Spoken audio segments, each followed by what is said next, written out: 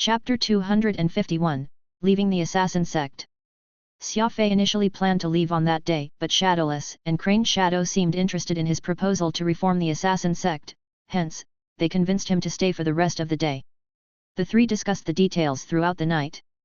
They only let him go early the next morning. The truth was, Xia Fei's ideas were not even that brilliant. He was simply suggesting the Assassin Sect to be more considerate with their disciples. Huge organizations like the Adjudicator Union and small factions like the Assassin Sect both consisted of humans, so if they could solve the conflict between humans, they would have no trouble resolving the bigger problems. Apart from eating, sleeping, and fulfilling their other physical needs, humans had psychological needs, too. Frankly speaking, it was a matter of surviving and living.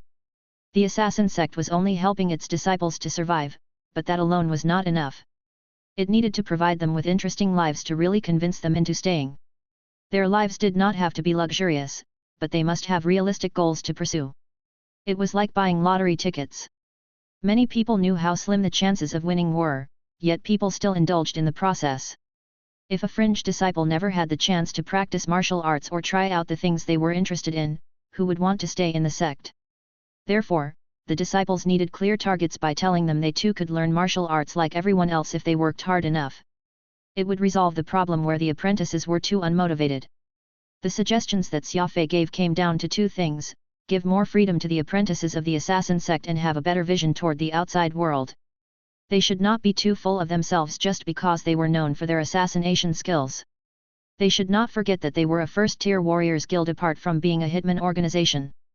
That being said, it was not easy to transform from a sect of assassins to an organization of warriors, but it was far from Xia Fei's concern. The day was bright. It had been snowing for the whole night. The residences were drowned in whiteness. Xia Fei went outside and stretched his muscles while standing in the snow. He turned around and said to Shadowless and Crane Shadow, "Master, Sect Master, I will have to excuse myself. I'll visit you again in the future." Shadowless nodded. "Since you have accepted me as your master, according to the rules of the sect, I shall give you something in return as your master. Come with me." Xia Fei followed with a smile when he heard he was receiving a gift. Meanwhile, Crane Shadow was lost in his thoughts. Since when did the Assassin Sect have such a rule? Crane Shadow shook his head. He said goodbye to Shadowless and returned to his residence. He had learned a lot from the prolonged discussion over the night. He now had some ideas on how to reform the Assassin Sect. He could not wait to organize his thoughts and come up with a thorough plan. Xia Fei followed Shadowless to another place. It was a lot more spacious than the residence Shadowless was staying at. The yard was empty, with several imperious-looking statues standing on four sides. Shadowless asked Xia Fei to wait in the yard. He went into one of the rooms. Xia Fei looked around out of boredom. It was strange that such a spacious residence only had a tiny entrance. People who were relatively tall had to bend forward to go through it. Those over 300 catty would most likely be stuck trying to squeeze through the narrow frame. The 6 statues in the yard were quite special, too. They were almost 3 meters tall and were carved with some kind of white stone. They each had a menacing look as if they were guarding something. Their expressions had a hint of evilness, making those looking at them feel uncomfortable. Xia Fei noticed Phantom's strange expression and asked, "What's wrong? Are you sick?" A spirit would never fall sick. Xia Fei was obviously teasing him. Phantom stood beside Xia Fei and said with an uncertain look, "This place is the forbidden ground of the Assassin Sect. It is where the evil arts which the disciples aren't allowed to learn are kept. The reason why my spirit didn't dissipate after I died was because I took a sneak peek at one of the manuals here in the past." Xia Fei was startled. No wonder Phantom was behaving so strangely. He was having mixed feelings after returning here. He could not help but think about how he had let his sect down in the past. If this place was where the forbidden evil arts were kept as Phantom mentioned, why would Shadowless bring him here? Was he thinking of giving him the manual for an evil art? Xia Fei was extremely curious. He began to wonder what the gift from Shadowless would be. A moment later, Shadowless returned, closing the door as he left the room. He did not lock it as if he was not afraid that someone would steal the things inside it. "This is for you." Shadowless handed Xia Fei a square-shaped book, wrapped inside a piece of black cloth. Xia Fei had an urge to open it up, but Shadowless waved his hand and said, "It's not too late to see what it is after you're out of here. Remember, if you can learn what's inside, then go ahead, but if you can't, you should burn it right away. Don't force yourself. Xia Fei was so intrigued by Shadowless's mysterious behavior that his heart was itching badly. Xia Fei bade farewell to Shadowless after receiving the gift. He went to the helipad at the bottom of the mountain. The disciples of the assassin sect had cleaned Vampire. Everyone was utterly impressed by Xia Fei's performance during the fight between him and Fang Yuan that they volunteered to clean his ship for him. They no longer looked at him with hostility. Manatee was reluctant to part with Xia Fei. The easygoing young man enjoyed hanging around with Xia Fei. They had become quite close to each other in just a few days. Xia Fei knew that the assassin sect would soon be reformed with the implementation of new rules. Manatee still had the chance to learn the martial arts he was interested in, so Xia Fei gave Manatee some hints toward this end and asked him to wait patiently instead of giving up like the others. The nameless planet where the assassin sect was located was close to the edge of a tiny black hole. To avoid unnecessary casualties, most vessels would avoid going too close to it. Since black holes would disrupt the functionalities of surveillance systems, too, not many people knew the location of the assassin sect's headquarters. Apart from Vampire, a Calderes Kestrel-class assault frigate departed from the planet, too. Crane Shadow had appointed a disciple to guide Xia Fei since he was unfamiliar with the routes. Xia Fei soon memorized the routes under the guidance of the disciple. The two ships were connected with each other. The disciple took the other ship and returned to the nameless planet after finishing his job, while Xia Fei drove his Vampire in the direction of Earth. The connection to the interplanetary internet was restored after a warp jump. Xia Fei immediately checked his email. He had been gone for almost a month. There were not many emails from the company. It only sent a summary of the progress of every job for Xia Fei to review every few days.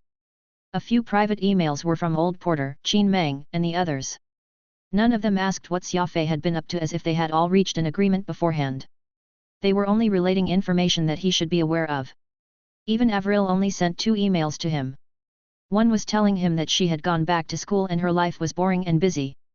It did mention that she was missing Xia Fei lately. Another was notifying Xia Fei that it was her grandfather's birthday soon. They were planning to hold a grand feast at the Sunset Villa to celebrate it, so Avril was asking Xia Fei if he could attend it. It seems that they're already used to you disappearing for no reason. No one even bothered asking where you were. Phantom smiled. Xia Fei had gotten used to receiving a bunch of emails asking for his whereabouts or containing gossip from Avril, so he was struggling to adapt to the sudden change. It's not a bad thing either. If you really can't go back one day, they won't miss you too much, Phantom said. Xia Fei nodded. He video called Avril. Even though Avril tried her best to behave normally, Xia Fei could still see the concern from her expression. Avril was very sensible. She believed that Xia Fei would never leave without saying goodbye, hence, he would be back eventually. Therefore, she only sent 2 emails while he was gone for more than a month, and one was to notify Xia Fei about Ernst's birthday. However, it did not mean Avril was not concerned about Xia Fei. It was quite the opposite. Avril had spent several nights just writing the emails. Every word and punctuation was carefully picked, for she was worried that Xia Fei might notice her insecurity.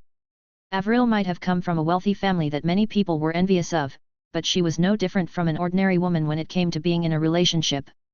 She was actually more serious about her relationship than most people. Before meeting Xia Fei, she was living alone in a huge mansion, a luxurious but dull life. Avril still felt alone after meeting Xia Fei, but she now had something to look forward to, someone to miss, so she was treating the relationship preciously. She did not keep bothering Xia Fei like most women would. She was satisfied as long as Xia Fei was willing to talk to her regularly. Unfortunately, Xia Fei was struggling to do even that, since he was constantly in trouble and would either go missing or be locked up in prison. Xia Fei knew what Avril was thinking, hence, he immediately contacted her as soon as he left Nameless. They chatted like old friends and completely lost track of time. Xia Fei did not deny his love for Avril. She was the kind of woman who was worthy for a man to spend the rest of his life with. Xia Fei kept bringing up jokes and strange folktales to entertain Avril. She also used this opportunity to invite Xia Fei officially to the birthday party in a few months' time. Avril's grandfather, Ernst, had long retired and gone into seclusion, but for some reason, the old man decided to come out of seclusion and return to the Sunset Villa. He even insisted on holding a grand party to celebrate his birthday. Many authorities of the Pan-Human Alliance would attend it. It also included an insignificant person like Xia Fei. Xia Fei did not really care about the Jian family's matters, but the man was Avril's grandfather nevertheless. Xia Fei already had the thought of making Avril his wife, so it was only a matter of time for him to get the Jian family's permission. Things were a little unpleasant between Xia Fei and the Jian family during his last visit to the capital ring. Xia Fei had personally sent Avril's uncle to Yama without giving the old patriarch of the Jian family any face. Ernst did not say anything back then, since Xia Fei's doings were actually in their favor. The Jian family did not suffer any losses by trading Barty's life to protect their reputation. Unfortunately, marrying someone from the Jian family was different from reaching a deal. Ernst had already asked butler Pang to leave Xia Fei a message, saying that he admired Xia Fei, yet Xia Fei knew that it was only the kind between business partners. Avril was not good at hiding her emotions, so she subconsciously showed worry on her face after she mentioned that her grandfather had invited Xia Fei to his birthday party. She was frowning a little, while her eyes were avoiding Xia Fei's. Xia Fei was good at observing people. He immediately noticed Avril's unusual reaction. However, Xia Fei believed that everyone needed their own space. It was inappropriate for him to ask if she was not willing to say something. Even if Xia Fei did end up marrying Avril, he would still give her some personal space, let alone when they were not married yet. It was a form of respect and an expected behavior between lovers. Xia Fei ended the call with Avril after more than 10 hours. Apart from the topic about Ernst's birthday party, Avril seemed perfectly normal, hence, it further convinced Xia Fei that Avril was hiding something from him. Xia Fei shook his head and gave Andre, Qin Meng, Wulong, Charlie, and Porter a call each. He merely talked business with them apart from the straightforward Wulong, who kept asking what Xia Fei had been up to. The production of the energy shield boosters was going smoothly. With the genius mechanic Porter around, it was unlikely for them to have any trouble with the production. He would solve any minor problems that arose on his own, too. Xia Fei was glad to have such a skillful and reliable person by his side. He did not have to worry about anything if he had to go somewhere else for a few months or even a few years. Andre and Porter were experts in finances and technology respectively, while Charlie was good at management. Xia Fei had somehow gathered the human resources he needed. He had recruited a bunch of experts in their respective fields, and most importantly, they were all trustworthy. Quantum Holdings had begun to take shape. The recruitment, finances, and production line were on the right track, too. The business was soon going to blossom. They had been working hard for so long.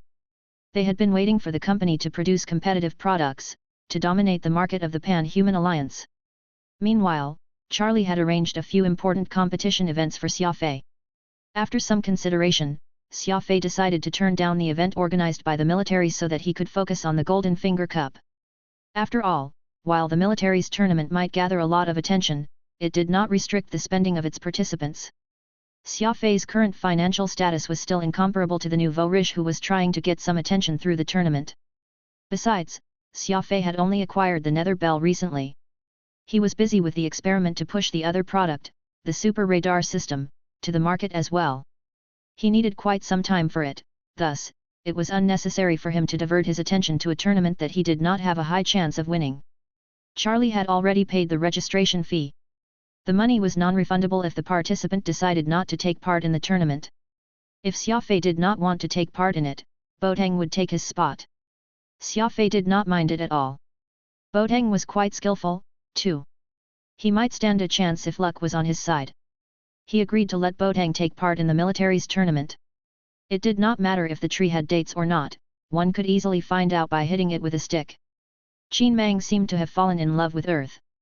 He moved from the prairie in Pampas to Hawaii with elegant views. Everything was well arranged with Andre's help, who used the company's name to buy an island in Hawaii specifically for Qin Mang. He also hired many medical personnel and chefs to serve him. Earth had many delicious tea and interesting snacks. It also had tobacco that could not be found in any other places. The old man was enjoying himself since Andre strictly followed Xia Fei's instructions to bring different stuff for the old man to enjoy every day. Right, you should head to the library when you're back. I'll need your help to retrieve some stuff, Qin Mang said while smoking a cigarette. He was in better shape after resting for so many days. In fact, he was getting plumper every day and was on the way to fully reclaiming his initial appearance. What stuff?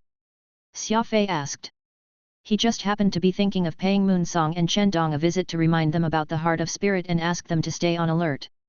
They must seek treatment should they notice anything unusual. Call me when you are at the library. I will tell you where to find it. Also, remember to bring Old Black something to eat. The 5 spiced peanuts were his favorite, Qin Mang said. The black cat that used to keep him company had passed away. It was buried in the backyard of the library. Qin Mang was very close to his old friend, hence, he asked Xia Fei to take care of the grave. Xia Fei nodded. He promised Qin Mang that he would do as he was told. Xia Fei suddenly recalled something. The basement under the library was a lot bigger than the other rooms. Since Qin Mang was not around, he might be able to take a look around. Xia Fei had spent an entire day just to catch up with everyone. He went back to his room after closing the screen. He was thinking of doing experiments on the nether bell. Whether the super radar system could be made was extremely important to the company. If the super radar system was sold to the public, Xia Fei would have 2 trump cards. He was not afraid that other companies would invent a similar product since he had 2 fists. His left fist might be useless, but his right fist could easily kill a person, too.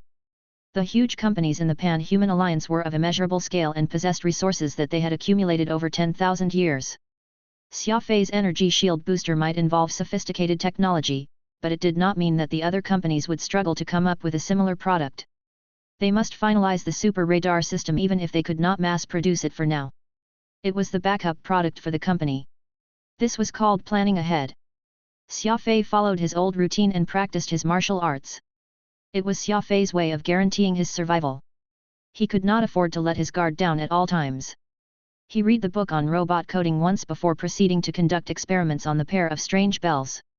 Xia Fei placed the 2 bells on the table and turned the light to the brightest. With a magnifying glass equipped, he looked like a repairer of watches from the side. The pair of nether bells was rather tiny. Certain parts were even thinner than a strand of hair. Not only did he need an electronic magnifying glass, he also needed special tools for them. Xia Fei took out a set of tiny tools from his spatial ring and separated the silver bells. 1 bell split into 2 after a crisp sound, and Xia Fei was dumbfounded when he saw the structure inside it. Chapter 252, Forbidden Technique. The internal structure of the nether bell was very delicate. It was almost undetectable under the naked eye. Every mechanical and electrical part was thin like a strand of hair. He could only see the details under a high-level magnifying scope. It was akin to a compressed version of an entire communication system. It was difficult to imagine how advanced the technology was to compress a communication device, which was usually a few cubic meters, into a small bell without compromising on any of the circuits and parts. Xia Fei took a deep breath.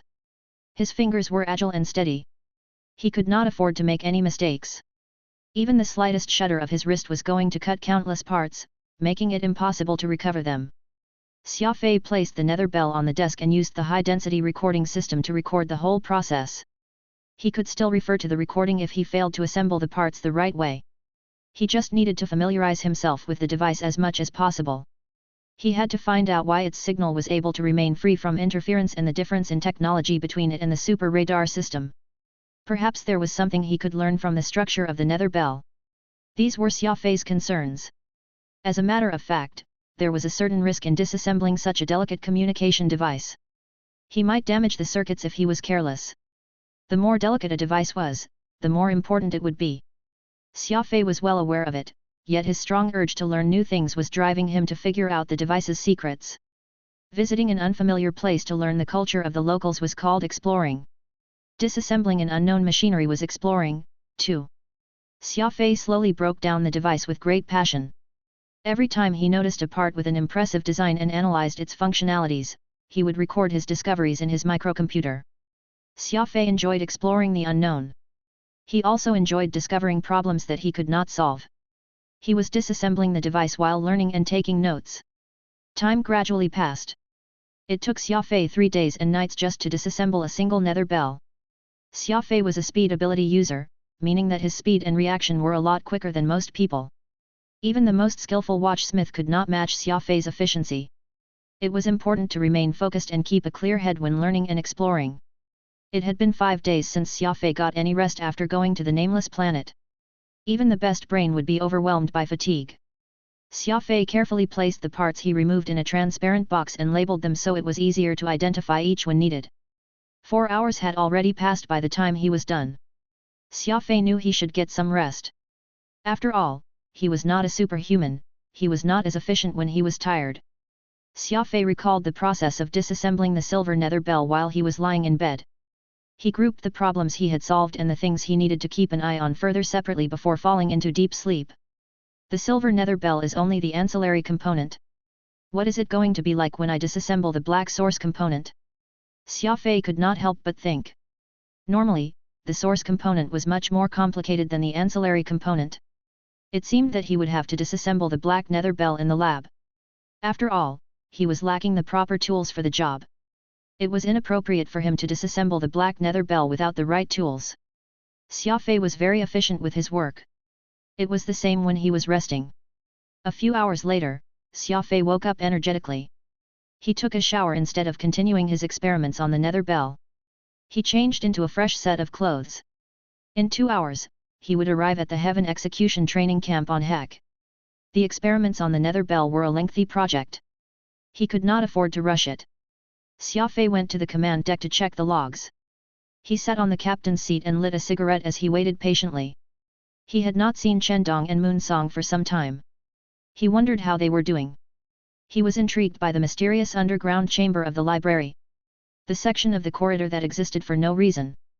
There must be some secret to why the architect had designed the corridor like that. Since Qin Mang was not around, Xia Fei blatantly carried a detector to the corridor to search around just to satisfy his curiosity. However, Xia Fei suddenly recalled the package that Shadowless had given him prior to his departure. He was so busy contacting the others and disassembling the nether bell after boarding Vampire that he had completely forgotten about such an important thing. Xia Fei took out a package from his spatial ring with a grin. Phantom was very curious about its content, too. He was secretly observing Xia Fei on the side. Xia Fei opened the package. Inside it was a manual that was as thick as a dictionary. It was wrapped in a black leather. He soon picked up the special scent of the papers. The manual was surprisingly well preserved. There was not a single scratch on its cover, yet it did not have a title. It was impossible to tell what the manual was about. Xia Fei flipped through the pages indifferently when a page suddenly flew out of the manual. It was a message left by Shadowless for him. This manual records an evil illusion ability called Delusion. It allows the user to inflict illusions on the target with its mental strength. I know you are unwilling to share it, but I noticed that your mental strength is very outstanding in addition to your speed ability. If I'm not mistaken, you must have some kind of psychokinetic ability, so this manual is perfect for you. I've also written some secret techniques that might save your life or give you the chance to take your enemy down with you in the last page, including the life erupting technique, which every death guard of our sect has learned. I have to remind you that everything in this manual is considered evil and forbidden. Not only do they harm your body, they may even disrupt your mind and make you lose yourself. I will never impart delusion to a normal disciple, but I noticed that your will is quite outstanding and you intend to remain neutral. Perhaps the ability is suitable for you. I'll let you decide yourself. Best of luck. Xia Fei took a deep breath and slowly closed the manual. He had first claimed the belongings of Slaughter Shadow from the assassin sect. The man was without a doubt an evil bloke. The things he left behind were extremely cruel, too, and now, the manual which Shadowless had gifted him was suitable for an evil person, too. Was he really that evil? Shadowless copied the manual by hand. How was he able to read it if he is blind? Phantom asked curiously. Xia Fei shook his head. I don't think Master Shadowless is blind. If I'm not mistaken, both his eyes and his legs aren't working because of some ability he learned. Ability? Phantom asked. Did you forget? Some factions in the Alliance have secret abilities that one can only learn by paying a huge price. I believe my master learned something similar, too, so his body isn't working properly as a consequence. Didn't you notice how strange the way Shadowless walks? He's dragging his other foot with the foot at the front. However, every stride of his doesn't cover the same distance. A real cripple should walk at a steady pace if he's been like that for many years. The distance that each of his steps covers shouldn't deviate by more than 15%, so I've got the feeling that it's not that he can't use his right leg but he's purposely refraining from using it. As for his eyes, a blind will get used to listening with their ears, since it's their main method to feel the surroundings. When talking to people, a blind will turn to his side and stick their ears forward, but Shadowless was facing us directly. It's like the case of his right leg, he can still see with his eyes, but for some reason, he's refraining from using them. Phantom suddenly slapped his leg and said, "That's right. No wonder his residence has always been so clean. Even the roof is spotless. Clearly, he's not blind, but he's only pretending to be one." Xia Fei smiled. "The things you mention aren't enough to prove it. Some people have extremely sharp senses. They can see their surroundings even with their eyes closed. They may even see better than those with perfect vision. Besides, knowing how outstanding Shadowless's cultivation is, he definitely won't have trouble cleaning a residence. You can't just look at the surface to learn a person's true nature. You must observe the details." Phantom reflected on Xia Fei's words and could not help but agree with him. There were indeed some special abilities in the universe. For example, the Death Guards of the Assassin sect had the ability to sacrifice their lives in exchange for a significant boost to their strength for a short period. The stronger the user's cultivation, the greater the increase. Every technique with effects similar to it was generally known as blood inheriting. However, the blood inheriting technique that the Death Guards of the Assassin sect learned was quite extreme. There were other techniques that sacrificed a body part in exchange for power. They only needed to sacrifice the functionalities of a certain body part to use the abilities. The ability that Shadowless practiced was most likely from this category. Even though he was behaving like a real handicapped during his normal routines, his vision would instantly restore while his strength would escalate when he was in a serious battle. When he was out of battle, he would have to suffer the consequences of learning the forbidden ability. He could not utilize the body parts he had sacrificed. Otherwise, his life would be in danger. I didn't expect Master Shadowless to have practiced some mysterious evil technique, too. The Assassin sect has always forbidden its disciples from learning these things, Phantom said. Xia Fei smiled. You have no right to judge the others. If you didn't learn an evil ability, you wouldn't be here now. It's difficult to strictly obey rules in this world that follows the law of the jungle. No one can do it. Even if you do, the world is only going to call you inflexible. Vampire did another warp jump, and it finally reached Hek, which Xia Fei was familiar with, after leaving the wormhole. Chapter 253, Chendong's Transformation. The Heaven Execution Training Camp was a familiar yet strange place for Xia Fei. He once desired to become a student of the camp, yet he realized that he did not belong here. Many people in the training camp remembered Xia Fei, since they all knew about the duel between him and Chendong. It was described as the most intense duel in the history of the training camp. In addition to that, Xia Fei also won the extreme race and joined the internal division. These had become hot topics among the students. However, the rumors related to Xia Fei were not all positive. Some said that he had gone missing for an entire year while he was exploring some ancient ruins, and when he came back, he had completely lost his mind. Hence, he was not willing to stay at an outstanding place like the internal division for an extended period. Some people also claimed that Xia Fei despised the Heaven Execution Training Camp. He chose not to sign the contract with the Adjudicator Union because his background was even more impressive. He was able to drive the clouds away with a single wave of his hand. Either way, there were many rumors related to Xia Fei, and some were utterly ridiculous after countless people added their bits and improvised on them. Most people assumed that he was a weirdo in the camp. Why would someone like him be willing to work as a petty librarian in the old library if he was not a weirdo? Xia Fei was not fussy about the rumors. He simply ignored both the friendly and hostile looks he received while he was walking on his path in the Heaven Execution Training Camp. It was his life, he did not need to be held accountable for it. Besides, Xia Fei never cared how the others were seeing him.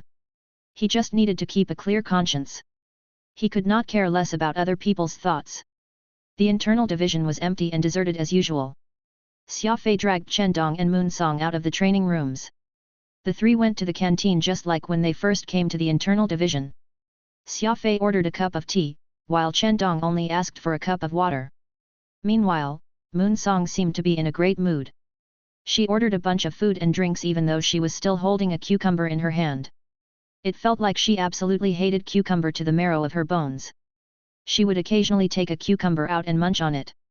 Xia Fei once speculated that the cucumbers had some other uses in addition to satisfying her hunger, yet he never had the chance to prove it. Chendong seemed more muscular than before. The man did not like wearing a shirt. His upper body was always naked, exposing his muscles. It was a surprise that he was wearing the training camp's uniform during the opening ceremony. It was the only time Xia Fei had seen him wearing a shirt. Since then, no matter what occasion and season it was, Chen Dong would only wear a pair of loose pants. From Xia Fei's observation, its pockets were also empty. Chen Dong did not change much since they last met. He still had the same cold and determined look in his eyes, but Xia Fei had a feeling that Chen Dong's ferocious aura had grown even stronger. The canteen felt a little chilly when he sat inside it. However, it did not mean the temperature would drop significantly. It was like the sunlight after a snow. It might be cold, but it was not bone-chilling. Xia Fei knew that Chen Dong's transformation was due to him absorbing a large quantity of the heart of spirit.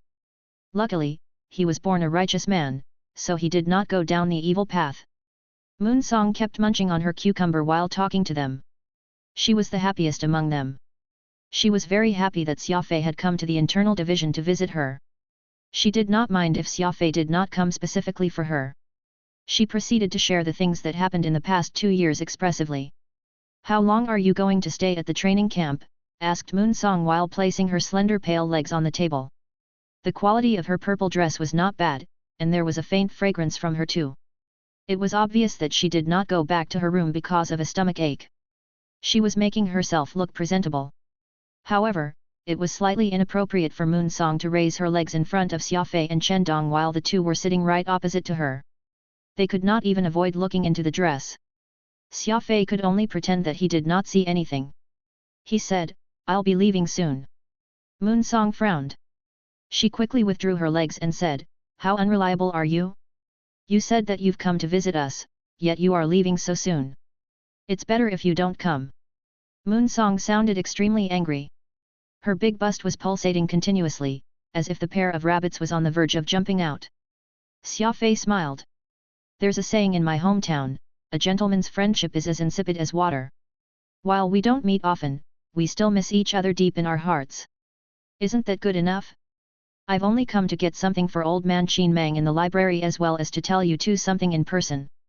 Chen Dong nodded and said, "It must be something very important if you aren't willing to discuss it over the phone.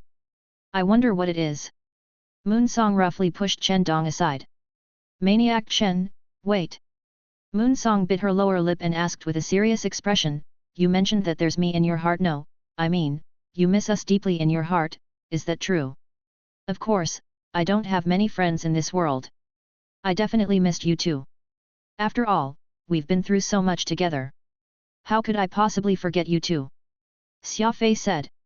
Chen Dong nodded in agreement while Moon Song said with a pleased look, "That's more like it. I bet you won't dare to forget us." "Fine, what do you need from us?" Xia Fei proceeded to explain the danger that the heart of spirit posed to human bodies to them. He wondered why Moon Song was still the same as before even though he had noticed Chen Dong's transformation. Could it be that she was naturally resistant toward the heart of spirit? Chen Dong asked sternly after listening to Xia Fei's explanation, "Are you telling the truth?" "Every single word," Xia Fei said. Chen Dong hit the table. If the table was not solid enough, he would have smashed the table into pieces with a single punch. The tables in the internal division were very sturdy to prevent students from damaging them. "I was wondering why my temper has been getting worse lately. I could even end up dead if not for my ability being ice-related," Chen Dong grunted. "It seems that I'll have to think of a plan." Xia Fei came to a realization. The ice abilities were naturally capable of suppressing the evil desire in one's heart, hence, Chen Dong had been able to hold it back until now. His transformation was not too obvious. "There's one solution, but it's very hard to make it work," Xia Fei said. The book that Slaughter Shadow gave him recorded 3 ways of intaking the heart of spirit. Among them, one was free of danger, yet it was only possible if they had a pure purple ore. It was very difficult to find that kind of ore. Chen Dong was slightly uneasy after learning the truth. Xia Fei knew the man was very passionate about his cultivation. His desire to become stronger was second to none. Therefore, Chen Dong immediately sulked when he found out that there was something wrong with the method he was using. Moon Song suddenly said indifferently, "I was wondering what you wanted to tell us." "I already knew that there's something wrong with the method." Chen Dong suddenly asked with wide eyes, "Moon Song, you shouldn't be able to suppress the evil drive without an ice ability, but how come you're perfectly fine?" Chapter 254, The Yes Theory. In Xia Fei's eyes, Moon Song was quite a mysterious woman. She had never once told them her background. Normally, a woman was more inclined to take care of her family and stay with her parents. Even a maniac like Chen Dong would go back to his family once in a while, but Moon Song had never gone back home after she came to the training camp. It seemed that she was enjoying her stay in the training camp. The handsome Bai Ye was very interested in Moon Song. His gaze on her was always filled with affection, yet Moon Song had never treated him in kind. It was obvious that the two had long known each other, yet she would always treat Bai Ye as her enemy. Similar incidents had occurred many times. It had been 2 years since they joined the training camp. Xia Fei and Chen Dong were very familiar with each other.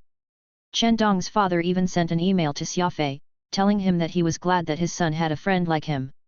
Moon Song, on the other hand, was still the same carefree woman. Xia Fei did not really know anything about her apart from the fact that she loved eating cucumbers. Xia Fei was quite shocked when Moon Song claimed that she already knew the danger posed by the Heart of Spirit. Slaughter Shadow had kept the notebook related to the Heart of Spirit in his hidden chamber, which clearly indicated how serious he was about the matter. It was very likely that the Adjudicator Union knew the truth too, considering their influence and strength, but why did Moon Song know the truth, yet she had never told them about it? Xia Fei frowned. Miss Moon, why didn't you tell us if you know that the method is dangerous? Are you happy to see us go down the wrong path? Xia Fei did not sound friendly. It even sounded as if he was blaming Moon Song. The woman's face immediately turned pale, whose eyes even started to tear up, as if she was feeling very wronged. Xia Fei suddenly regretted sounding so harsh with his words. He knew that Moon Song was not the kind of woman who would set people up, but he had the tendency to assume the worst side of a person, hence, he would say something inappropriate at times. Moon Song twisted her lips and turned away with a disappointed look.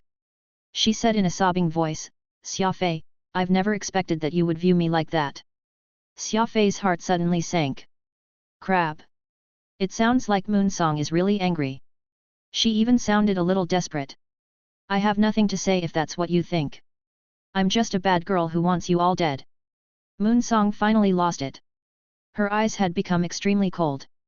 Moon Song quickly left after finishing her words, leaving Chen Dong and Xia Fei glancing at each other. Some time later, they heard soft sobs of grievance in the distance. Why are you looking at me? I'm not the one who made her cry. It's your job to comfort that tigress. I wouldn't want to spend even a second more with her, Chen Dong said while shrugging helplessly. Xia Fei nodded. Either way, it was his fault for making the woman cry. Chen Dong was quite scared of Moon Song. Besides, he was clueless about how to comfort someone. He would not hesitate to lead the way during a fight, yet the guy was completely hopeless in everything else, especially when it had something to do with women. He always ended up being bullied by women. You shouldn't spend all your time in the training room. It won't do your health any good. I wouldn't want to see you turning into a completely different person one day, Xia Fei said. Chen Dong patted himself on the head and said, I've long realized that something isn't right, but I can't help but go to the training room every time. Do you know? I've reached the advanced Star River rank in these past 2 years. I'm only a step away from achieving the legendary rank. I'm afraid I won't be able to give up now even if you ask me to. Every rank before the legendary rank was named after Star, like Star River, Star Domain, but when a warrior reached the legendary rank, it meant that they were strong enough to achieve something outstanding and become legends. Therefore, only those who reached the legendary rank were considered elite warriors. Chen Dong was a battle and cultivation maniac. There was nothing else in his life apart from battle and cultivation. He was so close to reaching the legendary rank. Even Xia Fei did not believe that the man would give up on the opportunity to increase his rank in a time like this. Xia Fei smiled. The truth is that there's never just a single path ahead. There are other ways in addition to training endlessly in a training room. Chen Dong reflected on Xia Fei's words seriously and said, Are you saying that I'm relying too much on the Stygian Training Center? Exactly, Xia Fei said. Look at the seniors who managed to succeed. How many of them succeeded because they spent all their time inside training rooms for years? If a person is aiming to reach a height that others can't, fortunate encounters are just as important in addition to hard work. Opportunities won't come looking for you if you keep staying in that tiny training room. As a matter of fact, visiting different places and having friendly duels with other experts aren't bad ways to train, too. Most importantly, every day is the same if you stay in the training room, but if you go out there, something unexpected might happen at every second, be it a disaster or a surprise. Chen Dong came to a realization. Xia Fei's words had greatly motivated him. Even though it was not easy to look for an opportunity, if he remained in the training room forever, he would never encounter one. Xia Fei only said this so he could convince Chen Dong in leaving the training center, at least, this way, the latter would not rely on it too much. If someone invites you to a party, are you willing to go? Xia Fei asked. Of course not, I still need to cultivate. Besides, I don't enjoy those unctuous social events. Chen Dong shook his head. Xia Fei smiled. Fine, you didn't go to the party, but a legendary expert happened to attend it, too. You had the chance to learn a lot from him, but you ended up missing it. Chen Dong opened his mouth wide. You're clearly over-exaggerating. We are not talking about street vendors. People like that don't show up so easily. Xia Fei said, but you didn't even consider attending it. How do you know what's going to happen? From the moment you decide not to go, you've already missed out on that opportunity. Chen Dong fell silent. Life was interesting because it was full of unpredictable events. It was easy to say no, yet it was equivalent to rejecting the future and every uncertainty. Some people preferred remaining sheltered like snails in their shells by rejecting everything they could not predict. Similarly, they were bound to miss out on every opportunity. Xia Fei was merely sharing the yes theory that was popular on Earth. If someone wanted their life to be vivid and colorful, to be full of opportunities, they would have to keep saying yes to others, since they would never know what was going to happen next. A roommate asked if another wanted to accompany him to go shopping. The latter rejected the offer because they wanted to play video games. A few days later, that roommate returned with a beautiful lady whom he met when he went out shopping. He found his true love, yet the other only obtained a third-tier weapon in an page. Almost everyone shared a similar experience, and the reason was because they said no. I'm going to ask you again. I will now invite you to a party, but I can't say for sure what's going to happen during the party or whom you are going to meet. Are you willing to go? Xia Fei asked. Chen Dong nodded seriously. I've never liked social activities, but after hearing what you said, I suddenly have an urge to go to one. I have a feeling I'm going to miss out on something if I don't. Xia Fei patted Chen Dong on the shoulder. He rose to his feet and said, You finally understand it. Even though you are only a step away from reaching the legendary rank, you will find yourself in a similar situation many times in your life. There's still the eternal rank after the legendary rank. Do you think you are going to stay in the training room forever? Chen Dong smacked himself on the head. What was I thinking? Having spent 2 years in that training room, I might have missed out on many opportunities to talk to impressive people. Xia Fei turned and left. It's not too late to realize it now. I'll go check on Moon Song. Let's eat dinner together. My treat. Chen Dong accepted the invitation. Xia Fei proceeded to Moon Song's living quarter. The door was not locked. Moon Song was crying loudly, almost wailing. Xia Fei could not really understand why she was grieving so much. He was only a bit harsh when he said the words. How did she fail to take it as a friendly chastisement? Xia Fei assumed it was because Moon Song was a woman, so she was not good at handling criticisms, or perhaps he had somehow triggered her and reminded her of some unpleasant memories, hence, her reaction. Bang bang bang. Xia Fei knocked on the door 3 times. The crying inside the room stopped, followed by a series of noises as if she was flipping through the shelves and cabinets. He was unsure what Moon Song was doing. He then heard the sound of the tap running as if Moon Song was applying makeup again, for she did not want Xia Fei to know that she had been crying. Over 10 minutes later, Moon Song finally opened the door and invited Xia Fei in calmly. Xia Fei stared at Moon Song's face for a few seconds. Even though she had already put on some makeup, it failed to cover the tear stains at the corners of her eyes. He still could see the stains left by her tears. She had changed into a fresh set of clothes, too, from a purple dress to a half-transparent white gown. He could faintly see her body. Sit. Moon Song pointed at the couch. Xia Fei did not treat himself as a guest. He sat in the living room. Moon Song's room was a little strange. It was clean generally, yet there were still remains of snacks on the table. There were not much clutter around, either. Xia Fei said with a harmless smile, Moon Song, I didn't mean it just then. Please don't take it too seriously if I said something wrong. Moon Song looked outside the window thoughtfully. She said stubbornly, I don't really care about what you said. Something unexpected happened next. The cabinets suddenly sprang open as a pile of junk fell out from them. There were half-eaten cucumbers, half-emptied snacks, and dirty clothes. Chapter 255, The Unpredictable Moon Song. There was a huge cabinet in the living room. It suddenly swung open, causing the trash inside to scatter all over the floor. Xia Fei immediately realized that Moon Song was worried that he would see her messy room, so she quickly shoved everything into the cabinet. The cabinet was quite big, but she had shoved a lot of things into it, too. She had to use all her strength to shut the door, but it had now opened on its own, for it could no longer withstand the pressure. Her plan had, thus, failed miserably. The truth was that she did not have to go so far, since Xia Fei was not a tidy person, either. Vampire where he lived was a lot messy than here. He had piled up many spare parts in the ship to maximize its performance. There was not even enough space for him to rest.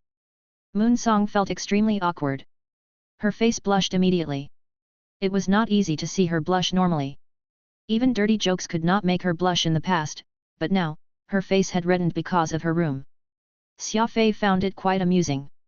A big red apple slowly rolled to Xia Fei's foot. Someone had taken a huge bite on it. Xia Fei picked it up from the ground and took a bite from it. He smiled. You shouldn't bother with little things like this considering our relationship. Either way, I know you are a kind-hearted girl. That's good enough for me. Xia Fei did not like eating apples, yet he could only bear with it to save Moon Song some face. Words were nowhere as effective as actions. Xia Fei was trying to tell Moon Song that he would not look down on her because of her shortcomings. To Xia Fei's surprise, Moon Song's eyes reddened following his words. The tears she wiped away just a moment ago started pouring out again. Xia Fei was left speechless, utterly confused by Moon Song's reaction, and wondered if he had said something wrong again. It was rare to see Moon Song, who would never allow herself to suffer losses in front of others, burst into tears. Xia Fei seriously was not in the mood to watch her cry. He was completely lost about what he should do. If it was an ordinary woman, Xia Fei could easily think of a way to comfort her, but it was Moon Song, the carefree tigress, who was crying. Xia Fei seriously had no idea what to do. Xia Fei. Moon Song spread her arms and hugged his neck while calling his name passionately. There was still a piece of the apple in Xia Fei's throat, and Moon Song's unusual behavior had caused it to be stuck in the middle of his throat. Xia Fei was lucky that he did not choke to his death. Phantom's eyes widened, too. He saw Xia Fei's head stuck in Moon Song's busted chest. Her breasts were soft like two huge balls of cotton candy with a pleasant scent. Most men would be over the moon when being hugged by a beauty, but Xia Fei was not because the woman was Moon Song, the woman who claimed to be a lesbian and was extremely hot-tempered. In addition to it, the apple was still stuck in his throat. No one would feel great in his shoes.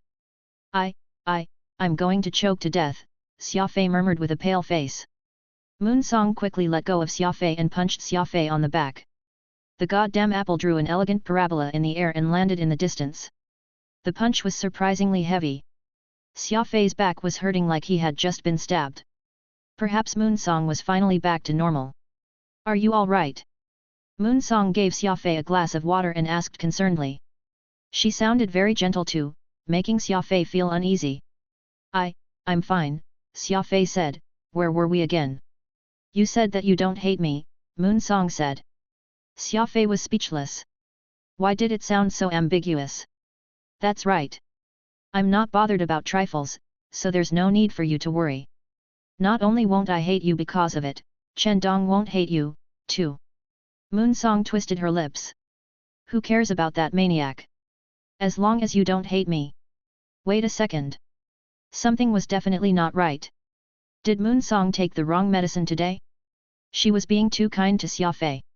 Was she not the kind who would kill someone at the slightest conflict?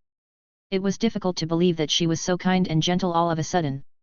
Let's not talk about that. How did you know that the heart of spirit is dangerous to the human body? Xia Fei quickly switched the topic and asked with a stern look. He was worried about Moon Song's unusual behavior. Would she decide to silence him in the future if she recalled how misbehaving she was today? Xia Fei never doubted Moon Song's brutality. He had witnessed many of her doings in the past 2 years. I just know, Moon Song said. You weren't in the training camp, and Chen Dong's ice ability can suppress the side effects of the heart of spirit, so I think it's not necessary to tell you. As for the others, I couldn't care less about them as long as the both of you are fine. Xia Fei nodded. Moon Song's explanation was reasonable, but she seemed to be hiding something, seeing how she was avoiding his question about how she knew the heart of spirit was dangerous. Xia Fei did not want to stay any longer under the circumstances. He was feeling uneasy because of Moon Song's unusual behavior. He looked up and glanced at the door. His tiny reaction did not escape Moon Song's eyes. Moon Song harumphed and folded her arms around her chest with wide eyes. "Why aren't you leaving still? Do you want to stay in my room? Do you have some ulterior motives?" Xia Fei felt as if he had been just granted amnesty. He blurted out, "No, of course not," while heading toward the door. "I'm treating you and Chen Dong to dinner tonight. Ask Manjun and Bahai to come, too. It's been a while since I last saw you all. I won't be staying long, either, since I've got other things to attend to. I don't know when our next meeting will be," Xia Fei said when he reached the door. "Humph. It's better if you never come back," Moon Song angrily slammed the door. The gentle Moon Song was gone within the blink of an eye, and she had gone back to her usual self. Xia Fei seriously had no idea which Moon Song was the real her. The more he interacted with Moon Song, the more he thought that she was putting on a disguise. For example, she claimed that she was a lesbian, yet he had never seen her bringing a woman into her room. There were other lesbians who were interested in Moon Song, yet she was never into any of them. Xia Fei shook his head and left. Chen Dong would invite Bahai and Manjun to the dinner. He, on the other hand, had to prepare himself and borrow some scanners to check the library's basement. His mind was occupied with the extra segment of that corridor. The secret was like a lump in Xia Fei's heart due to his curiosity. It would remain forever if he did not solve the mystery. Xia Fei coincidentally stumbled into Ye Ziohan after leaving the dorm. She was standing at the entrance holding a newspaper as if she was waiting for someone. The two chatted briefly, mainly about when Xia Fei had come back and when he was planning to leave. Ye Ziohan was not good at expressing herself, and Xia Fei was not close to her, either, so he excused himself and went to the library after a brief polite exchange. Chapter 256, Unable to get into the secret room. The Heaven Execution Training Camp had full amenities, with reserves of any technologically advanced equipment anyone could find in the Alliance. These pieces of equipment would usually be stored in a storage warehouse, where cadets and instructors alike could borrow them using their ID cards. Of course, borrowing equipment from the training camp required an appropriate payment. The more expensive the equipment was and the longer it was to be used for, the higher its cost would be. Xia Fei had not stayed in the training camp for the last half of the year, so in accordance to the rules that internal division cadets could earn 10 points a day to be used for procuring the equipment and medicinal ingredients they needed, he had more or less 2,000 points saved in his card. He first went to the storage warehouse to borrow a YS8 depth scanner before proceeding to the medicinal dispensary. He handed his card to the quartermaster, and the best athlete young man inserted it into a data reader. Glanced at the screen, he addressed Xia Fei, "You have a total of 1,705 points. Because you're a cadet from the internal division, you get to enjoy a 5% discount on all your purchases. May I ask what ingredients do you need today?" Xia Fei nodded and scrolled through the screen with his finger for some time before replying, 1,000 white dews and snake eye berries. The snake eye berries are priced at 0.5 points, while white dews cost 0.2 points. This will come up to a total of 700 points, leaving you with 1,050 points, the staff rattled off with ease. These were two ingredients that Xia Fei used most daily. Not only were they able to reinvigorate his physical strength, they even had certain detoxification and perking effects. Since there was no reason for him to leave any of his points unused, Xia Fei figured that he might as well exchange them for the ingredients that he needed. Get 10 bottles of scarlet flower essence as well. This sort of ointment is most effective in healing superficial wounds. If you find yourself accidentally getting cut, applying it over the wound directly will staunch the blood, and its effect works very well in conjunction with snake eye berries, Phantom advised from the sidelines. The scarlet flower essence cost 10 points each, and getting a bunch of it left Xia Fei with 900 points. That was more or less the common medical ingredients he would expect to use. Unfortunately, he did not find any ingredients that he could use to rank up in the medicinal dispensary, and even if they existed, 900 points was hardly enough to acquire them. Xia Fei and Phantom had a short discussion and ended up using their remaining points to exchange for 10 Yufeng pills. This was a pill that would form an invisible protective film around the body of the user upon administration, not only able to defend the person from attacks but also capable of reducing the effect of resistance on speed ability users. Normally, a speed ability user could double their speed for an hour after taking one of such pills, making it the best drug for speed ability users that was hard to come by. Because Xia Fei had his 5% discount for being an internal division cadet, this pill only cost him 80 points each, far cheaper than him acquiring the ingredients for it, as well as the time and effort he needed to put into making them, which was why Xia Fei had directly used his points to exchange for 10 of them. Xia Fei used the remaining 105 points in his possession on a set of electronic tools from Shima Corp. The greatest unique characteristic was its use for fine repair, known to be a set of professional repair tools for microelectronic devices. They were a lot more sophisticated than the Probability Company's general-purpose toolkit that Xia Fei was presently using, making it more suitable for dismantling the nether bell. After retrieving all that he could redeem and fitting them into his spatial ring, Xia Fei carried the YS-8 depth scanner toward the library. Having no one to tidy up the place over the last few months, the interior had become covered in a layer of dust. Old man Qin Mang was a very traditional man, and he was not used to using the automatic electrostatic dust removal appliance, completely relying on manual labor to keep the place clean and neat. Thus, it came as to no one's surprise that the place had devolved into something beyond recognition now that no one was taking care of it. With how desolate the library had become, Xia Fei could really not stand it. Xia Fei was quick, so he breezed through the interior and exterior of the library like a bolt of lightning.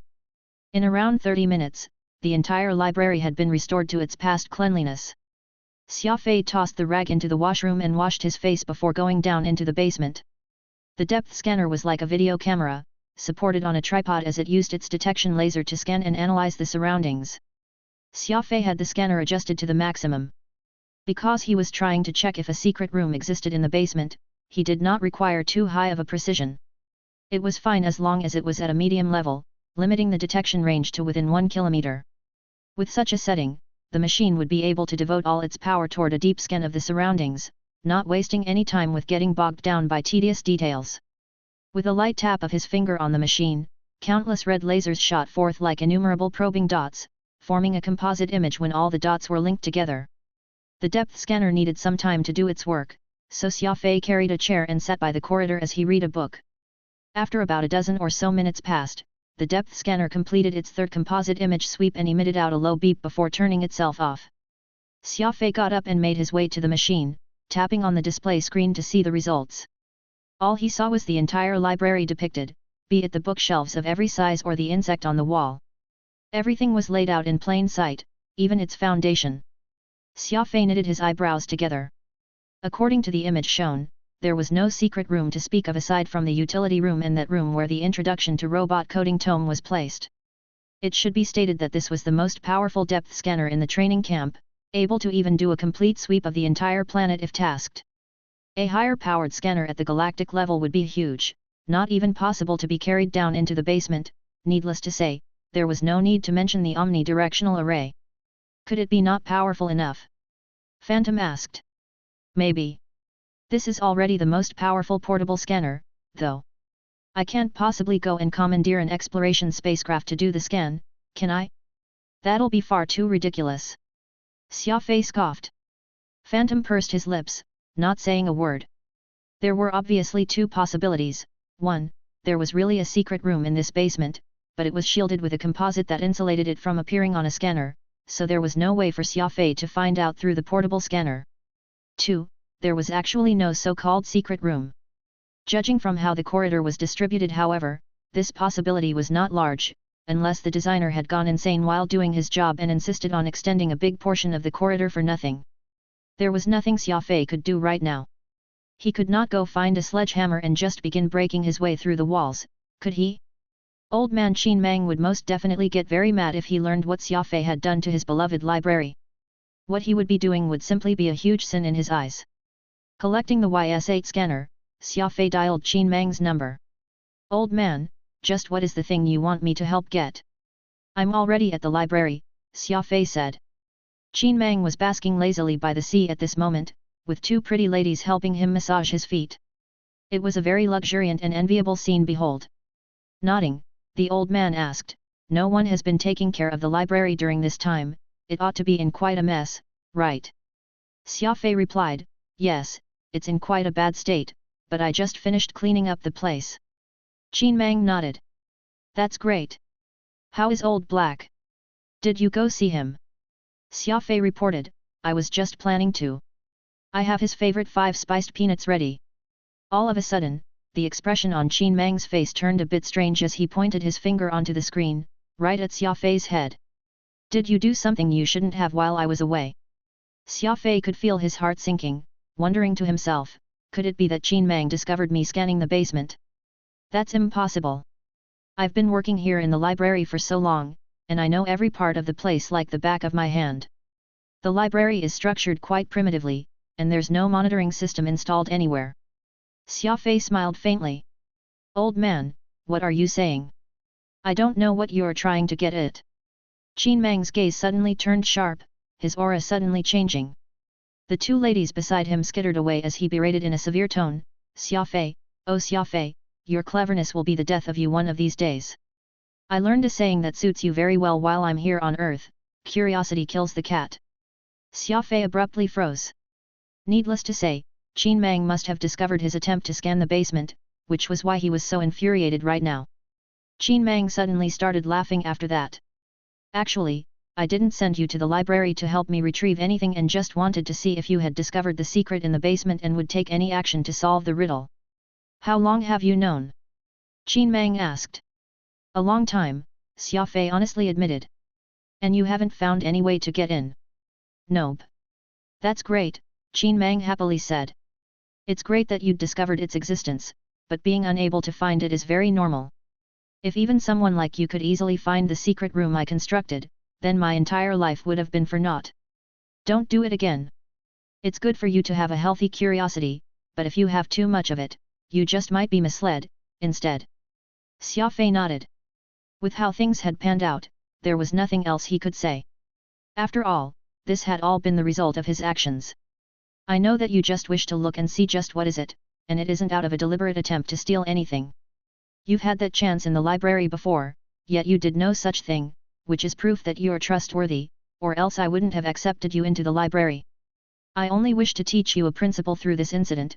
There are some secrets that you should not get too near, otherwise you might get burnt. You already know about the Brotherhood, so if you wish to join the strongest organization within the alliance and still live long after joining it, you'd best remember what I just said, advised Qin Mang with severity. Xia Fei could tell that he was being sincere when telling this to him instead of reprimanding him for his actions. Xia Fei furrowed his brows. It was not too hard for him to read into the meaning of Qin Mang's words here.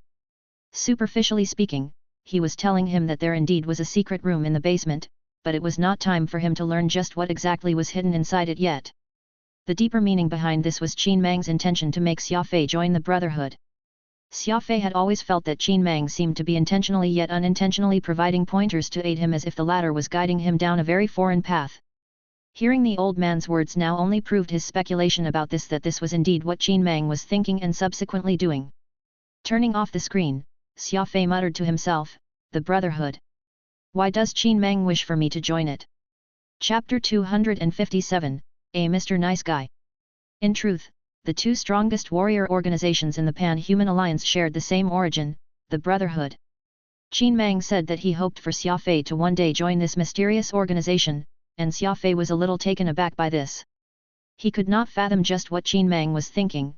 Why would he mention the Brotherhood at such a time?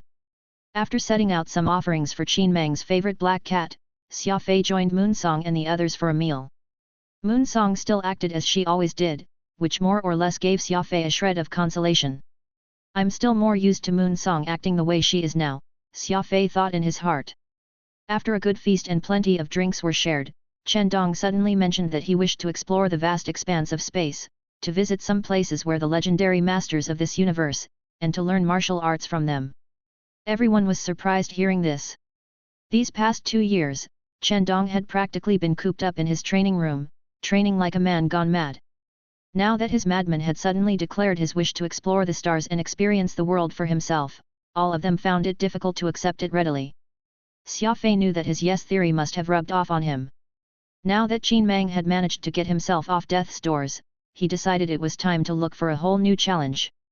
That's great news. Where have you decided to go visit? Xia Fei asked.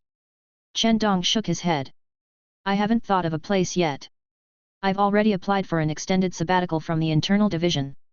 I plan to spend at least half a year out in space this time. Xia Fei smiled. Why don't you come back with me to Earth? Though my home planet is backward, it still has decent views.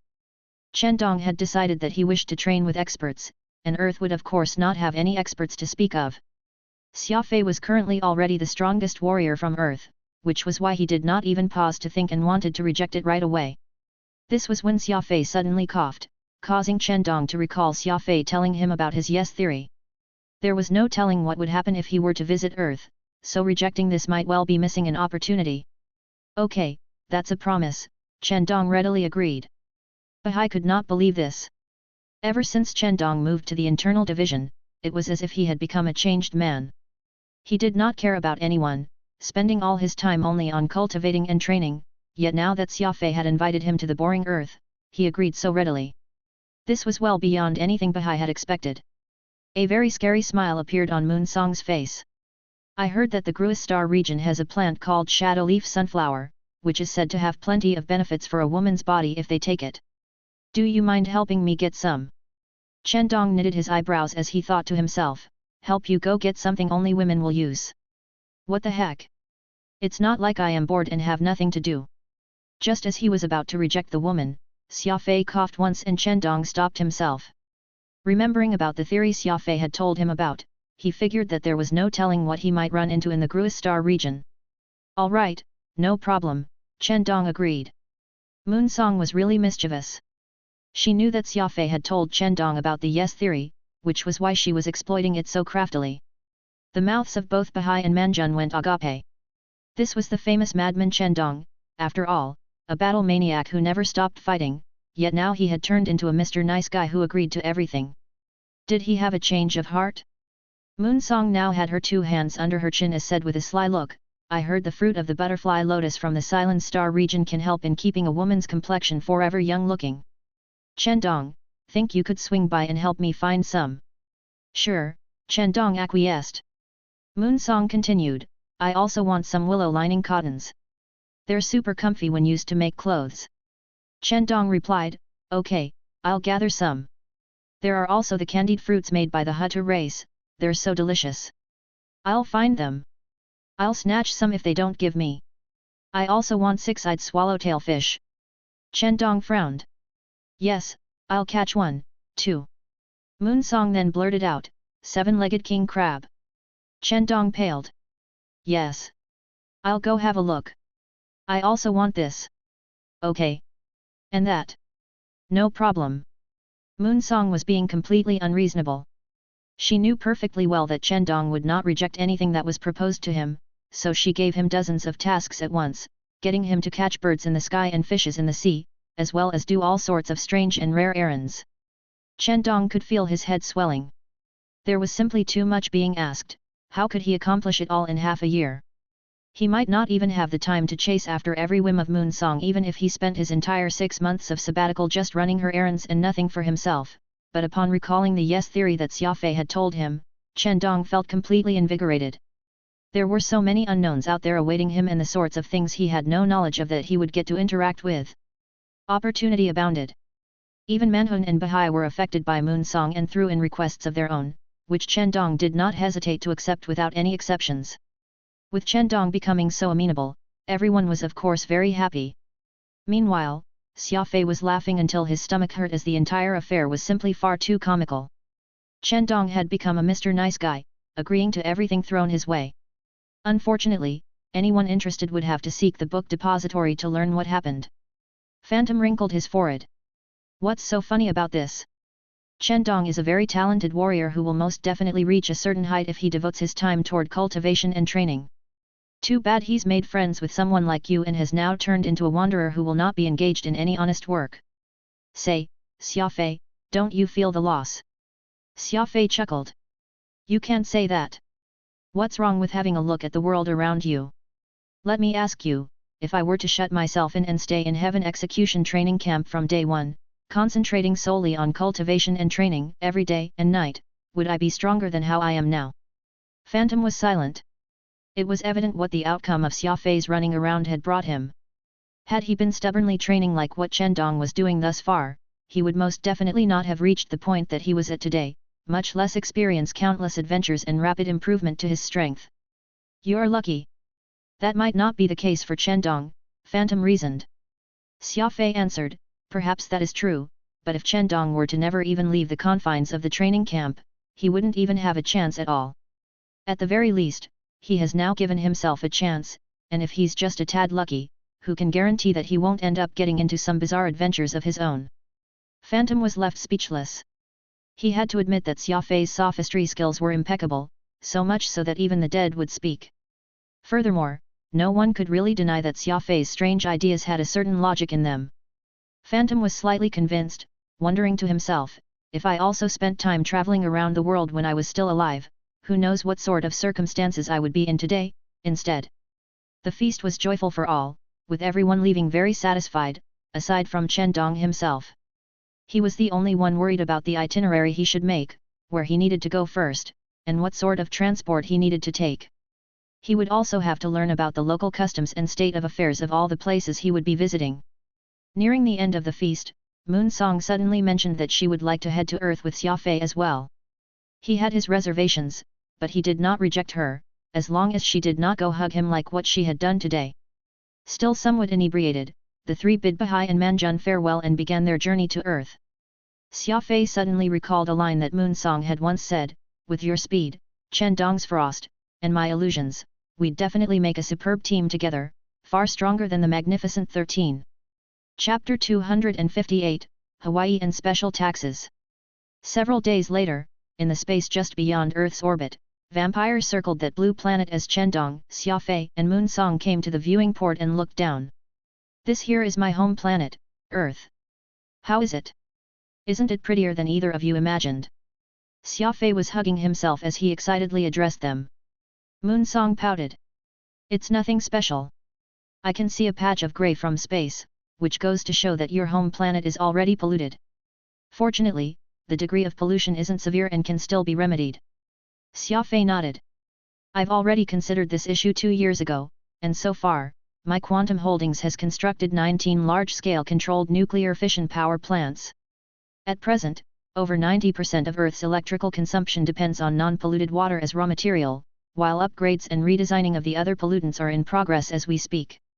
It won't be long before Earth is completely free of pollution. From the very start, Xia Fei and Andre had already drawn plans for 4 superpower plants to provide electricity planet-wide, but upon consideration of the issues that came up with transporting said electricity, that figure changed into 21 large power plants, which could power Earth in sectors. At the moment, they had completed 19 of them, with the last 2 beginning production in 1 and 3 months' time respectively. When that time came, Earth would be completely free from fossil fuel dependency for power, and the cost of electricity for all citizens would be cheaper by 2/3 its current cost, not to mention the fact that pollution would no longer be an issue for anyone. Quantum Holdings was presently the largest trust enterprise, controlling 13.15% of the economy's output all across the planet.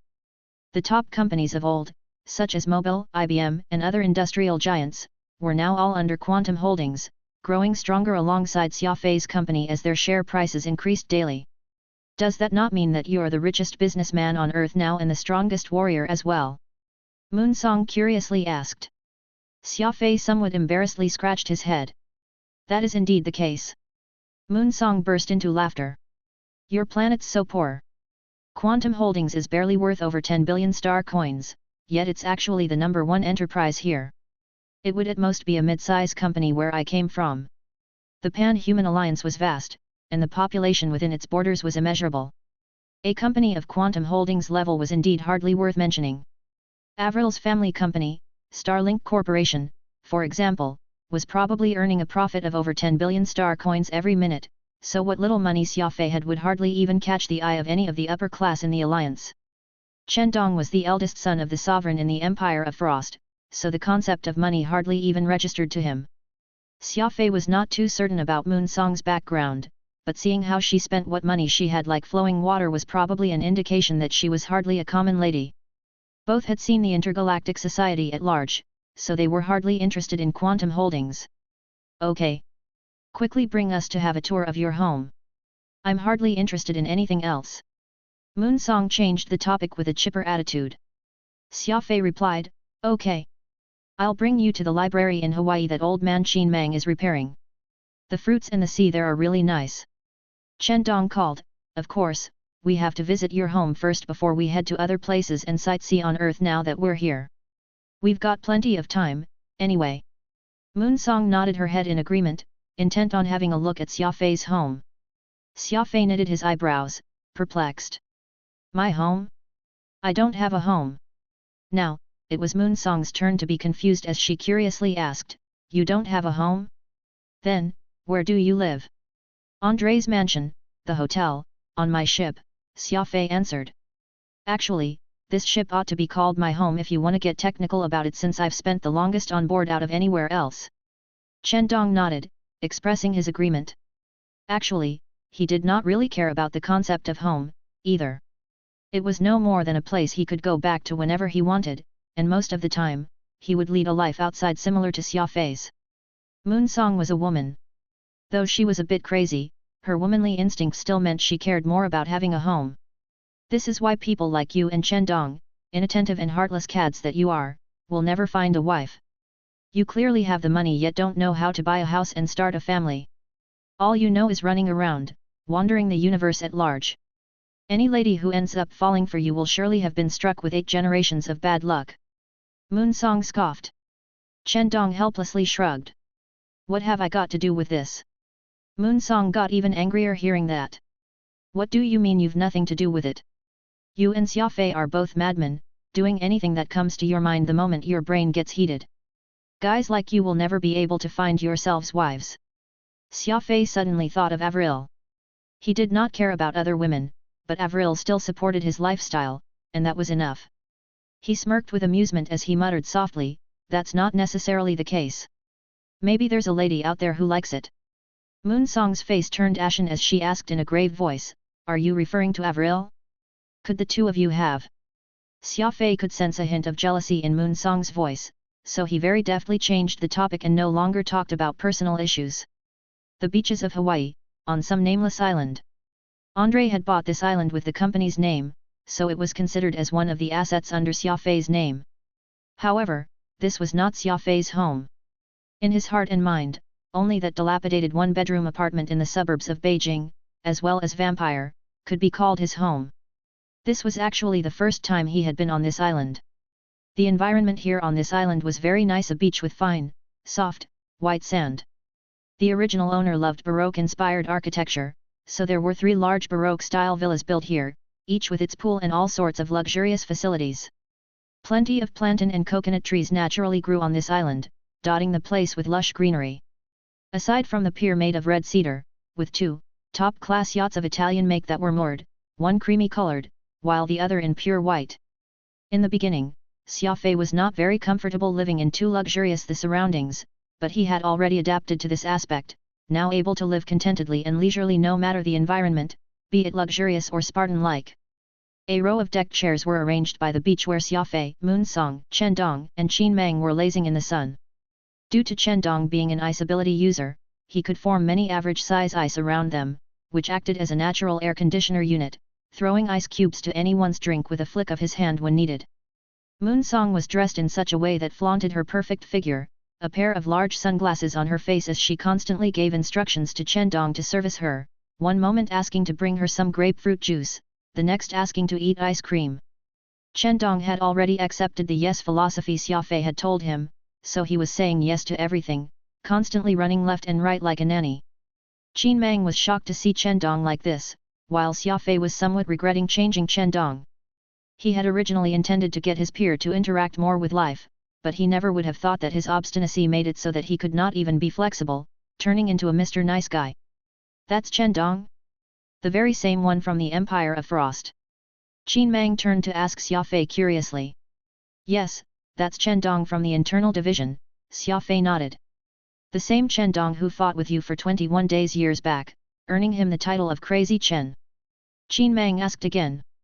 Xia Fei was chuckling as he reaffirmed, old man, your eyes don't deceive you. That's indeed him. Oh. Qin Mang nodded as he wondered aloud, how did he turn into this?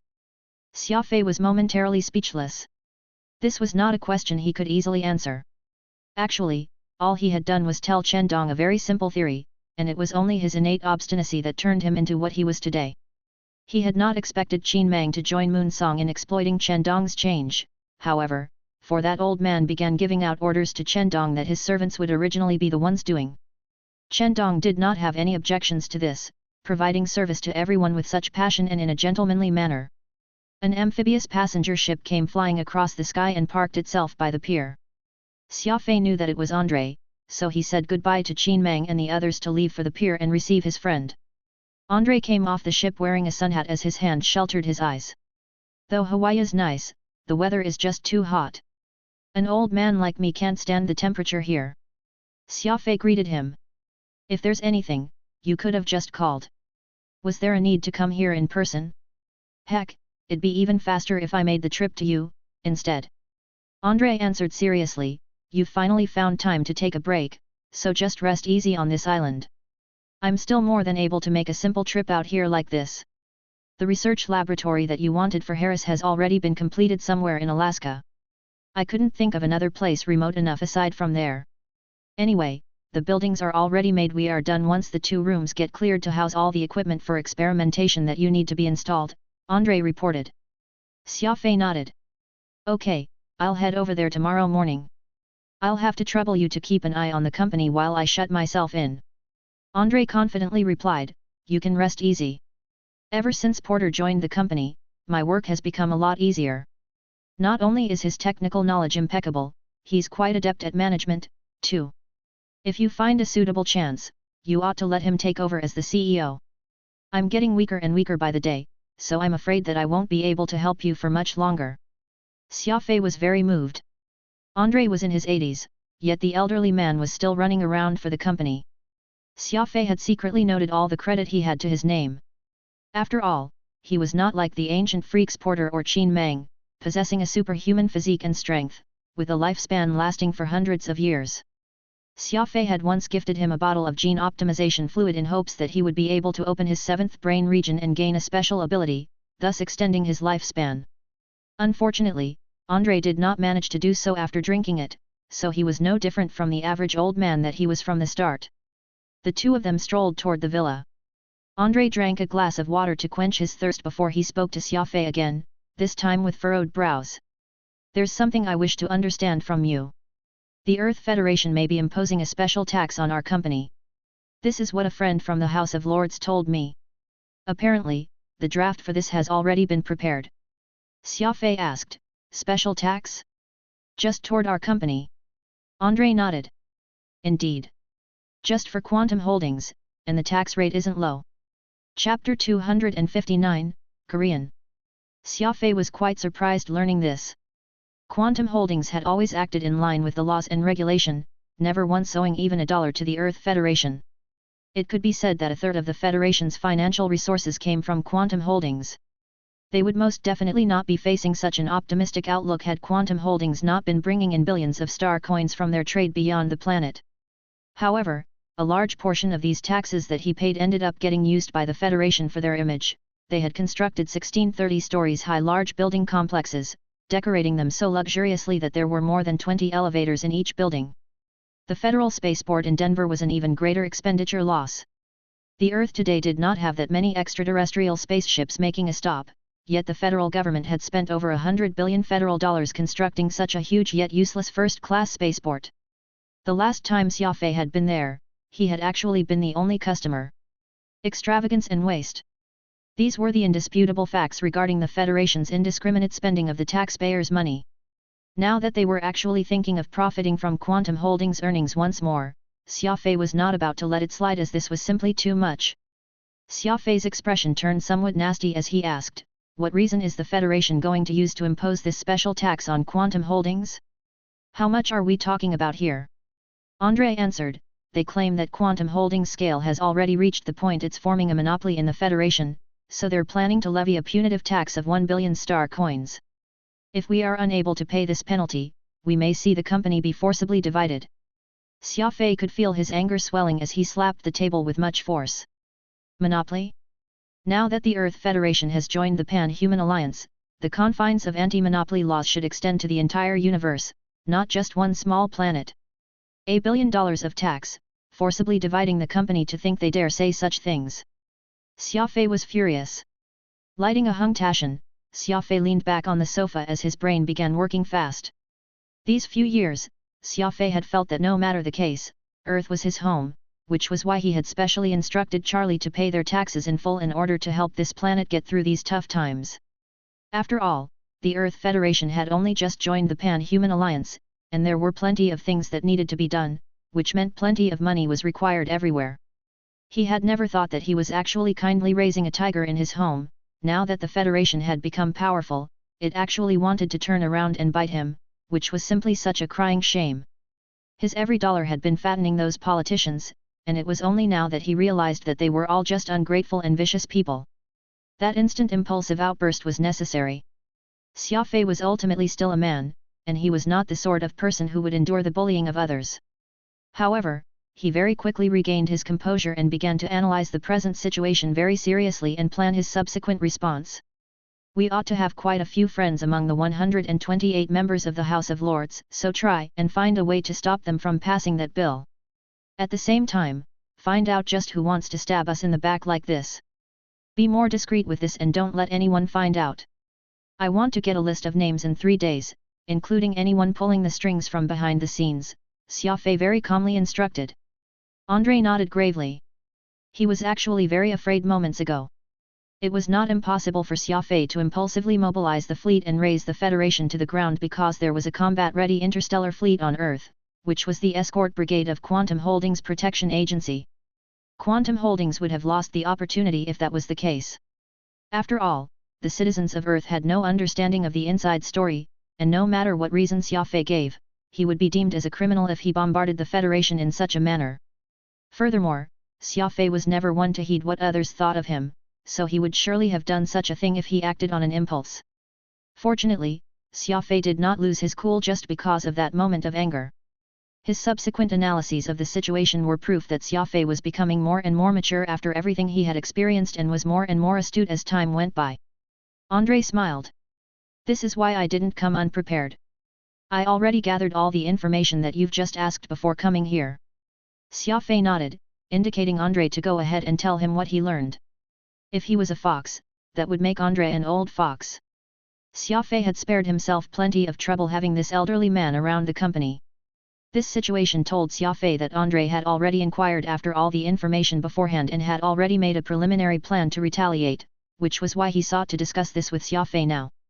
We do have quite a bit of problem on our hands now, for the person who made this special bill isn't a member of the upper or lower house, but the president, Mirady. He's already made his move, so if either the upper or the lower house rejects this proposal, he'll use the special privileges that come with being the president to force the bill through, Andrei said. Xia Fei furrowed his brows. Who is this Mirady? I don't recall the president having this name before. Andrei laughed. You're rarely here on Earth, so you're hardly aware of the changes in appointment to the Earth Federation. The current president was formerly the deputy minister serving the Ministry of Justice and Order, who recently came to this position after winning the general elections months ago. He's huge in Germany, a mix of German and Korean heritage. He is very insidious. During the height of the election campaign, scandals involving the originally two most popular presidential candidates broke out, one for committing adultery with his niece and the other for aiding his son in obtaining a large governmental contract through backdoor channels. Rumors have it that this intel was all leaked by Mirady, and the interested parties behind him were long prepared for it, awaiting the prime period when things were heating up to drop the bomb, utterly ruining the chances of his competitors with a single move, so this unpopular candidate got elected, shocking political commentators worldwide, Andrei explained. Xia Fei nodded. To be able to keep important evidence like that hidden for such a long time and releasing it all at the most crucial moment, you can tell that that person is very suited for politics, sinister enough to execute such a move. However, it's only natural for the two candidates to lose, they can only blame themselves for having engaged in such despicable acts on the sly. Andrei laughed. Few politicians have squeaky clean backgrounds. Many known figures hide plenty of skeletons in their closets that the common man can never imagine doing. It's only through the efforts of interested parties that the citizens can be kept from learning such things. Xia Fei mulled this over for a while before saying, there will always only be a small proportion of individuals who are in the know. There's a proverb that goes, the masses have sharp eyes. I completely disagree with this. The eyes of the masses are never clear because they don't have the opportunity to see what goes on behind closed doors, all they can do is speculate based on what they're shown. Right, who are the people pulling the strings behind Murady? Andrei answered, he has quite the convoluted background, but he's mainly sponsored by Koreans and Italians. The former provides him with the funds, while the latter is in charge of the espionage. Although the mafia isn't as powerful as it used to be, it still plays a critical role within the Federation. Initially, when Quantum Holdings is carrying our mergers and acquisitions all over the world, even the stubborn Japanese have no choice but to concede. It's only the Koreans and the Italians who vehemently refused to join Quantum Holdings, the latter because they're only family operated, so I could understand why they would reject the offer, but I simply couldn't understand why the Koreans would be so stubborn, putting up so much resistance against working with us, Andrei said. Xia Fei laughed. You have no idea, but as a native Chinese, I have a much better grasp of these Koreans than you do. All I need to tell you is this one thing for you to understand: during World War II, Japan once subjugated almost half of China, and plenty of the soldiers that made this possible were Koreans, and they're even more vicious than the Japanese, massacring the common people in the tens of thousands, never once admitting their role in the act. Chapter 260, President Wu. Xia Fei told Andrei plenty about the characteristics of Koreans, and the old man nodded. After hearing you say these, I do recall some historical records about Koreans once claiming that Confucius and Einstein were Koreans, and that is simply just too shameless. TL note, author writes a distasteful joke about Koreans here that does nothing for the plot. Andrei then said, back when we were planning to acquire the #1 electronics company in Korea, Siemens, we ended up getting strong objections from the Korean peninsula, so the deal fell through. Now that the greatest financial support of Murady has come from these Korean businessmen as well as the major Italian families, as long as we are able to cut him off from his financial funding in one fell swoop, I'm sure we can make Murady give in. Plus, we can also hire a detective agency and investigate the skeletons in Murady's closet. After all, every politician will have plenty of shady dealings they're ashamed to be brought to light. As long as we are diligent, I'm sure we can have him right in our palms. In that case, the President of the Federation will become a pawn in our hand, making it that much easier for us in the future. Andrei did not miss his chance to set forth his proposal for Xia Fei to consider. Xia Fei lit a cigarette and mulled over the idea before softly saying, it's a good plan, but I think you are letting the enemy off far too easily. Though he had said this in an even tone, Andrei could sense a thick killing intent hidden in his few words. He frowned. Xia Fei, you're not thinking of killing him off, are you?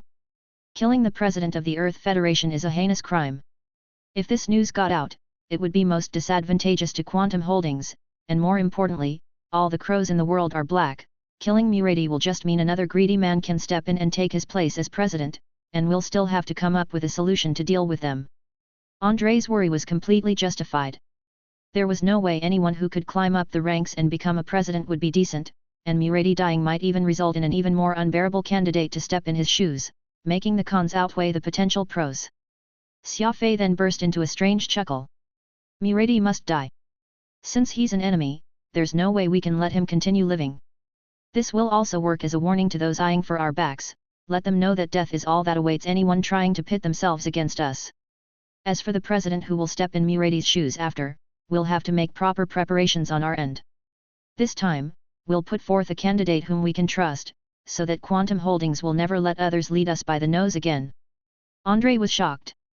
It was obvious that Xia Fei intended to manipulate the elections and subsequently extend his control over the Earth Federation. This was no doubt the most effective retaliation. Since the president did not wish to work together with Quantum Holdings, they would just have to install one who could. It was not that Andrei had not considered political manipulation, but it would require plenty of courage to even attempt such.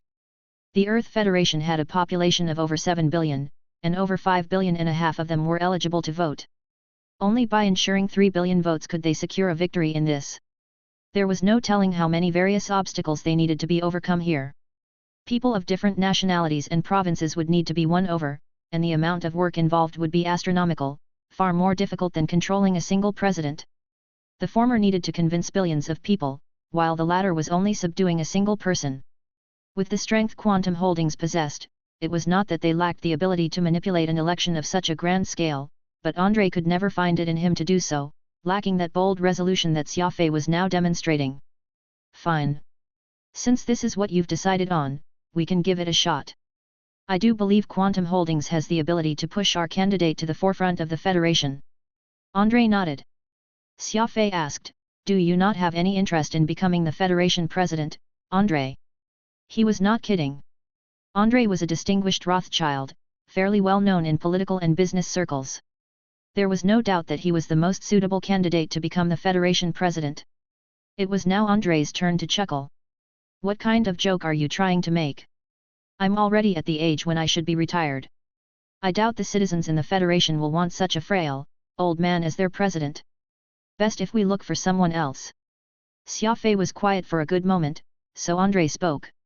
I do know quite a few promising politicians, though given your personality, I doubt you'll have an easy time trusting those people. Xia Fei was not of the habit to trust others too easily. That was why if the candidates were limited only to the people whom he trusted, it must be someone who had not just a clean background, they must also be upright in nature.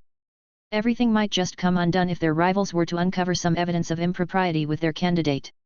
Andre thought for a good long while and felt that Xia Fei was ultimately still the most suitable candidate, but of course, Xia Fei had zero intentions of becoming a president.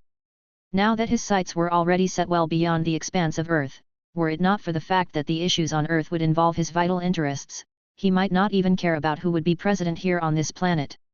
All of a sudden, Xia Fei slapped his thigh. I got it. Who is it? Andre curiously asked. Do I know this person? Xia Fei nodded in response. You of course know this person. In fact, you know him very well. He's none other than Wulong. Andre was slightly shocked. Wulong had been by Xia Fei's side for a long time, and he was also a native Chinese. Naturally, no one would suspect his character, and there was no doubt about his loyalty to Xia Fei. However, Wulong was hardly a bright spark, and his straightforward nature made him unsuitable for politics. He did things with great bombast, though the last 2 years had made him less so. Nevertheless, he was still quite far from the ideal candidate in Andre's mind. Can Wulong do it? Seems like he's a little lacking in terms of eloquence, Andre very awkwardly pointed out. Wulong was a good friend of his, after all. It was not easy for him to be too blunt. Xia Fei laughed. It's fine. Wulong's no longer who he used to be 2 years ago. Along with the major changes he's undergone, he should have no problem dealing with what's to come. I've also chosen him after some consideration. After all, what's the majority of citizens in the Federation? Andre thought but for a moment before he answered, Asians. That's not incorrect, but let me put it this way, Xia Fei said. Be it Asians, Africans, or South Americans, a vast portion of them edge on the poverty line. These people account for a large chunk of votes, so if we are looking to win the election, we will first have to gain the support of such people. Andre excitedly said, I get it. Wulong's Chinese, so he will easily garner the support from the 1.3 billion Chinese, and there are plenty of people who are just like him, growing up in poor households, depending only on their hard work to succeed, step by step. To such people, Wulong will be like their idol. Wulong's story is like a dream that anyone in poverty will want realized. We can use this point to make a big splash, promoting Wulong's rags to riches story in such a way that he will be seen as a man of the masses, Xia Fei added. Andre was now roused. Wulong will indeed have a huge advantage from this perspective, but the European and North American factions are the ones in control of the Federation right now. I'm afraid garnering the support of those people won't be so easy. Xia Fei laughed.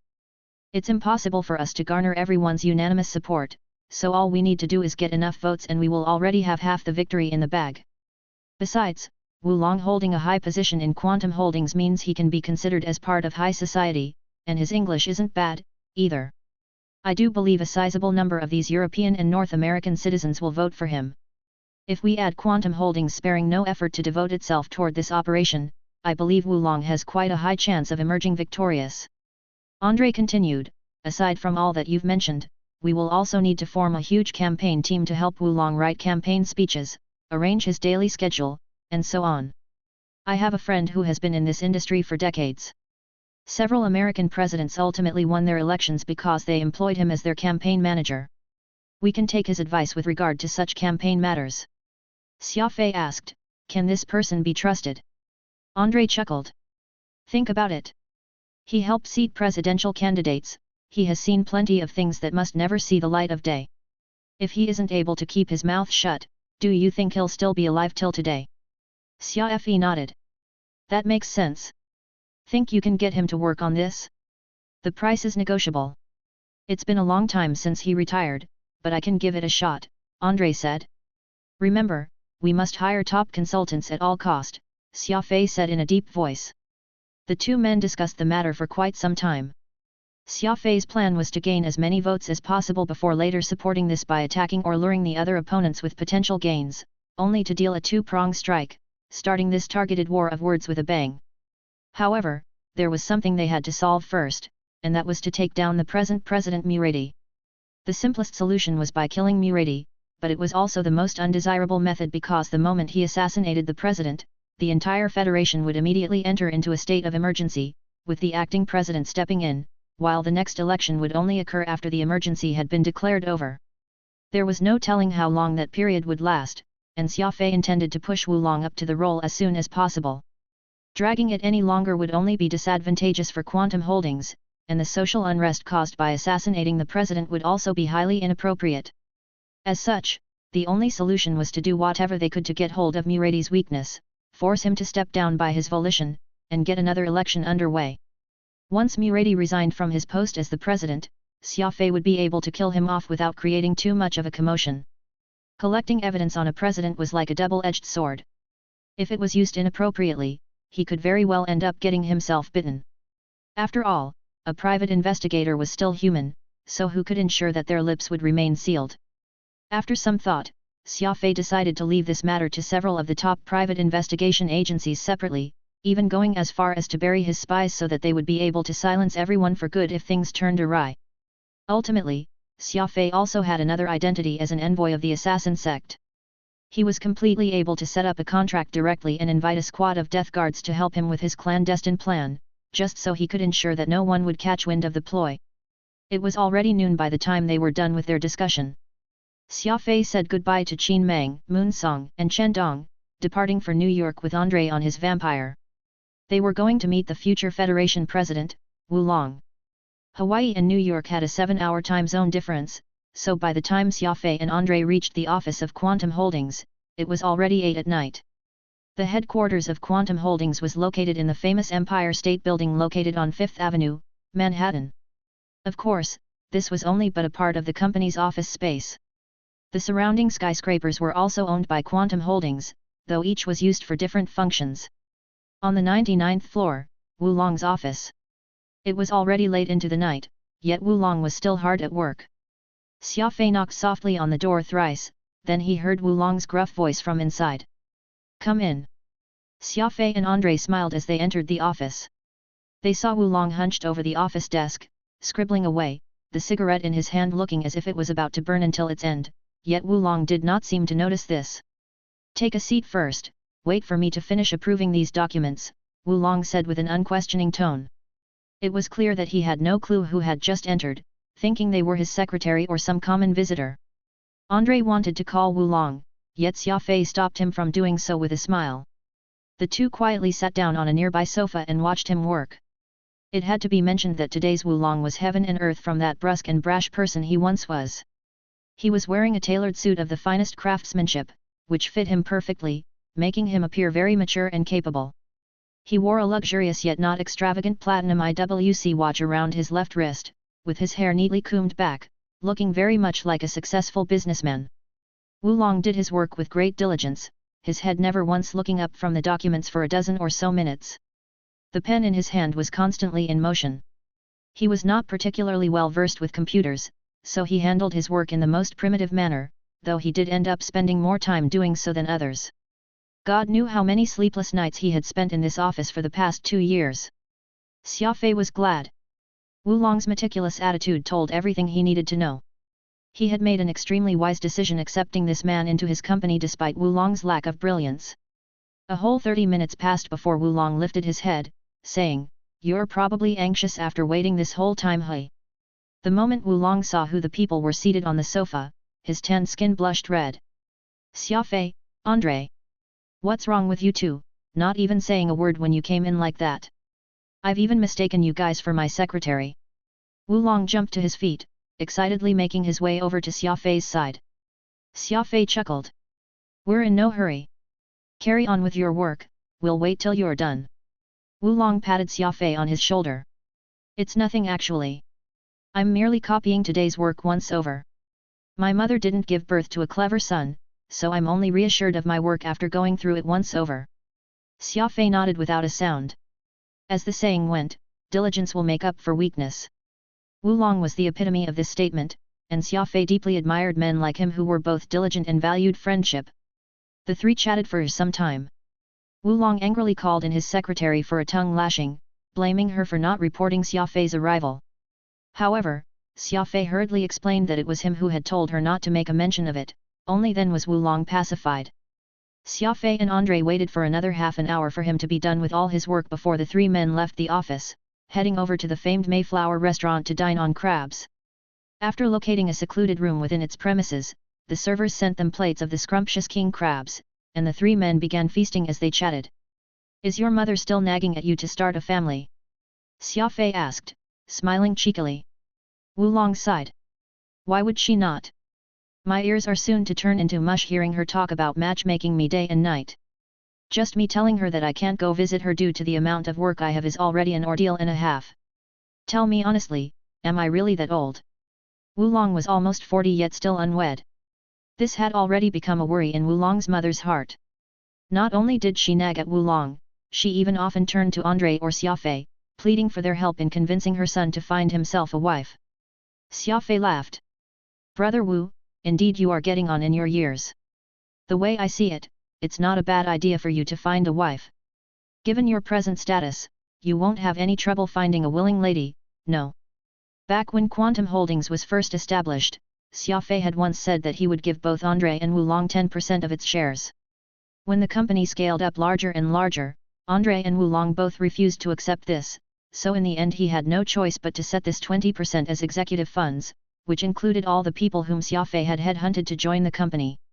As such, Wulong, Andre, Sarah, Charlie, Porter, and everyone else would receive a special bonus every year in addition to their salary, though the shares remained under Xia Fei's name. Wulong furrowed his brows. Actually, it is not that I don't wish to have a family of my own, but the whole business of getting married and having kids is so troublesome. Where would I ever find the time? I'm already burned out handling everything in the office every day. Were it not for you dragging me to join Quantum Holdings, I would never be where I am today. This is why I need to put the company first no matter what I do.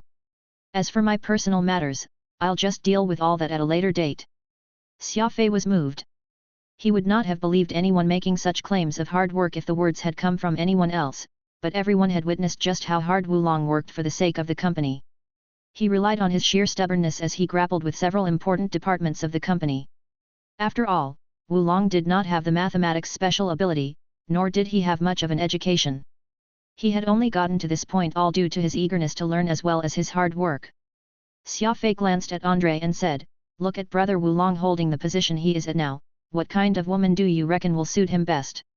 Andre rubbed his chin as he contemplated on the question. There aren't many because Wulong's identity is far too unique.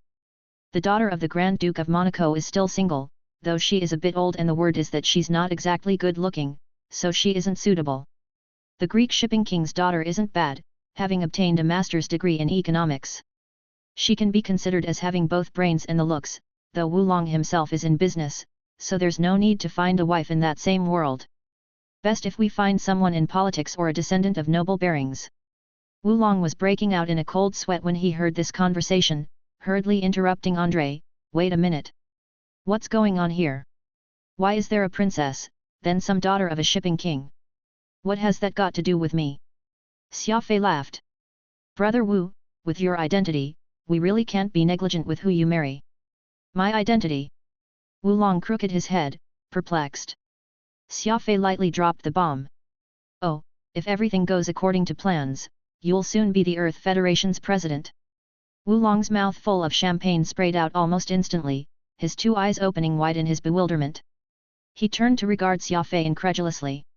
Andre chimed in, "President Wu, why are you so nervous before you're even appointed? It'd be extremely disrespectful to the guests if this were a state banquet." Chapter 261, Deploying the Team. Wu Long, 38 years old, a resident in Hunan's Zhangjiajia, came from a poor family. He became an apprentice of monk Wu Liao from Tianmen Mountain at a young age and practiced external fist technique. He joined the army at the age of 16.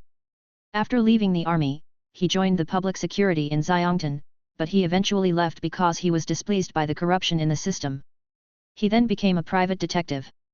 When the Earth Federation was established, Wu Long had successfully activated the 7th brain region after practicing the Star Tip mantra for a year and obtained an ability. He was recruited by the second largest detective agency in the world as an elite member and was normally entrusted with jobs of protecting VIPs all around the globe. He met Andre and Xia Fei when he was on vacation and successfully stopped the Black Snake Gang from hijacking a plane. He then followed Andre and Xia Fei to seek the truth regarding the mystery of Atlantis, eventually earning Xia Fei's trust and becoming one of the first main directors of Quantum Holdings. He was appointed as the Director of Commerce and Defense, becoming a member of the board, and now had a net worth of over billions. Presently, the man, who had recklessly slapped Xia Fei in the face in the past, was about to become the third president of the Earth Federation. Wu Long was pinching himself on the leg hard to confirm that he was not dreaming. Becoming a president had never happened in the most ridiculous dream he ever had. He was speechless and at a complete loss after listening to Xia Fei's speech. The pain Wu Long felt proved that he was not in the middle of a dream. Xia Fei's determined look was also convincing him that the latter was being absolutely serious. Xia Fei would not give up until he had him sitting on the highest seat on this planet. Wu Long frowned and emptied the glass of alcohol before saying, "Xia Fei, can you please let me go? I seriously don't care about being a president. It's too much of a trouble to deal with all the documents. If you really are concerned about my well-being, you can just appoint me to be in charge of a transportation ship, or I can just be a happy spaceship driver. I don't mind driving a transportation ship even if I'm not qualified to drive a warship." It was not Wu Long's first time complaining to Xia Fei that he was not fit for administrative work. He never liked working a peaceful yet complicated job. He was more willing to work a busy job and visit many places, so to him, Xia Fei was basically trying to kill him by arranging for him to become the president. Xia Fei shook his head and said, "Can't do, you're the only candidate." Andre quipped in, "It's just a president. It's nothing fancy. You just have to put on airs on normal days and pretend to be reliable. I believe in you." Wu Long put the glass down and said sternly, "I'm not the smartest guy. I know that myself." Xia Fei said, "Being a president is very simple, since many people are going to work for you. You just need to give the orders." Wu Long said, "I hate socializing." Xia Fei said, "That's simple, too, you just need to say a few words during the functions and leave in a hurry. The people will assume you are so busy with your work that you don't even have time to stay for the food. No one will even think you are watching a soccer match in the president's residence. The more in a hurry you are, the more respect people are going to pay you. After all, the ordinary people have no clue what a president normally does." Wu Long said, "Quantum Holdings needs me. I still have a lot of work to finish." Wu Long was merely finding an excuse. He just wanted to prevent himself from becoming the president. "The company indeed needs you, but it's actually beneficial to the company if you are elected as the president," Xia Fei said. Wu Long fell silent. He kept rubbing his temple with both hands as he tried to come up with a plausible excuse. "Sigh. I just don't feel like being the president. I think you, Charlie, and Andre are better candidates than me. Why does it have to be me?" Wu Long grumbled. Xia Fei smiled. "I know that you have gotten worn out from administrative work these past 2 years, so I'm letting you take a break. Charlie is still young, and I'm constantly traveling between places, so it doesn't really suit us. I don't trust other people, either, so you are the best candidate I can think of. Besides, it's not like being a president is something embarrassing.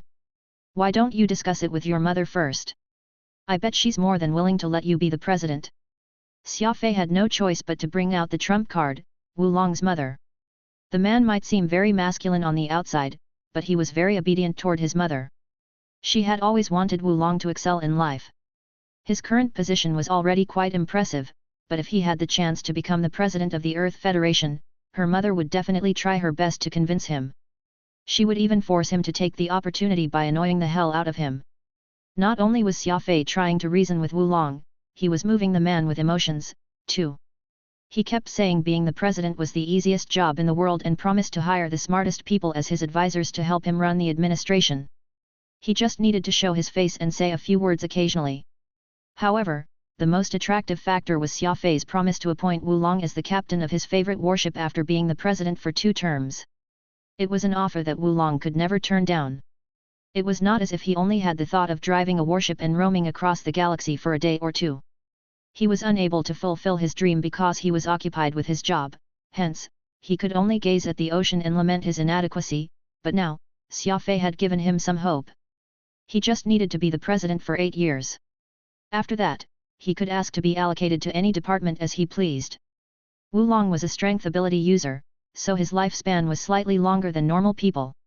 8 years was not too long for him.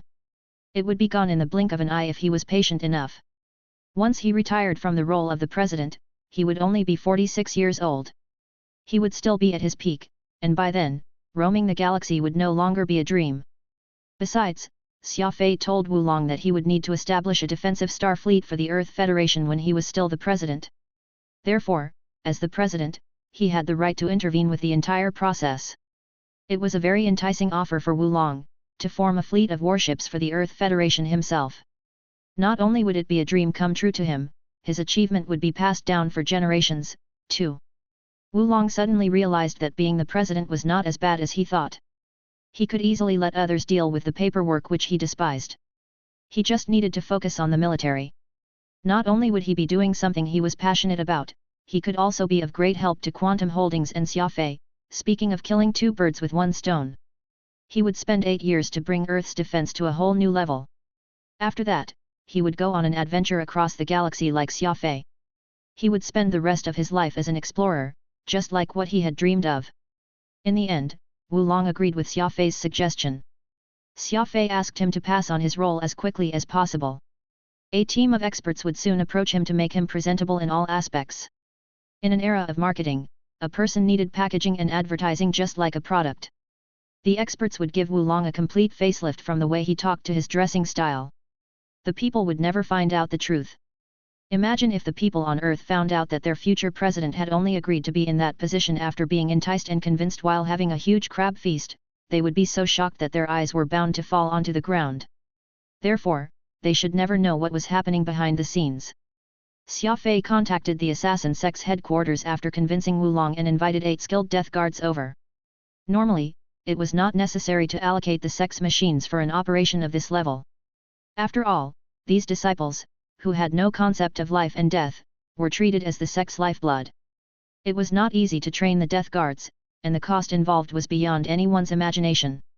However, Xia Fei had done them a huge favor recently when the fate of the sect was at stake. As a result, Crane Shadow finally agreed to dispatch the death guards on the condition that the operation would only last for a month at most. The assassin sect would retrieve the 8 death guards whether the operation was a success or not.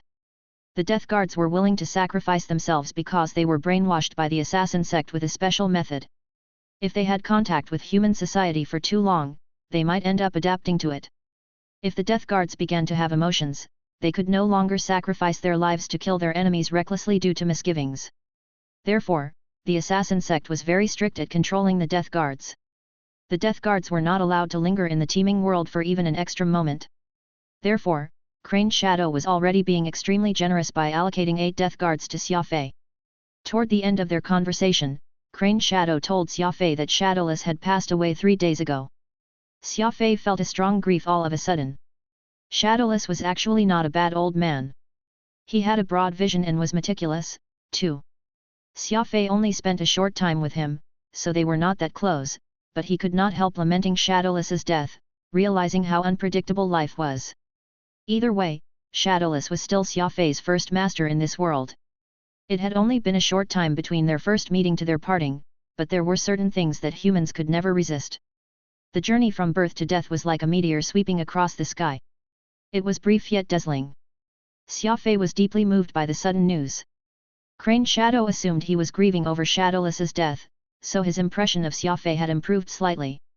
He even tried to comfort the young man. Ultimately, Xia Fei had gotten the help he needed. Andrei also contacted a few reputable detective agencies right away. They were willing to investigate anyone as long as they got paid, so they immediately agreed to take up the job. These detective agencies were no ordinary organizations. They would keep a copy of their findings confidential, so they could use it for self-defense purposes if necessary. Xia Fei was not worried that they would keep the evidence, since they would never have the chance to do so. The death guards he had tried so hard to bring over were exactly his preventive measure for it. It was fine if the detective agencies knew their place, but if they dared to have any ulterior motives, Xia Fei would not mind sending them to Yama's palace, so they could reunite with their loved ones in just a few words. Xia Fei woke up very early the next morning. He piloted Vampire to Hawaii to bid farewell to Qin Mang, Moon Song, and Chen Dong before heading for Alaska. The research and development of the super radar system was still in progress. He needed to understand its key concepts as soon as possible to prepare the second shocking product of Quantum Holdings. Qin Mang and Chen Dong understood where Xia Fei was coming from, yet Moon Song was obviously in a bad mood. Xia Fei seemed to know something, but he was not sure of it. Sarah's fleet would be escorting them back, so Xia Fei was not too worried about them. Xia Fei headed to the lab after a brief conversation. He was intending to completely disassemble the Nether Bell. Chapter 262, Alpha Base. Alaska, a wasteland in the northwest corner of North America that covered an area of 1,710,000 square kilometers and a population of 650,000. Even on the hottest day, the temperature was not over 26 degrees Celsius. Summer had no ties with this land, and flourishing was the last word anyone would describe the place as. In 1867, when the Russians sold Alaska to the Americans for $7,200,000, they never thought that the place was hiding a shocking amount of oil. A land over 1,710,000 square kilometers sold at a price of $7,200,000. It was most likely the best deal anyone could hope for. It was less than a day's profit from the oil supplied by Alaska. When Xia Fei's Quantum Holdings started promoting clean, new energy to the world, the oil fields in Alaska had lost their value, hence, the population had decreased every year. Alaska was not suitable for living in every aspect, but it was the perfect place for Xia Fei to set up his secret laboratory. After all, Harris's identity had to be kept confidential, and Xia Fei did not want to expose the core secrets of Quantum Holdings, either. A two-story building stood alone on the land covered in snow close to the Arctic Circle. Apart from a bunch of religious believers who worshipped nature and chose to cultivate the world of snow and ice, there was nothing but nature within a few thousand square kilometers from the building. It did not have a proper name. It only had a code name, the Alpha Base. Xia Fei's Vampire was too easy to grab attention since there were only a few spaceships on Earth. The media already knew about Xia Fei's personal spaceship and had published countless articles pertaining to it. Rumors said that the owner of the Dark Red warship was the biggest stakeholder of Quantum Holdings, whose identity had remained a mystery until today. He was none other than Xia Fei, the richest man and the strongest warrior, too, of the Earth Federation. Even though Quantum Holdings had kept a low profile, the busybodies still managed to spread Xia Fei's activities all over the world. Humans had always been curious toward the unknown. Xia Fei had long become a legendary monster after the rumors were spread countless times among the Earthlings. Even Neza, who rode the wind and fire wheel and had 3 heads and 6 arms, was nothing compared to Xia Fei. There were people who admired Xia Fei thought his existence had surpassed God, while those who hated him assumed him to be a demon from hell who was not supposed to exist in this world. Xia Fei simply disregarded these hearsay. Only he knew with certainty that he was no different from the Xia Fei who used to ride a scooter to deliver mails and parcels. He was only lucky to stumble upon an fortuitous opportunity, which he managed to hold onto. Xia Fei parked his Vampire amid the snowy wasteland and set it into autopilot mode along the Earth's orbit. He only needed to connect to the interplanetary internet with his microcomputer to summon Vampire, and it would return in a minute. The building in this place resembled a sphere. It looked no different from a normal residence. A fence of 10 kilometers surrounded to indicate that it was private land, where only authorized personnel were allowed entry. Xia Fei walked into the building, leaving a trail of footsteps behind in the snow. Many Alaskan Malamutes were staring at the stranger on alert. Some with a worse temper were growling. The living room was tiny, just the size of a standard sitting room. The decorations were simple and warm. A blonde woman in the outfit of a housewife was watching TV on the couch. She did not seem surprised when she saw Xia Fei. She went up to take his coat and used a white towel to clean the snow on him. "Mr. Chairman, this way." The woman opened a door and said with a smile. Xia Fei nodded at her and asked, Do you feel lonely working here? Not at all. The blonde shook her head. I can watch satellite TV and play video games here. I just miss my family a little since I can't go back to them, but it's all worth it. Once I work here for 3 years, the company will allocate me to Miami, where I can enjoy the beach and sunlight. Xia Fei smiled. Very well. You understand that you are rewarded based on your effort. Trust me, you'll get everything you desire, as long as you keep your mouth shut. The blonde smiled. Believe me, I used to be in charge of internal security when I was working for Siemens. We, Germans, know the rules. We'll never break the ones we've set ourselves. Xia Fei did not comment on it and just walked into the room with a smile. It was a small parlor without a single window. It only had 2 rows of couches and a few magazines placed orderly on a coffee table. Xia Fei sat on the couch and lit a cigarette. The room began to sink all of a sudden at a steady pace. Only those with sharp senses would notice that it was moving from the inside. The workers here aren't too bad. The receptionist just then clearly knows her place, Phantom said. People who underwent professional training behaved differently when interacting with others. The blonde had answered Xia Fei's tricky questions perfectly by speaking the truth without being too frank with her answers. Xia Fei nodded. I agree. I can tell that Andre has put a lot of effort in setting up this place, but I can't be too sure still. I'll have to wait until I meet everyone here. A moment later, the door swung open again. This time, it was a black-haired woman with spectacles who greeted Xia Fei. She seemed to be Asian. As Xia Fei thought, the black-haired woman spoke the Beijing dialect fluently and he immediately felt right at home. Mr. Chairman, I'm Gu Fengzhu, the administrator of Alpha Base. Welcome. Xia Fei rose to his feet and smiled. My pleasure, just call me Xia Fei. I'm here to work just like the rest of you. Don't bother with the title. The black-haired woman adjusted her glasses and said, I shouldn't be too formal then. I heard from Andre that you're from Beijing, too. Xia Fei replied, not really, I was constantly moving when I was young, so I've been to many places. It's hard to say where my hometown is, but I did spend a long time in Beijing. We're already in the space era. We're all Earthlings, so we all have the same hometown. Gu Fengzhu led Xia Fei outside the room and said, you sure are good with words.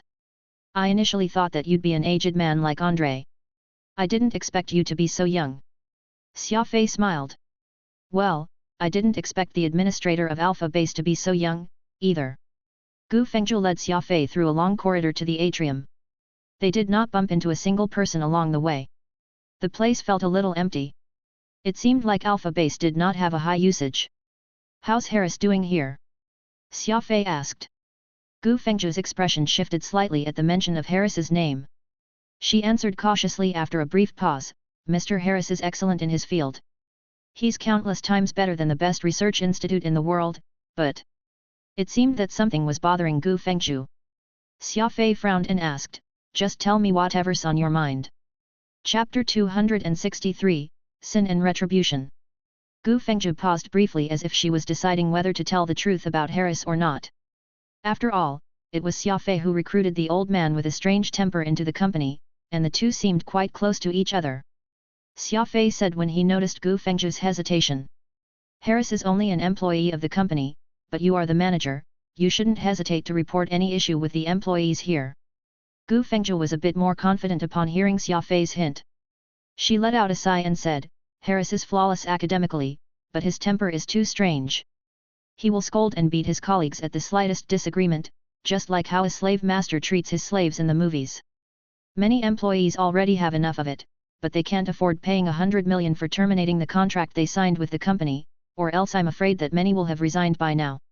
Actually, the colleagues aren't really asking too much from him.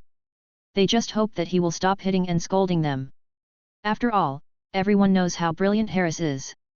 They can learn a lot by working with him, and the pay is good, too. We are satisfied if he can change a bit.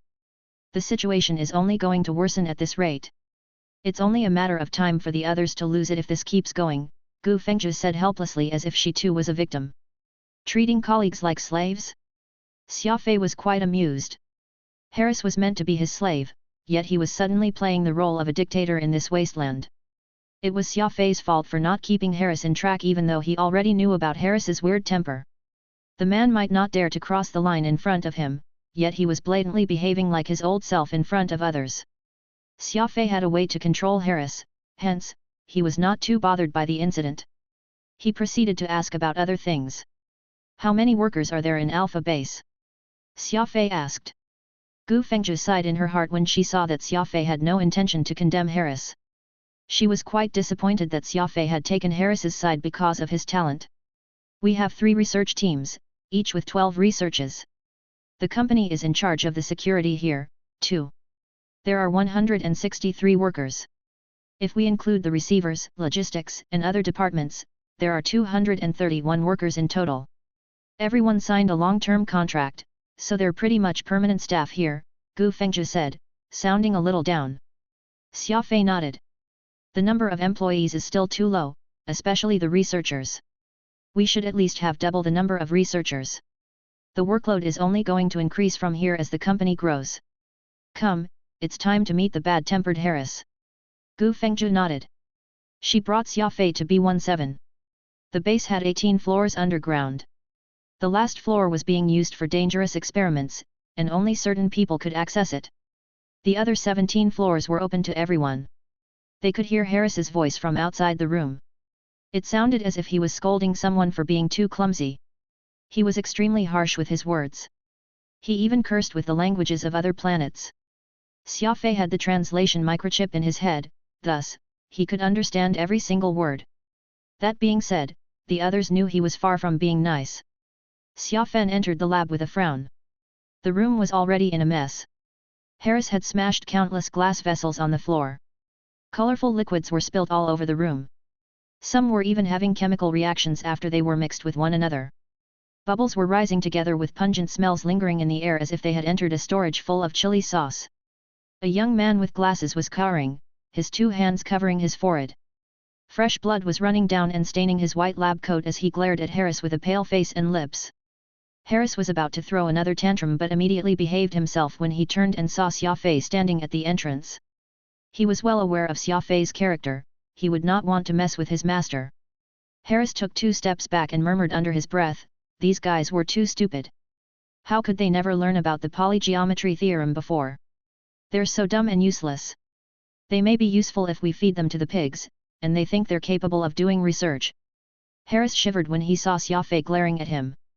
A great chill ran down his spine as if someone had just poured a bucket of cold water on him in the middle of a blizzard. He was cold from the head to the feet. Xia Fei did not bother talking to Harris. He went to the young man with glasses and patted him on the shoulder. Head to the infirmary and treat your wounds. Rest for a few days. Everyone here is entitled to a 3-day leave. You will also receive 3 times the bonus at the end of the year. The young man had no idea who Xia Fei was. He stared at Xia Fei with a confused look. Gu Fengzhi quickly went up to him and said, he's Xia Fei, the director of Quantum Holdings. Everyone, let's get some rest. The director will handle the rest. Everyone suddenly looked at Xia Fei passionately. His name had long been spreading across the world, but most of them had only met the legendary man for the first time.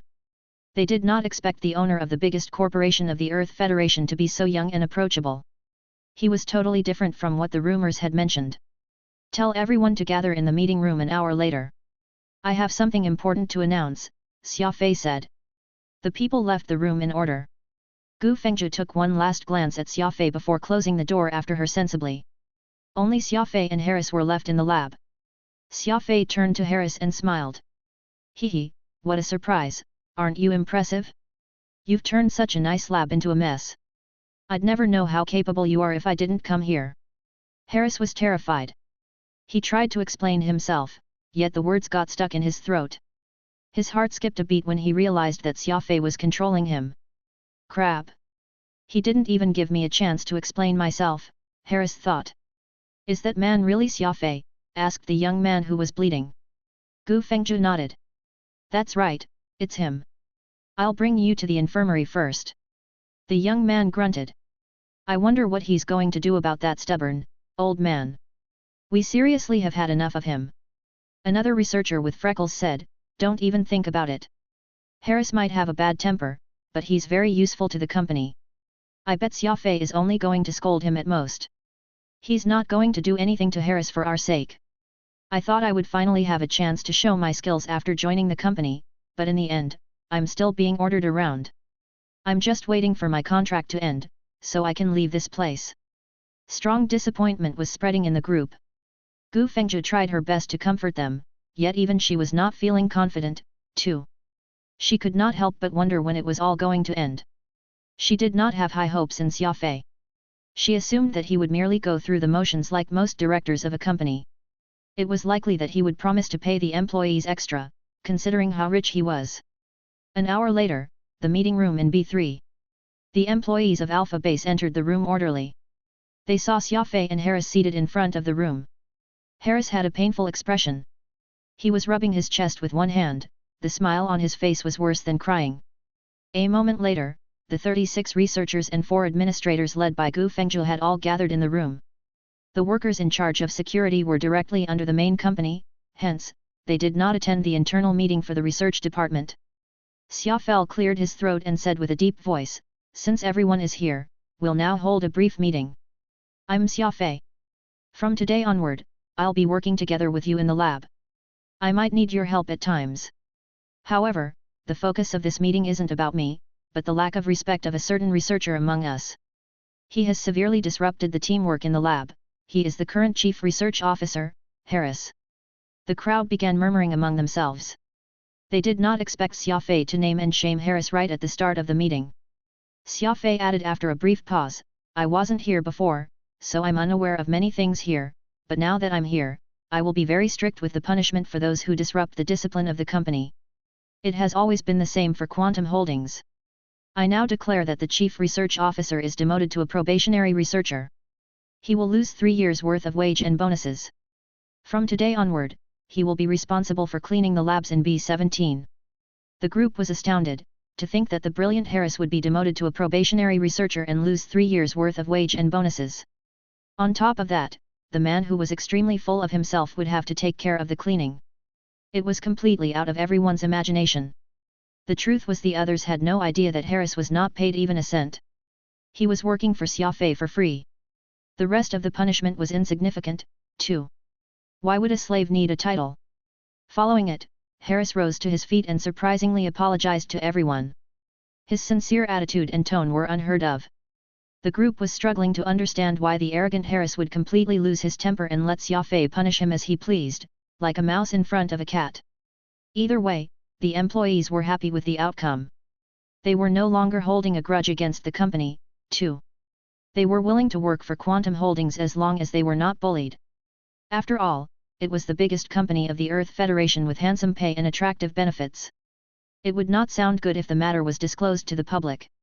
According to Xia Fei's plan, Quantum Holdings must be independent in their research and development, so the expansion and growth of the lab was his first priority. Xia Fei had clearly expressed his stance with this speech. He knew that it was time to lay the bait after seeing the crowd's reaction.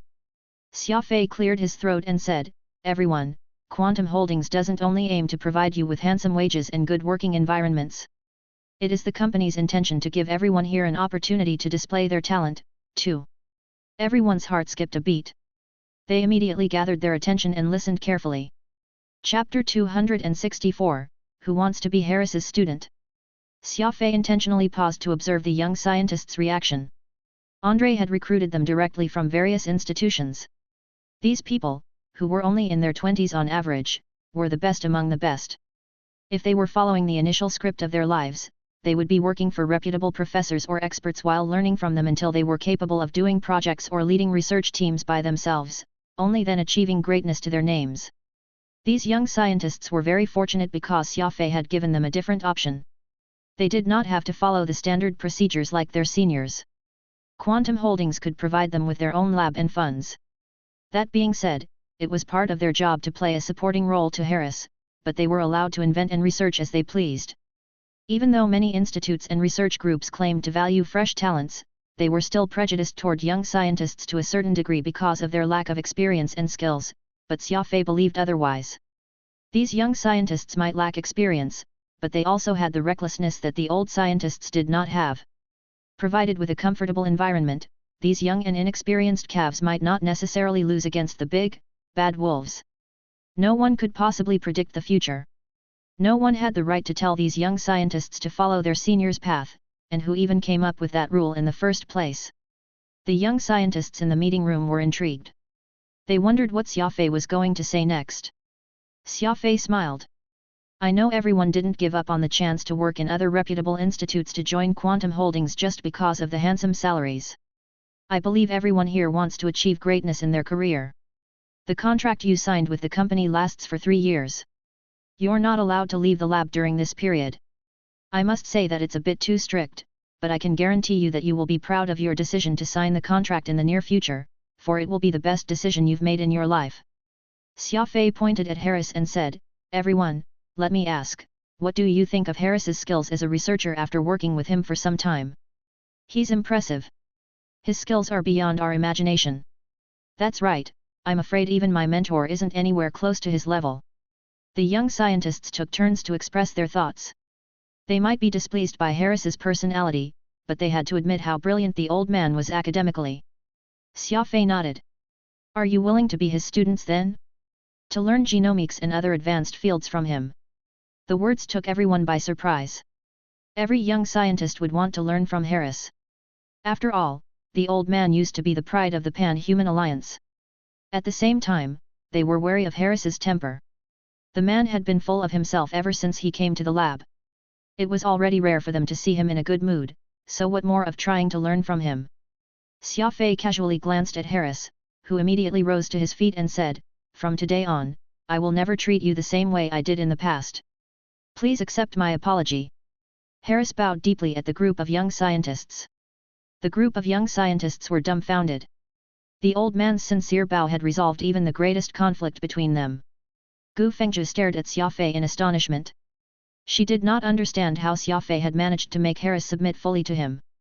Most scientists were proud and arrogant, including Gu Fengzhu, yet at this particular moment, she could not help but feel impressed by Xia Fei, who was a few years younger than her. I promise you all that, from now onward, I, Harris, will teach my students everything I know. I can satisfy your curiosity as long as you are willing to learn, but remember, I'm extremely strict with my students, so make sure that you are mentally prepared. I didn't really learn a lot in my life, but for topics like gravitation physics, genomics, genetics, quantum physics, molecular engineering. Harris continued to list out the fields he was familiar with, leaving these young scientists speechless. They could not imagine how Harris was able to master so many fields when a person's time and energy were limited. He was no longer a human, he was a combination of knowledge from many top institutes in the world. This was the difference between a genius and a normal person. Harris's greatest achievement was his knowledge in genomics, but he was also an expert in various fields. His biggest problem was the lack of time. If he had unlimited time, his achievements would be immeasurable. The young scientists were starting to lose their minds. Who would miss out on the chance to learn under a top scholar of the Pan-Human Alliance? Even a lunatic would know the significance of it. Xia Fei took hold of the opportunity to speak. Let's all calm down first. Harris has his work to do, too, so he won't be able to use all his time on teaching. Everyone here has a chance to be his students, but only 3 of you will be learning from him in the first batch. Therefore, the 3 most outstanding researchers in the group will be rewarded with the chance to learn from Harris. I hope that you all will give your best during this period. A month from now, I shall announce the result in front of everyone. Those who won will have the chance to choose a field which Harris has just mentioned. Harris will be teaching you directly on a one-to-one basis for an hour every day until you learn everything. The few sentences had made the young scientists restless. The whole room was filled with excitement. The conference room turned empty in no time after the meeting came to an end. No one even bothered to complain how they were mistreated. They now had a new goal to work for. Gu Fengzhu approached Xia Fei with a smile. Harris sneaked out of the room when Xia Fei was not paying any attention. He was a little terrified whenever he recalled his experience in the lab a while ago.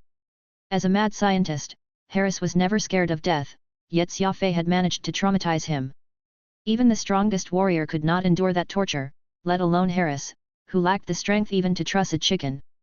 I'm really impressed. You've successfully resolved the crisis in the lab, and these researchers have even found a new goal to work for, too.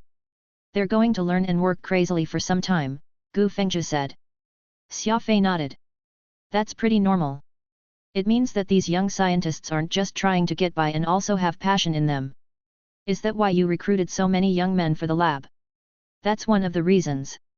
Any other reasons? Xia Fei smiled. Miss, it's not necessarily a good thing for you to know too much. I don't like it when people try to analyze my thoughts. That's all for now, bring me to my lab, and I shall start working. The two went to B18, the most confidential lab in the base. The titanium door shut after Xia Fei went inside. He was determined to work out the nether bell and the super radar. Chapter 265, The Federation's Major Transformation. Xia Fei dove into his experiments on the structure and technology of the nether bell in the lab. Harris, too, had cast his work aside to help Xia Fei with his experiments after he was taught a lesson.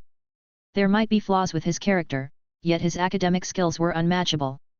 Xia Fei was familiar with ancient technology, while Harris had a solid foundation of the theoretical aspect of things, thus, the two were able to complement each other. It was not simple to conduct experiments on the communication devices of an alien civilization.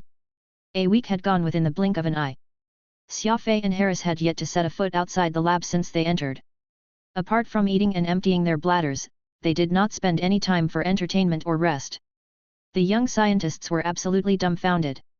They had thought that they were hard-working enough, but they felt ashamed seeing Xia Fei and Harris's dedication. Their efforts were insignificant compared to how driven the two were. In fact, they could be considered lazy in comparison. An unprecedented work frenzy occurred in the labs of Alpha Base. Everyone was working day and night. The people who were overwhelmed by fatigue immediately got back on their feet at the mention of the two lunatics in B18. Xia Fei had somehow become the emotional support of the labs. The diligence he was displaying showed the young scientists the reason why he was successful. Harris would spare a few hours every day to visit the other labs and check on the young scientists. He would answer every question they had like a mentor. He gradually felt the same way he had once felt in the past. A long time ago, when Harris was not so stubborn and crazy, helping other researchers was his daily routine. Everyone took him as their mentor. Since Harris successfully broke through the seventh brain region, his temper had gotten worse for no reason. The self-proclaimed genius believed that there was nothing he could not overcome, but he was wrong. The mystery of the seventh brain region kept bothering him. It was like an unsolvable mystery, to an extent that Harris began to doubt if he was truly a genius. There was only a fine line between a genius and a madman. Harris went from a reputable genius to a mad and detestable fugitive because of his mental struggle. Even Harris could not describe what had exactly happened to him. Lost in finding the truth about the seventh brain region and discontented by his repeated failures, he began to conduct experiments on humans. He was too stubborn to give up when volunteers fell victim to the experiments, one after another. He strongly believed that the amethyst he invented was the most brilliant gene optimization fluid in the world and that it was the key to humanity achieving success. He had been lost in his passion for many years. After living a homeless and miserable life for some time, Harris finally found his peace. He found his old self in the small lab on Earth. It felt very strange. His mood had greatly improved after he promised Xia Fei that he would treat the young scientists nicely. It was as if the problem of being unable to solve the mystery of the seventh brain region, which had troubled him his entire life, was slowly fading away. Xia Fei was aware of the change in Harris's mentality. He decided to give the infamous madman some time to choose the path for himself. While the people were busy in the labs, Xia Fei's secret operation did not stop, either. It had been a week since Xia Fei came to this research facility. The New York Times, Wall Street Journal, The Independent, Daily Mirror, The Guardian, The Times, The Herald, these famous newspapers all had the same headline: The Scandal of the Earth Federation President Murady. As Andrei mentioned before, no politician in the world was entirely clean. If anyone was determined enough, they could easily find the evidence to prove any official's corruption. Murady had a daughter called Kim Allen. As his single daughter, the woman had been looked after delicately since a young age, but despite the comfortable life, she was addicted to gambling. Every person with the slightest knowledge in society knew that gambling was rigged most of the time. Unfortunately, Miss Kim Allen did not seem to know it. She spent a month in the Monte Carlo casino in Morocco and lost $70 million federal dollars. Luckily, the daughter knew she could not afford to tell her father about it, so she, instead, borrowed money to settle her astronomical debt. An astute construction developer saw it as a great opportunity and generously helped Kim Allen to pay off her debt while offering a hefty sum as additional spending of hers. 3 months later, the woman ended up owing him more than 300 million. The businessman suddenly asked Kim Allen to pay her loan, and of course, the woman had no money to settle it. The businessman soon revealed his true nature and found Murady, who had just been appointed as the president, and offered him two choices: pay the debt or make the businessman in charge of the Federal Interstellar Spaceport project via under-the-table manipulations. Murady was not one to be messed with, either. He sure had a few tricks up his sleeves to climb to his current position. The financial groups from Korea, which were supporting him behind the scenes, soon dealt with the crisis by feeding the businessman to the fish in the Mediterranean Sea. Murady promised to give the financial groups from Korea some benefits as a token of gratitude. He basically said, "We've been working together for so long. We are like old business partners, so feel free to talk to me if I can be of any help."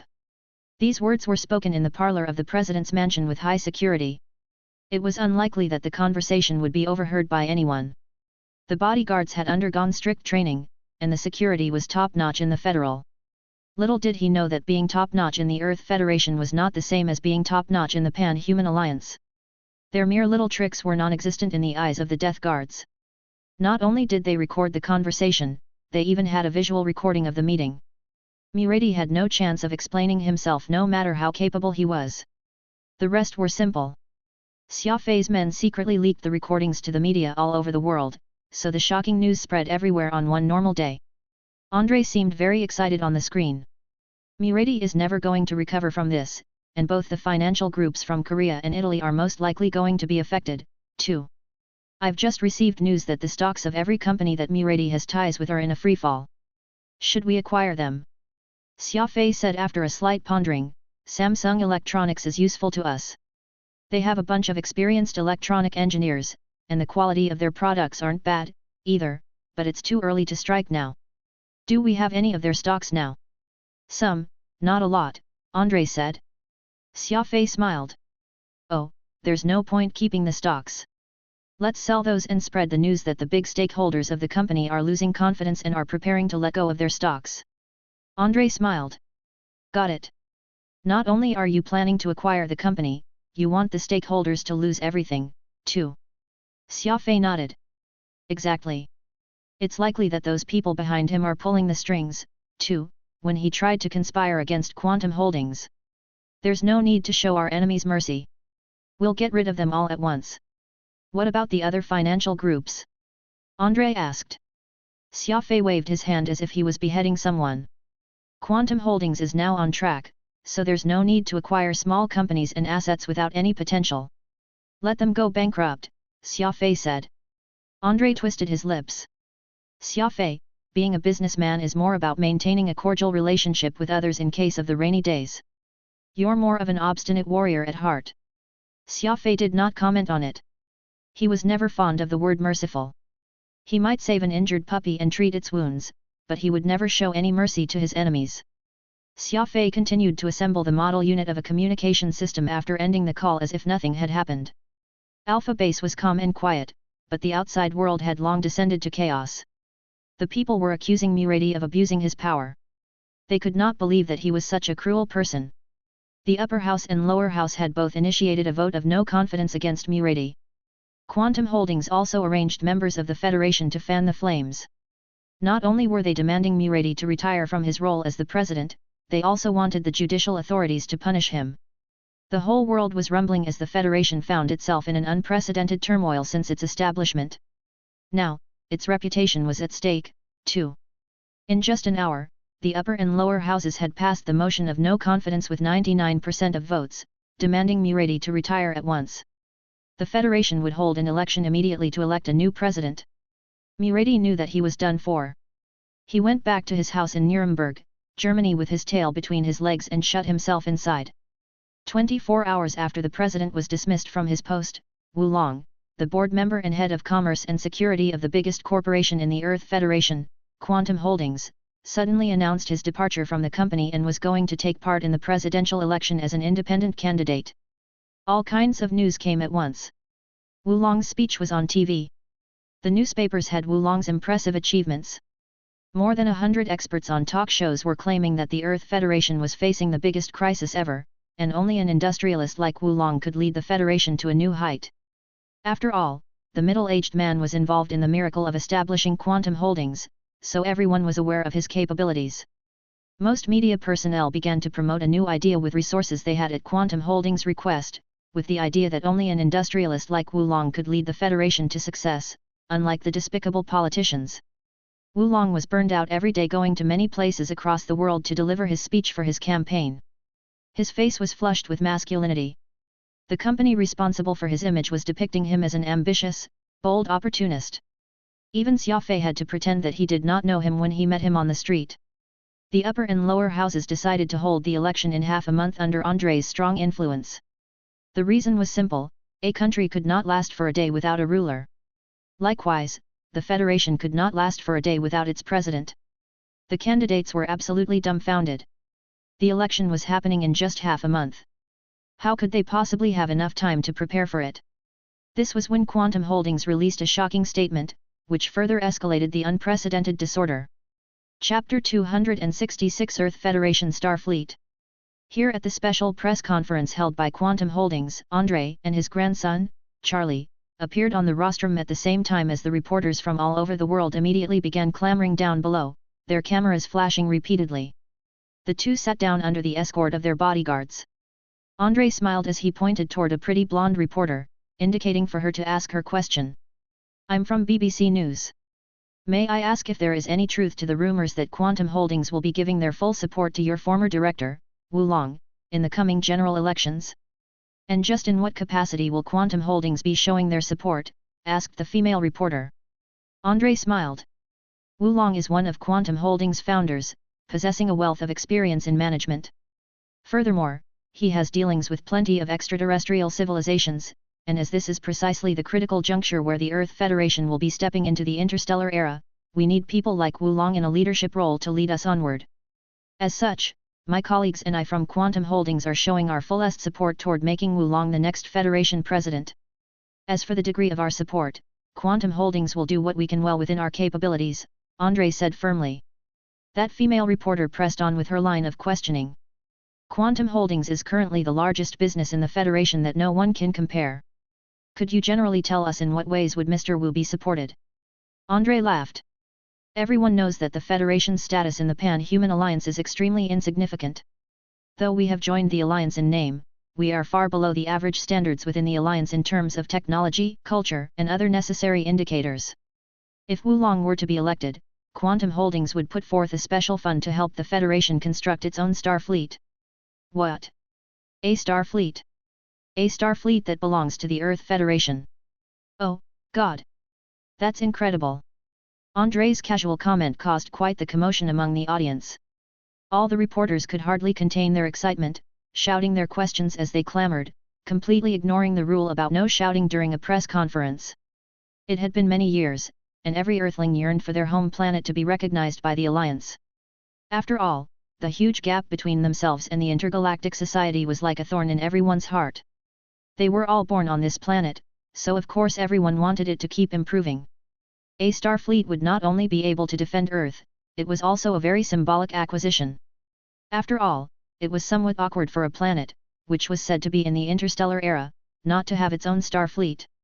Andre waved his hand, indicating for all the reporters to settle down, before he pointed back at that female reporter to continue. This blonde lady had not expected that Quantum Holdings would be able to make such a grand gesture and was momentarily flustered. After all, the cost of raising a star fleet was Jin or Mouse. There was also the fact that the cost of maintaining such a fleet in operation would be astronomical, something the current Federation's weak purchasing power would have problems with. Even a simple warship was already quite a substantial financial burden. Nonetheless, this blonde reporter was experienced in her job and very quickly came up with a question to ask on the spot. The news that Quantum Holdings will be helping Earth build their first star fleet is too shocking. Do you mind going in a bit more details toward this end? The various reporters present all agreed. All of them felt the news about this star fleet would trump everything else, and they were most concerned with uncovering the secrets behind this. Andre threw a glance at Charlie, then he immediately pulled out the information packets they had already prepared for all the reporters. Due to the limited number of copies, these reporters had to crowd together in small clusters as they excitedly perused the pages. Actually, what Quantum Holdings had just announced about building a star fleet for Earth was simply changing the name of that fleet their company currently owned.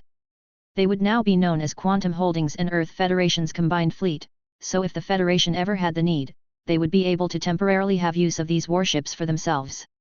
Xia Fei of course had no intentions of giving the Federation the fleet that he had so painstakingly built by himself. Since Xia Fei constructed the fleet to satisfy the needs of his company, as well as to defend from external aggressors, with how Earth was his home planet, Xia Fei also had hoped that it would remain peaceful and protected. Adding the name of the Federation to the fleet would not change anything of the status quo. The control of the fleet still remained in Xia Fei's hands. As a show of their sincerity and a show of face to the Earth Federation, Quantum Holdings had first taken out 2 Calderian Kestrel-class frigates to be placed under the Federation's name, no different from conferring a title in traditional commerce. Everything stated in the information packet would only happen after Wulong had been formalized as the Federation president. If he was not elected, Xia Fei would definitely not be cooperating with these nasty politicians at all. In fact, he even had a backup plan to relocate the company entirely, though of course, that was only in the event of an extreme scenario. Even if someone else were to obtain the position, Xia Fei would first seek to dethrone the person. He must accomplish what he had set forth to do. This was Xia Fei's creed, and he did not care about the death of a politician or two in order to achieve his ends. I'm from CNN News. I notice that the current plan is for Quantum Holdings to hand over their present fleet in installment. The cost of those warships is hard to scoff at. Could your company be willing to just abandon such a full-fledged fleet like that? A bespectacled reporter asked. Andre nodded. That is a good question. I can give you my assurance that Quantum Holdings is not just any business but one with a great sense of responsibility. Quantum Holdings is also very worried about the present situation that the Earth Federation is in. What would the cost of a star fleet be compared to as long as our home planet could become stronger? Be it the present or the future, Quantum Holdings will be working hard to further develop the Earth Federation and won't simply put monetary interest as our goal. The reporters present could not help but be moved hearing Andre make such an impassioned statement. Actually, all of them knew that Xia Fei was akin to an eagle that would not strike until the rabbit presented itself. There were of course conditions attached to these so-called installments, or else there was no way for anyone else to attempt to sneak even a single dollar out of Xia Fei's pockets. Besides, Xia Fei was still the one setting the terms when it came to the concept of installment. As long as Wulong became the president, this would become like a contract without any time restraints. Who would care? Thinking further ahead, Xia Fei's establishment of Quantum Holdings was not simply to cause small waves and ripples. He had far loftier goals in mind, and a fleet of frigates was hardly going to satisfy his need. He had plans in the future to build cruisers, battleships, and even capital ships. Man could not just think of their immediate benefit, and Xia Fei could see that he needed to make some concessions today, all in view of a more comprehensive goal in the far-flung future. The press conference ended with great success, and the next day, every single media outlet around the globe was welcoming Wulong as a presidential candidate, with many heaping praises upon Quantum Holdings. It was but a small price to pay for free press coverage, further improving the company's reputation, while at the same time giving a boost to Wulong's election campaign. There was no way to consider this deal to be detrimental at all. In some inconspicuous corner of the news, a small tofu-size article about ex-president Murady's death could be seen. The masses had already harbored much hatred for that ineffectual politician, so there were even some who cheered over his end. It was in the hustle and bustle of such hopeful news of the future that the news of Murady's death sank like a stone thrown in the middle of an ocean, instantly disappearing without a trace. Chapter 267, The Second Frequency. The work in the Alpha Lab was urgently underway. After a week of struggle, Xia Fei finally found time to grab some sleep in the lounge. The death guards from the assassin sect had already completed their work and quietly returned back to Nameless. Murady died in his home, and the initial police investigation ruled it a suicide. Samsung had officially been incorporated into Quantum Holdings as well, while Wulong's campaign work was progressing smoothly. All this good news came back to back, which improved Xia Fei's mood significantly. After a simple grooming, Xia Fei wore his white lab coat and strolled out of the room, heading straight for the 18th floor. At present, the most important task at hand was to finish studying the core technology of the Nether Bell as soon as possible. According to Xia Fei and Harris's preliminary testing, this communication device utilized a sort of directional transmission mechanism as its source of sending and receiving. Originally, a communication device would be transmitted in all directions, which would seamlessly cover every corner, but the Nether Bell was like an aimed bullet, concentrating all its power to one point, thus capable of penetrating through any potential barriers. However, it was still a mystery as to how they could fix their transmission in spite of the various nodes in the vast expanse of space. Along the way, Xia Fei bumped into several researchers who were in a hurry, swiftly departing after exchanging a quick greeting, not even willing to tarry a second longer.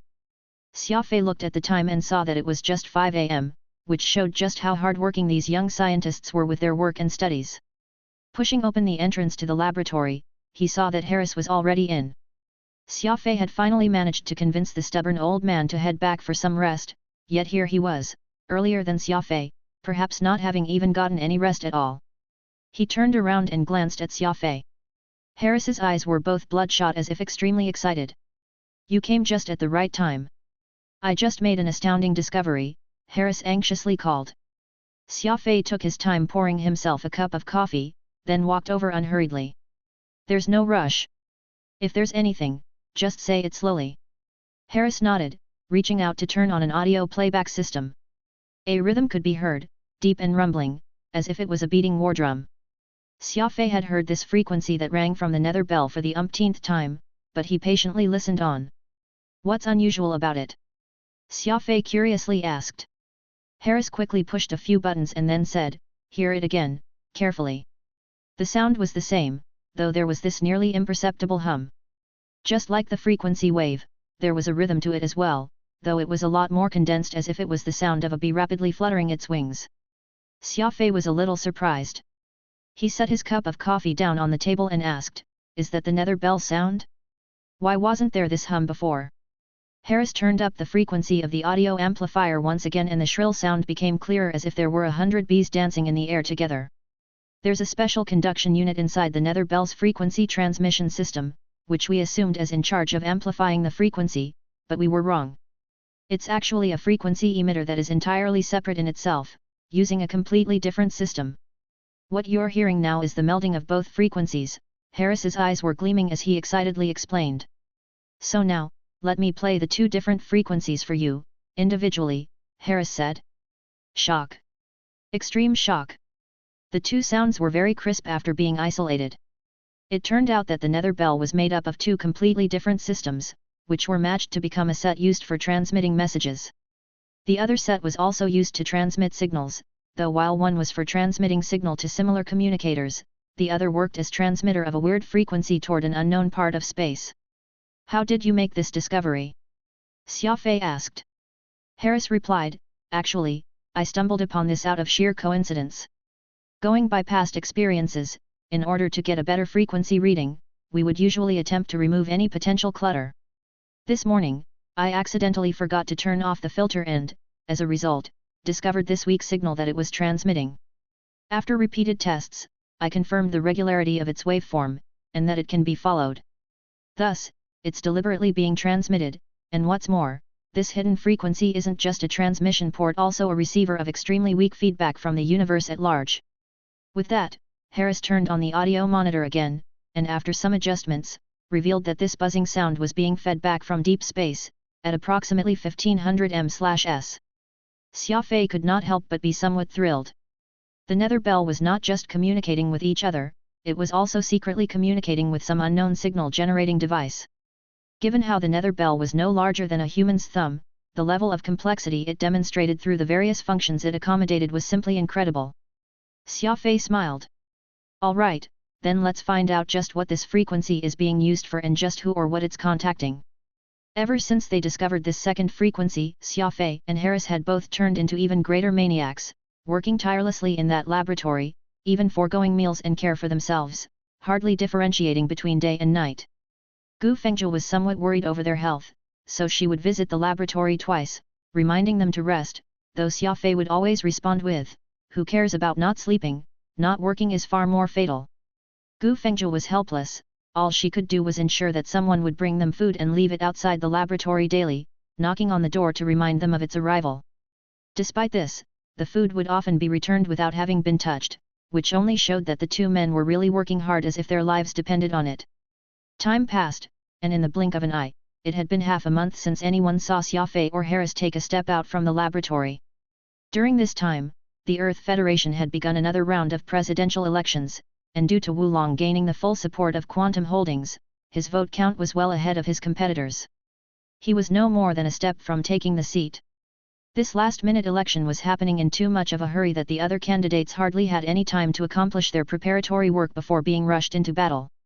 Naturally, none of them was a match for Wulong.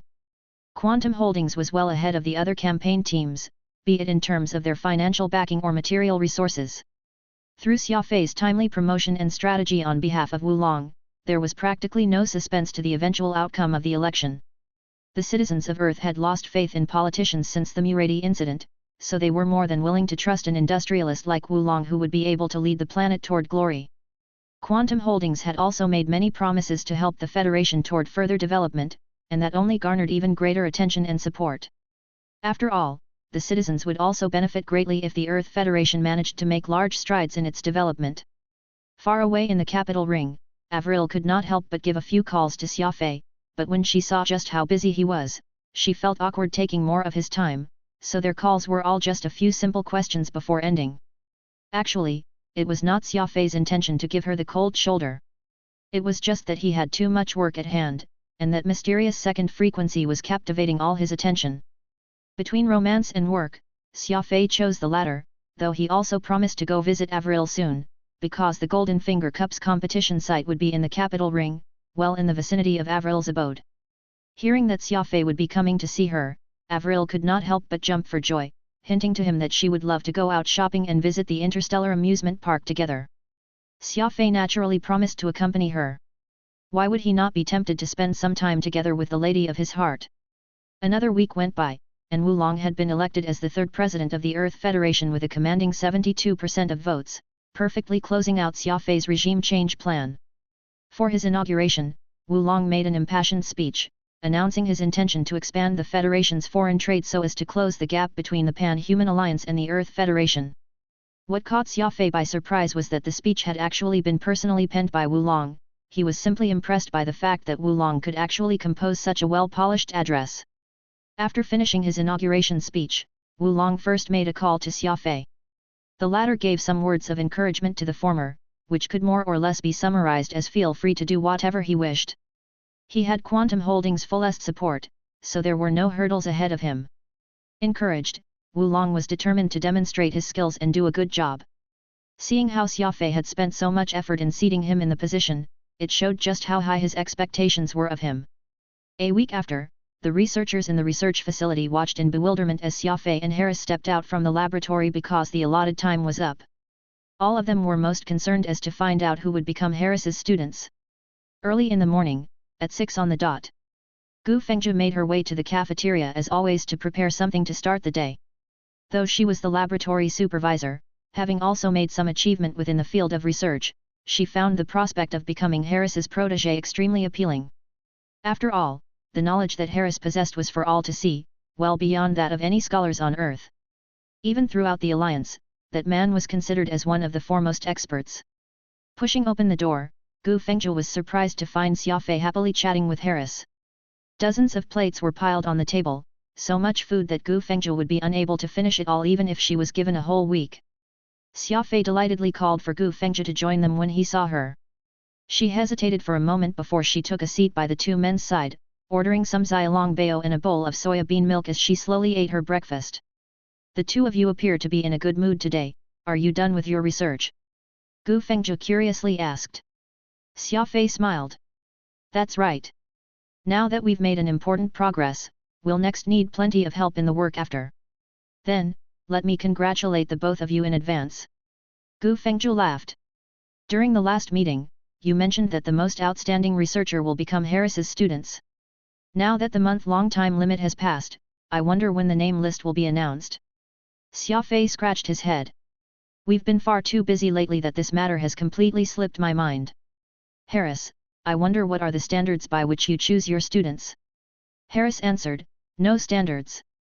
As long as they are smart enough, that will do. All I'll do is teach and mentor. Everything else will have to depend on their hard work. I've already confirmed the first list of names, you can go announce them later. After some time, Xia Fei and Harris stood up and left for the laboratory once more. Gu Fengzhi was flabbergasted. The two had gone without sleep for close to a month, and their eyes were completely inflamed. Just what could it be that captivated them so thoroughly that they would forego sleep and rest? Chapter 268, Deep Space Sensor Array. Returning to the laboratory, Xia Fei pulled out 2 snake eye berries from his spatial ring and handed them to Harris as he ate 2 himself, too. To people who worked for extended hours until such a degree, food was no more than replenishment for their hunger needs, while their true energy intake depended only on these magical fruits. Since we already know that the second frequency is connected to a mysterious master control system somewhere in the universe, it is now time for us to uncover the truth, Xia Fei said. Harris excitedly continued, according to my analysis, there are just 2 possibilities. One is that the manufacturer of the Nether Bell intentionally included this second frequency to get information regarding its user's movement. This speculation isn't exactly very plausible, for the moment a user discovers that the manufacturer is secretly observing their every move, the result will be unimaginable. The other possibility is that, in order for the Nether Bell to accurately find other communication devices for it to connect to and transmit the signal in the form of a directional meson energy wave, it needs positioning a very precise one at that.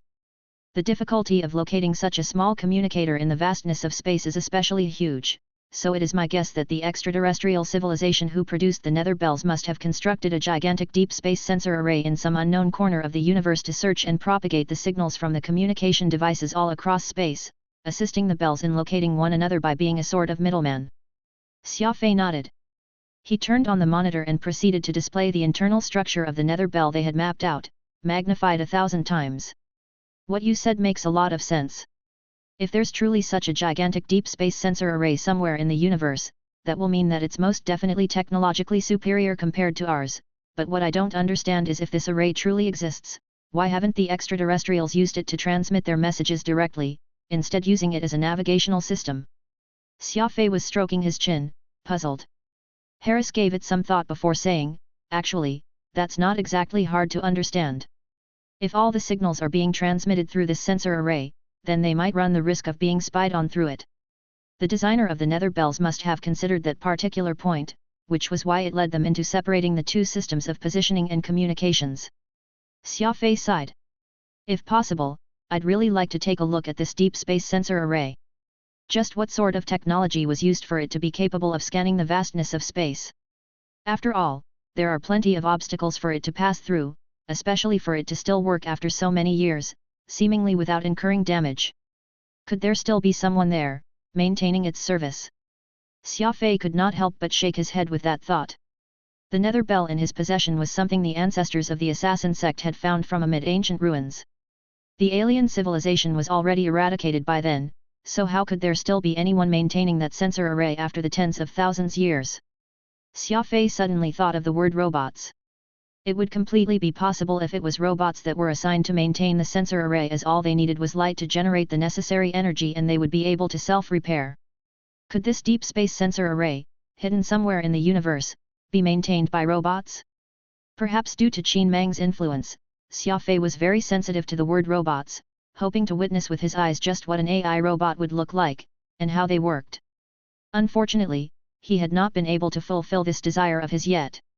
If we were to follow this mysterious wave, would we be able to grasp the position of the deep space sensor array? Xia Fei asked. Harris chuckled.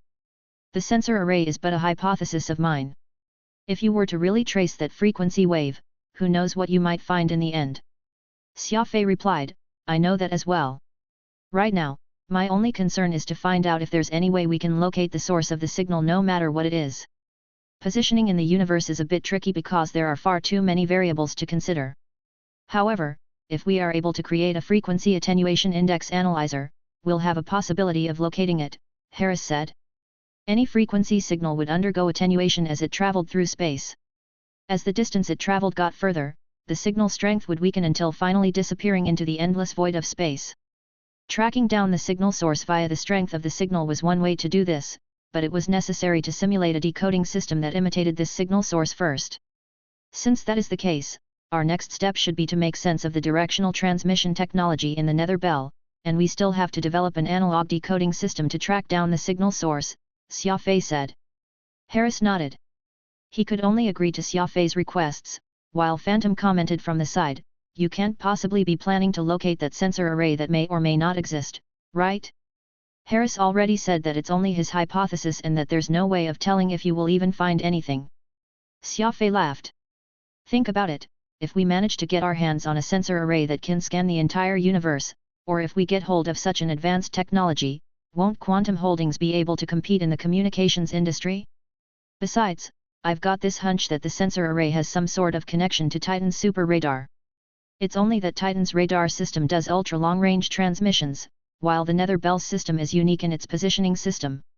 If the two manage to combine them together, I'm certain that there will be a product in the making that transcends our technological era. The laboratory continued to be busy, and as time went by, the Nether Bell was slowly being analyzed bit by bit. Solving each afterward was of course a cause for celebration. However, it was still quite a headache for everyone to come up with a way to combine both the transmission technology of the Nether Bell together with Titan's radar system. Xia Fei did not expect the Nether Bell to actually use a completely different technology than a common radar, the technology between the two immutable and hard to borrow from each other.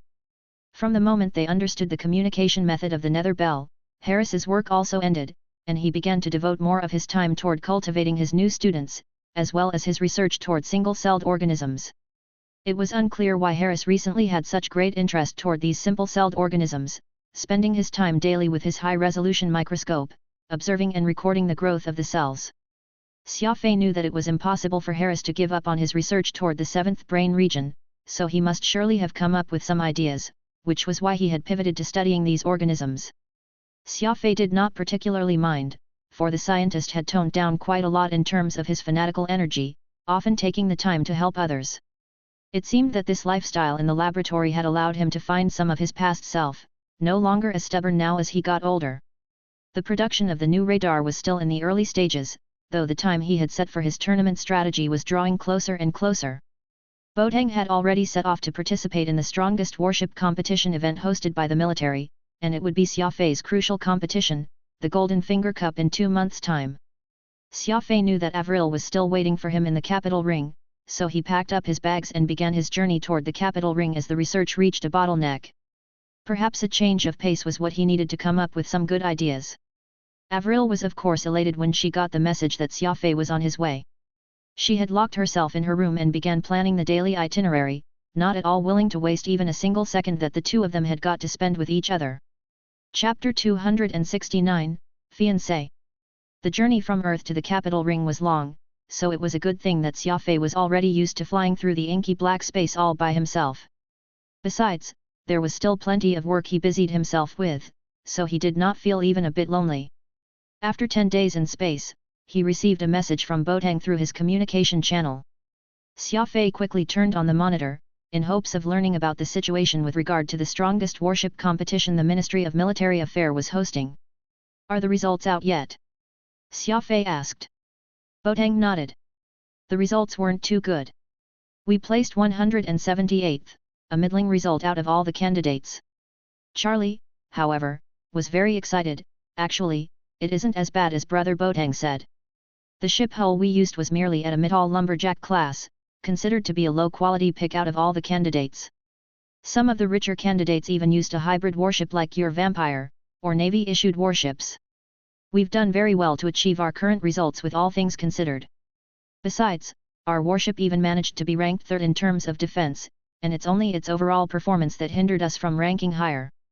After all, we only spent 20 million star coins on that ship, for there's no way we could compete with those that cost upward to several hundreds of millions of star coins." Xia Fei chuckled. "What Charlie said is true.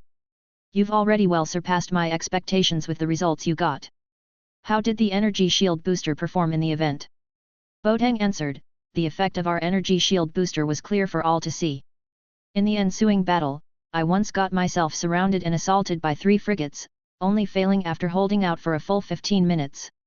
If not for the fact that the enemy had energy-draining equipment fitted into their ship to siphon away ours, we would be able to last for 5 more minutes."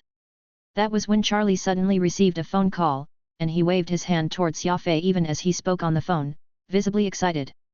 After finishing the call, Charlie blurted out, "Xia Fei, business has come knocking.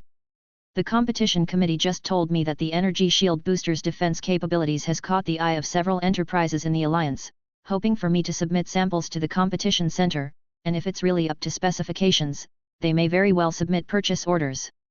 "That's a good thing," Xia Fei commented, "but you need to remember, we're only selling our product, not the technology. Plus, you need to take our factory's current production capacity into account and not take on orders that we won't be able to accomplish in time. As for pricing, don't even let a single penny off. Understood? Charlie nodded. The energy shield boosters being so popular was well within Xia Fei's expectations. Because it was a new product, it was only natural for the market to adopt a wait-and-see attitude. Once these energy shield boosters passed the actual combat tests, the more shrewd businessmen would surely purchase them in bulk, and what would be tested at that point would be Quantum Holdings' production capacity. Capital Ring. Xia Fei was a little emotional now that he was here at the heart of the Pan-Human Alliance for the second time. He had been in too much of a hurry the first time and barely had the time to soak in the sights and sound. Now, not only did he have the time to take things at a leisurely pace, he even had the perfect partner tagging along. It was quite the dream come true. Avril was lovingly hugging Xia Fei's arm, a beatific expression of her face, looking no different from the countless couples walking on the streets. The only difference was that Avril's appearance and temperament were both exquisite, inviting many looks of envy and jealousy. Actually, Avril had intentionally dressed herself up to be as normal as possible, foregoing her favorite pink for a simple pair of jeans and t-shirt.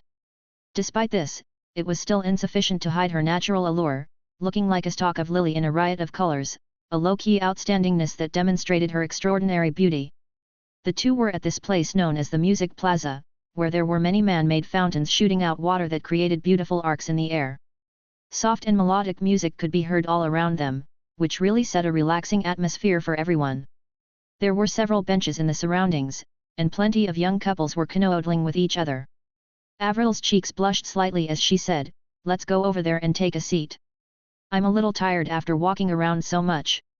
Xia Fei nodded in agreement, buying rainbow-colored ice cream from a nearby stall as they made their way over. Avril took it in her hand as she daintily enjoyed it. "It's delicious." Xia Fei smiled, not saying a word. He knew that Avril's family had taught her not to eat anything from the outside, so anything she tasted was fresh and new. Xia Fei suddenly had this terrible idea of letting Avril taste some fried paste noodles, uncertain if his favorite food would be something that suited her taste. "Isn't your family patriarch's birthday next month?" Xia Fei asked. Avril lowered her head. "Yes. It is that week after you're finished with the Golden Finger Cup. Are you confident about your chances for that competition?" Xia Fei lit a cigarette. He felt that Avril seemed to be unwilling to discuss her grandfather's birthday, most likely because she was uninterested in what would happen during such birthday parties. "Of course, I'm not confident, but I will try my best," Xia Fei spoke honestly. There were plenty of variables in everything, and no one man would forever know what would happen in the next second. That was why Xia Fei had always been very cautious, content with working hard toward a direction that he had set his eye on, leaving everything else to just a bit of luck. "Well, I believe in you. You look the best when you're being serious, so I'll cheer for you when that time comes," Avril said. Xia Fei thought about it. "Oh, yeah, there are going to be plenty of eyes and people, so do remember to bring some bodyguards." Avril frowned. "I hate those wooden blockheads. Each of them are like robots, and it's no fun having them around at all. Haven't you just left them behind today?" Xia Fei chuckled. "I will of course protect you whenever you're with me, so there's no need for those bodyguards to get in the way, but when I'm not around, you can't just have me worrying about your safety." These words turned Avril's cheeks redder than a Fuji apple, looking particularly pretty and delicate. She snuggled by Xia Fei's side as she softly said, "I knew you're the nicest to me, protecting me no matter what." 3 days later, on a satellite planet in the outer circle of the capital ring called Baran. It was only 1 light-year away from the capital ring and was considered a functional satellite planet beyond the capital ring. Baran functioned as the location for all sorts of competitions and tests, such as the Adjudicator Union's annual tournament as well as the Association of Machinists' Golden Finger Cup. The authorities knew that such large-scale competitions would draw a large crowd, and it would be chaotic when that time came, making it all the more inconvenient to manage, and that was why they had developed these small planets beyond the capital ring into functional ones. Normally, these planets were hardly inhabited, but when any sort of competition or tournament was to be held, these small planets would become very lively. Stepping off the passenger ship, a sea of people were now in front of his eyes. Due to the multitude of competitors, they would all first have to go through preliminaries before they could enter the finals. Following the directions on the electronic signs, Xia Fei arrived at the event center and proceeded to go through the formalities. After following his way along the wide concrete boardwalk for a few minutes, Xia Fei suddenly noticed two very familiar figures amid the crowd. Moon Song! Xia Fei shouted, puzzled. Beside her was the man who was still charming the thousands in the training camp, Bai Ye. There were also two elderly people tagging along, and in the center was a teen dressed in white, whose clothes fluttered in the breeze. The aura he was giving off was extraordinary, even more exceptional than that of Bai Ye's, which made him all the more remarkable. Moon Song had her two arms folded fitfully. She had her head turned toward a cluster of pine and cypress trees, intentionally averting her eyes from Bai Ye's intense gaze. It was as if she did not enjoy being together with her companions. Hearing someone calling her name, Moon Song turned her head in the direction of the crowd, only to see Xia Fei smiling as he waved at her. Moon Song abruptly froze in place, and her face instantly turned into glee. She excitedly ran toward him as she shouted, "Xia Fei, you maniac! What are you doing here?" Xia Fei replied, "Since I'm here, I'm naturally joining the competition. I heard from Andre that you headed back to the training camp a few days after I left, so why are you here now? I got bored playing on Earth, so I went back to the training camp, but I just so happened to have been dragged out here against my wishes." Still, Moon Song somewhat awkwardly threw her glance back to that group of people behind her. These people were all staring at Xia Fei with uncertainty. Xia Fei could clearly tell that Bai Ye was throwing a gaze filled with resentment at him, while that white princeling next to him appeared to be showing good manners. He nodded slightly at Xia Fei, and he returned the favor with equal politeness. As for the two elders, it was clear that they were a bit more haughty. The elder in a blue robe seemed to be obsequious toward the one in black robe beside him, intentionally cowering his frame. "You're participating in the competition, too? Why haven't I heard you mentioning this before?" Moon Song ignored the men behind her as she turned to ask Xia Fei. Xia Fei parried, "Madam Moon, I was unaware that I need to report every decision I make to you." The two were joking with each other affably like they usually did. After all, they were quite like brothers, blurring the lines between the two of them despite their genders. The blue-robed elder did not seem to enjoy seeing Moon Song and Xia Fei act so friendly to each other, so he interrupted, "Moon Song, come over here, how could you give Prince Bai the cold shoulder?" Moon Song glared at that elderly man for a while before telling Xia Fei, "That one in blue is my father. Had it not been for him forcing me to be here, we would not have met here." Xia Fei nodded. "Okay. Your father's calling for you, best you go back over." The expression on her face became slightly weird, placing her hand next to her ear and miming a phone as she whispered, "I'll give you a ring later, tell you my room number." Xia Fei nodded without saying another word and did a slight bow to Moon Song's entourage before he strode into the event center. Aside from the intensive competition for the Golden Finger Cup, there were plenty of miscellaneous steps to go through. After Xia Fei confirmed his identity by the registration and got his competitor ID. When he was confirming the events that he would be participating in, Xia Fei suddenly included the unrestricted search event on a whim. Xia Fei had originally planned to register just for the warship retrofitting event and the machinery repairs event. Between these two, warship retrofitting was of the highest priority and also the most difficult of all events in the competition. As for the unrestricted search event, it was a contest where an item would be randomly thrown in space, and the competitors would all search for it. Aside from testing the competitors' ability to adapt to a foreign star region, it was even more so an evaluation of a warship's radar system. Though Xia Fei had yet to complete his super radar, he still decided to join in on the competition in hopes of trying it out. After all, the points for the search competition were heavily weighted, making it well worth the effort giving it a shot.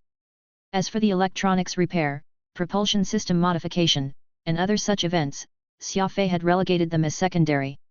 This competition meet did not limit the candidates to the number of events they could sign up for, nor were they too strict with regard to the registration rules, merely requiring the candidate to confirm their participation and that would do.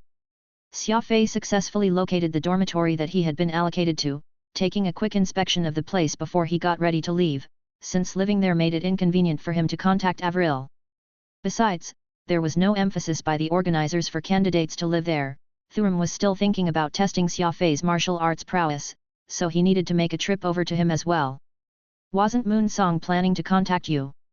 Phantom reminded him. That was when Xia Fei recalled what Moon Song had said, so he lit a cigarette and sat by the desk, turning on his microcomputer to continue studying the Nether Bell's directional transmission system as he waited. Time passed very swiftly. Xia Fei easily lost track of time as he busied himself with work, and it was already night when he heard an urgent knocking at his front door. Xia Fei turned off his microcomputer and opened the door, only to find Moon Song now in a tight-fitting sportswear, standing right outside the door, acting all furtive. Moon Song immediately darted into the room, anxiously hurrying Xia Fei. "Close the door, don't let anyone know." Moon Song sat heavily on the bed, panting heavily. "What's up with all this sneaking around? Are we perhaps?" Xia Fei cheekily smiled. Moon Song's eyebrows arched. "Sex? Do you dare?" Xia Fei pursed his lips. "Nope. Not at all." He lit another cigarette and sat across Moon Song, curiously observing her. For some reason, Xia Fei felt that Moon Song looked very interesting, like a daughter-in-law who had just snuck out to cheat. "I used the excuse of having a stomachache to sneak out today, I'll need to head back after some time," Moon Song began. "Do you have something on your mind?" Xia Fei asked. "You can tell." Moon Song cupped her face with both hands as she asked. "Is it that obvious?" "Sort of. Not very obvious, but because we've known each other for so long, I feel that you're acting quite a lot different from how you were before," Xia Fei said. Moon Song pulled out half a cucumber from her pocket and lightly took a small bite, looking as if there was something weighing heavily inside her. "You recognize Bai yet, right?" Xia Fei nodded. "Actually, I'm engaged to him," Moon Song glumly admitted. Realization dawned on him. "I've always wondered why you just don't see eye to eye with that man. To think there's such a backstory between you two. Actually, Bai Ye can still be considered quite dashing. There's no need for you to evade him that much." Moon Song immediately erupted in anger when she heard him say that. She stood up and pointed at Xia Fei with that half a cucumber. "Rascal by the surname of Xia, is that what you truly think?"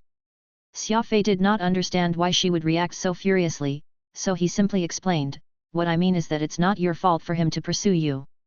If you like him, then you ought to interact with him more. If not, just annul the engagement, but you're constantly evading him. It isn't good for you to act like the two of you are arch-nemeses, anyway." Moon Song huffed. "Who wants to be with him? Were it not for..." Seeing Moon Song's eyes glistening with tears caused Xia Fei to be at a loss on what he should do. The last time she had cried, Xia Fei ended up being tormented by her for no reason. Thus, it was unlikely that there would be a good outcome seeing her cry in front of him right now. Bai Ye is from the Beta Mission's Bai family, wielding quite some power in the Enduro Star region. Just this fact alone isn't enough to keep me down, but the Bai family's cousin is someone with plenty of power. That's the father-son pair that you met today. Their first name is Li and they're cousins with the Bai family. The immutable gold Li family is known as one of the 6 major families in the alliance. My father is very afraid of the strength that they wield, so I'm forced to marry into the Bai family." Moon Song was in a poor mood, stammering as she explained her situation. As such, Xia Fei had some trouble understanding what was going on, barely making out her words clearly. "You're telling me that the fairly dashing young man I met today is Prince Li? What does his family have to do with you and Bai Ye getting married?" Xia Fei was confused. Moon Song sighed. "You still don't understand. The Li family is so named Immutable Gold because they own the largest bank and security firm. They're the largest investor across the whole alliance, with a cousinship with the Bai family, making Li Mo and Bai Ye extended cousins." Xia Fei was speechless. "But I still don't get it. Why would they have a hand interfering with your matter? Won't it all be resolved if you just ignore them?" Moon Song slapped the side of the bed and loudly shouted, "Are you daft? You don't have any relatives, so there's nothing you need to be concerned about over whatever you do. I'm different, my family have tens of thousands of people in it. As long as the Li family says the word, our entire Moon family will be rendered bankrupt, leaving everyone tetherless, wandering in the unknown universe." Xia Fei had nothing else to say. Truly, he had been very casual with how he did a lot of things because he was just himself, without anyone else to worry about. However, many other people were not in his shoes, and every single action they made had repercussions that needed to be concerned over. Moon Song soon realized that she had gone a bit overboard with her outburst, too, so she then said to Xia Fei, "Sorry. I shouldn't have mentioned your family." Xia Fei waved it off. "It's fine. You have plenty on your mind, so I'm not taking your words to heart. It's very difficult to understand all your problems for an outsider like me, so I shouldn't have thought about your problems so simply. So what do you plan to do?" Xia Fei asked. Moonsong was dejected. What else could I do? Just drag it out as long as I can. Xia Fei thought about this for some time before saying, I do have an idea, though it is a little insidious. Moonsong's eyes shone. Who cares if it's a little insidious? Xia Fei smirked. You can find some beautiful woman to try and seduce Bai Ye, then secure proof of their act together so you can accuse him of poor character and have the right to reject this arrangement. It should be said that Xia Fei's idea was really rather sinister, but he did not care about that. It was fine as long as it achieved the goal, he could not care less about the method used, provided that it led to the sought result. Moonsong pouted. That won't do. Bai Ye has had plenty of women these few years, and in both our family's eyes, it isn't that big of a deal for boys to engage in some philandering. Xia Fei was quiet. He thought back to the scene of Bai Ye being surrounded by so many pretty women back in the training camp and agreed that the plan would be ineffective. Actually, Xia Fei did consider just killing Bai Ye directly and ending matters there and then, but that would actually place a huge suspicion over Moonsong, especially since her attitude toward him was plain for all to see. Xia Fei was just afraid that such a solution would end up being self-defeating. That was when Moonsong suddenly asked, I remember that you've got a girlfriend here in the capital ring, why haven't you gone and see her? What's her name? Xia Fei laughed. No, we are just friends, nothing as intimate as you claimed. Her name is Avril. Moonsong blinked. How coincidental. Li Mo's fiancé is also called Avril, but I doubt that you are referring to the same person. That Avril I'm talking about is involved in a really big business, comparable to what the Li family is dealing with. Chapter 270, Pang Xing's Hint. There were plenty of people who shared the same name in the universe, and Avril was not a rare name. The key, however, was that this Avril lived in the capital ring as well and was of an exceptional upbringing, which made it not impossible for Xia Fei to establish the connection. How old is Li Mo's fiancé? Whose family does this lady belong to? Xia Fei asked. Moonsong answered, ha ha ha. That Avril is from a famous family and will definitely not be your little girlie. Though you're not considered bad yourself, there's no way you'll be able to woo some heiress. If you must know, that family deals in the interplanetary internet business, and they definitely exist on a plane beyond your own. Xia Fei only felt his scalp go numb as he could hear a ringing sound in his ears. Moonsong continued talking, but none of it registered to him. He was just stunned there as if he had been struck by a bolt of lightning. Moonsong noticed how peculiar Xia Fei was acting, so she reached over and put her hand on his forehead. What's the matter? Are you running a fever? Xia Fei pushed her hand away. Is the engagement between Li Mo and Avril set in stone? Moonsong clutched her hand. What are you being so forceful for? Have I offended you or something? Xia Fei did not answer, merely turning his head over to the window and muttering, my friend and Li Mo's fiancé might be one and the same person. Moonsong related all that she knew to Xia Fei in a hurry before leaving, telling him to keep in touch over the communicator if a need arose. Before leaving, she gazed at Xia Fei with eyes filled with pity as if she could already foresee how things would end, which made Xia Fei feel very uncomfortable. Lighting a cigarette, Xia Fei began pacing about in the room. It was apparent that he was trying to suppress all his emotion as he devoted his effort toward thinking. If this was an enemy, Xia Fei could very easily make the right decision, but when it came to affairs of the heart, Xia Fei was actually quite indecisive. Perhaps there was no one in this universe who could profess certainty. Phantom was even more disappointed than Xia Fei, for he had zero experience when it came to love all his life.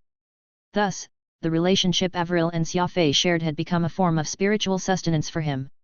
If they had a good relationship, Phantom would be happy as well, and if the two argued and had a tiff, Phantom would be upset as well. Hearing that the originally close relationship they shared was instantly inbound for some stormy weather, Phantom of course felt depressed. Should you give Avril a ring? Phantom asked. Xia Fei paused but soon shook his head. Moonsong got her information from Li Mo, we still can't be certain if this engagement is real. Who knows? Maybe it's a one-sided courtship from Li Mo. If it's but an unsubstantiated rumor and we run off to ask Avril, it will make me seem really petty. I'd rather choose to believe her. Since you insist on believing Avril, so be it. Hope this is all just a misunderstanding, Phantom said. Later that night, Xia Fei got a call from Charlie that made him feel slightly better. After the strongest warship competition, the energy shield boosters received recognition from some business representatives. Charlie received 2 purchase orders, one for 3,000 sets, and another for 5,000. Though these were not sizable orders, they were nevertheless very precious to the quantum holdings of today. After all, these were new products that had just arrived on the market, and having enough orders to keep their production going was decent as it stood. The contracts for those 2 purchase orders would bring in a 1.5 billion profit for the company. Xia Fei instructed Charlie to continue pouring money toward the continued purchase of raw materials and the construction of the new factories. Xia Fei stayed on Baran that day, taking advantage of the quiet night to read up on Li Mo and his family's situation. The Li family managed the largest interplanetary bank in the alliance and was also a major shareholder in the largest securities firm, First Securities. Known to be the most powerful family out of the 6 major business families, they owned far more assets than the Jian family despite the latter's monopoly of the interplanetary internet. Aside from possessing plenty of funds to their name, the Li family also had investments in the fields of minerals, machinery, and even the arms trade. Their planet conglomerate was ranked 5th across the alliance, widely acknowledged to be an extremely powerful entity. Meanwhile, Li Mo was the family's eldest descendant, one who had the highest probability of inheriting planet conglomerate. While Avril's family was a technological leader, the Li family was a financial giant. It was perfectly reasonable for these 2 huge families to marry, all things considered. Turning off the screen, Xia Fei felt a wave of sadness wash over him. Moonsong's behavior today had got him on the alert. Even someone as stubborn as Moonsong was utterly helpless in the face of her family's interest, which only showed how being born in a rich household might not be a blessing. People clearly had their lives to live yet only ended up becoming pawns to serve the interest of the upper class. Avril had a weaker personality than Moonsong in this regard, and Xia Fei had no way of knowing just what she would do in the face of such pressure when she could endure it no longer. Moonsong was still going to help Xia Fei inquire after more information, so he decided to keep these matters in his mind before he got further confirmation. Deep into the night, Phantom suddenly discovered that a very devious smile appeared across Xia Fei's face, a look that Phantom was very familiar with. He knew that every time Xia Fei smiled like this, he must have made a very important decision. Xia Fei must have his idea, so I don't have to worry about him, Phantom mumbled to himself. Early the next day, Xia Fei boarded the passenger spaceship and arrived at Avril's Half Moon Hill, Sunset Villa. He had a date with her to visit the Interstellar Amusement Park. Once more making his way to the luxurious villa, Xia Fei's identity had already bumped up to being a guest due to Barty's incident. The people of the Jian family were actively acting as if he were invisible. After all, they all knew that Xia Fei had personally killed the second son of the Jian family. While this had helped the family in averting a potentially dreadful crisis, it was still not something they could so easily accept. Actually, the Jian family was already being very polite in giving Avril permission to go out and have fun with Xia Fei. To actually expect them to treat him as kin was probably not something any of them could do in this lifetime. The lady had a good rest last night, so none of the servants dared to wake her up too early. Recently, the lady hasn't been sleeping too well, often suffering from insomnia. Could you let her wake up on her own today? Pang Xing asked. Xia Fei laughed. Of course. Don't wake her up and let her have her sleep. Pang Xing nodded, leading Xia Fei up the hill. Xia Fei glanced at the half-moon lake by the side and said, I'll be waiting for her by the lake there. Pang Xing nodded, accompanying Xia Fei by the lakeside, where there was a cobblestone path. The 2 men walked along the lake, even as they admired the picturesque view of the light reflecting off the lake. Xia Fei picked up a pebble from the ground and lightly curled his wrist, sending the pebble out toward the lake. The pebble bounced off the surface of the river several times before sinking, leaving just a ripple. I loved playing like this when I was younger, and it's been so long since I tried, so I'm a little rusty with it. Xia Fei casually chuckled. Pang Xing replied, when the lady was young, she once saw me skip rocks, too, and was very amused, so she forced me to teach her, but she's still very young back then and lacked the arm strength. Thinking back on it now, it's truly amusing. As the saying went, fighters who fight will know each other better. Xia Fei and Pang Xing had fought each other before, yet the relationship they had was not affected by it.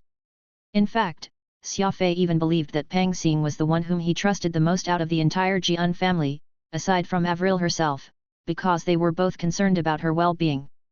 Pang Xing's father, Pang Hai, was also someone whom Xia Fei was rather familiar with, and while he was also fairly kind-hearted, it was too bad that he was far too loyal to the family patriarch, so Xia Fei could not help but feel somewhat guarded against him. However, Pang Xing was different from his father, for his loyalty clearly lay in Avril alone. Avril was sleeping soundly, and Xia Fei had come early. Uncertain just how to wait on him, the two whiled their time walking around the lake. The view of Half Moon Lake was spectacular. The cobblestone path beside the lake had plenty of flowers planted along the way, making for a very beautiful sight. Even the lake water was a mess of green, pristine, and clear enough for anyone to see the fishes swimming beneath the surface. After some thought, Xia Fei casually asked, Pang Xing, do you know about the 6 major business families in the alliance? Pang Xing was slightly surprised, even showing a measure of shock. Xia Fei saw with his eyes that something was clearly hanging in Pang Xing's heart, or else the latter would not have reacted the way he did. Of course, I do. They are the top 6 corporations in the alliance. Their position hasn't changed in many years, so everyone calls them the 6 major business families. These big businesses have a very hard time moving up a rank within the alliance. The Jian family has worked so hard for so many generations and hasn't even managed to make it into the top 10, and that's a pain that the patriarch feels eternally in his heart, Pang Xing stated without any reservations. Xia Fei chuckled. When I went to register for the Association of Machinists Golden Finger Cup, I met 2 fellow cadets from the training camp. A young man by the name of Li Mo was with them, which is how I learned about this matter with the 6 major business families. Xia Fei very deftly turned the conversation toward Li Mo, which caused Pang Xing to feel very awkward. He pursed his lips and said, the Li and Jian families have always had a good relationship with each other, working together closely in various avenues. Li Mo is also considered a frequent guest here in Sunset Villa. Xia Fei then said, a friend of mine has some involvement with Li Mo's cousin. It seems that she doesn't wish to marry this cousin of his, yet the Li family is secretly hinting that if my friend doesn't comply, they'll step in and interfere. Since you're so close with the Li family, do you think they have the means to cause others to become bankrupt in an instant? Of course, they can, Pang Xing replied. Xia Fei, do you already know? Xia Fei did not respond, his gaze looking out at the tranquil lake. Pang Xing said, actually, it's fine even if you know. This is all the will of the old patriarch, and the lady hasn't agreed to it. My story isn't over yet, do you wish to carry on listening? Xia Fei nodded. Pang Xing continued. The lady was just 6 years old then. Ever since I taught her how to skip rocks, the lady would spend an hour every day just throwing rocks by the lake. As she got older, her arm strength increased, until finally she was able to skip rocks, but a year had passed by then. A full year. Except when the lake was frozen over, the lady would practice skipping rocks for an hour every day without fail. In the eyes of any outsider, the lady may seem like a delicate young maiden, but I know that if the lady sets her mind onto something, she's even more stubborn than anyone I know, Pang Xing said as he gazed at Xia Fei meaningfully. Chapter 271, The Confusing Radar Design. As a butler, I know I shouldn't say a lot of things, but I have my bottom line, too. I want the young lady to be happy. I don't know exactly what you did, but she's been very happy since you came, and that's why I'm telling you so much, Pang Xing said. Xia Fei lit a cigarette and took a puff from it. Pang Xing was trying to tell him 2 things. First, Avril was indeed under pressure from her family. Second, Avril was tougher than he thought. She was not one for compromises. Pang Xing's device began to beep. He took a quick glance at it and said, the young lady is awake.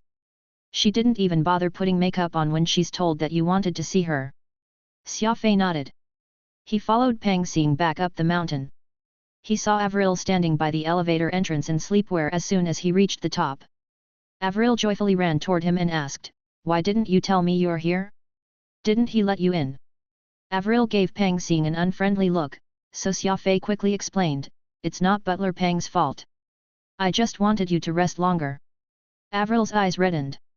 She said gloomily, you are so kind to me. It must have been rough waiting out here. I'll go change right away, and we'll head to the theme park. Xia Fei agreed. Avril immediately ran back to her room. Pang Xing spread his arms and said helplessly, the young lady is really kind to you. The rest is up to you now. Xia Fei knew what the man was trying to say and he smiled. I understand what you mean, thank you for the reminder. The Interstellar Amusement Park was said to be the best theme park in the Pan-Human Alliance. It had every ride that one could possibly think of. It would take someone at least a week to enjoy all the rides the place could offer. This was Xia Fei's first time realizing how physically demanding having fun was. Avril was struggling even more, for her body was weaker. The two stayed at the theme park until dark before Xia Fei moved to bring Avril home, but before that, they enjoyed some fruit puddings at a nice restaurant first. Upon reaching his place on Baran, Xia Fei shut the door and dove into the research on the nether bell. Li Mo's appearance had somehow given Xia Fei a push. The best way to win the affection of the woman he loved was to defeat his rivals. Xia Fei learned from Moon Song that Li Mo had registered to participate in the Golden Finger Cup, and his cousin Bai Ye was taking part, too. The war had come quicker than Xia Fei had expected, except that there was no smell of gunpowder in this war. How could he possibly combine the Nether Bell's technology of directional transmission with Titan's super radar to create a new radar system that was capable of communicating over long distances without having to worry about signal disturbance? This question had long bothered Xia Fei. Perhaps because Li Mo was a tough opponent, Xia Fei's thoughts were surprisingly quick today instead of being hazy. Some people would crack under the pressure, but others would be able to perform superbly when under great pressure. Xia Fei was obviously the latter. He adjusted the size of the microcomputer's holographic screen to the maximum and placed the two blueprints side by side. He lit a cigarette as his eyes remained fixed on the screen, but his thoughts were deeply occupied by the complicated circuits. The two radar systems were designed modularly. Each model represented a different functionality. Some were used for capturing signals, while some were responsible for determining the position of signals. Xia Fei did not rely on the microcomputer's calculation. He was going through all combinations of the models in his mind, but their designs were incompatibly different.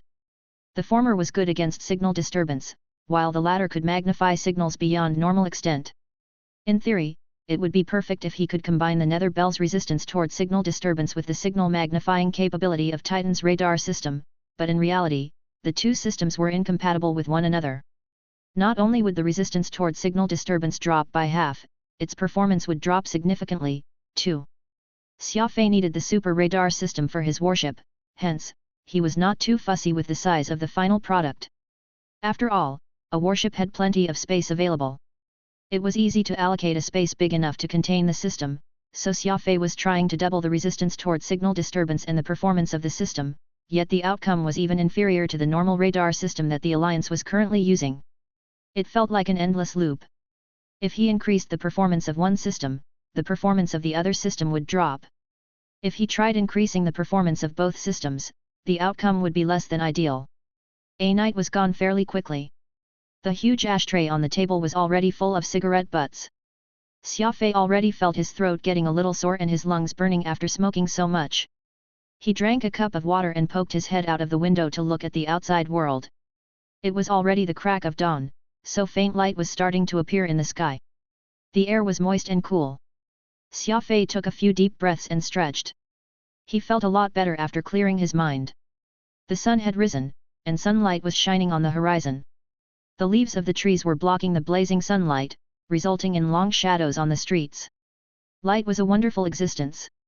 The size of shadows differed when the light was shining from different angles. At noon, a person's shadow was tiny like a black dot, but their shadow would be dragged infinitely at dawn or dusk. The situation was similar to the omnipresent disturbance in the galaxy. When a signal swayed from its original course, it would become completely unpredictable.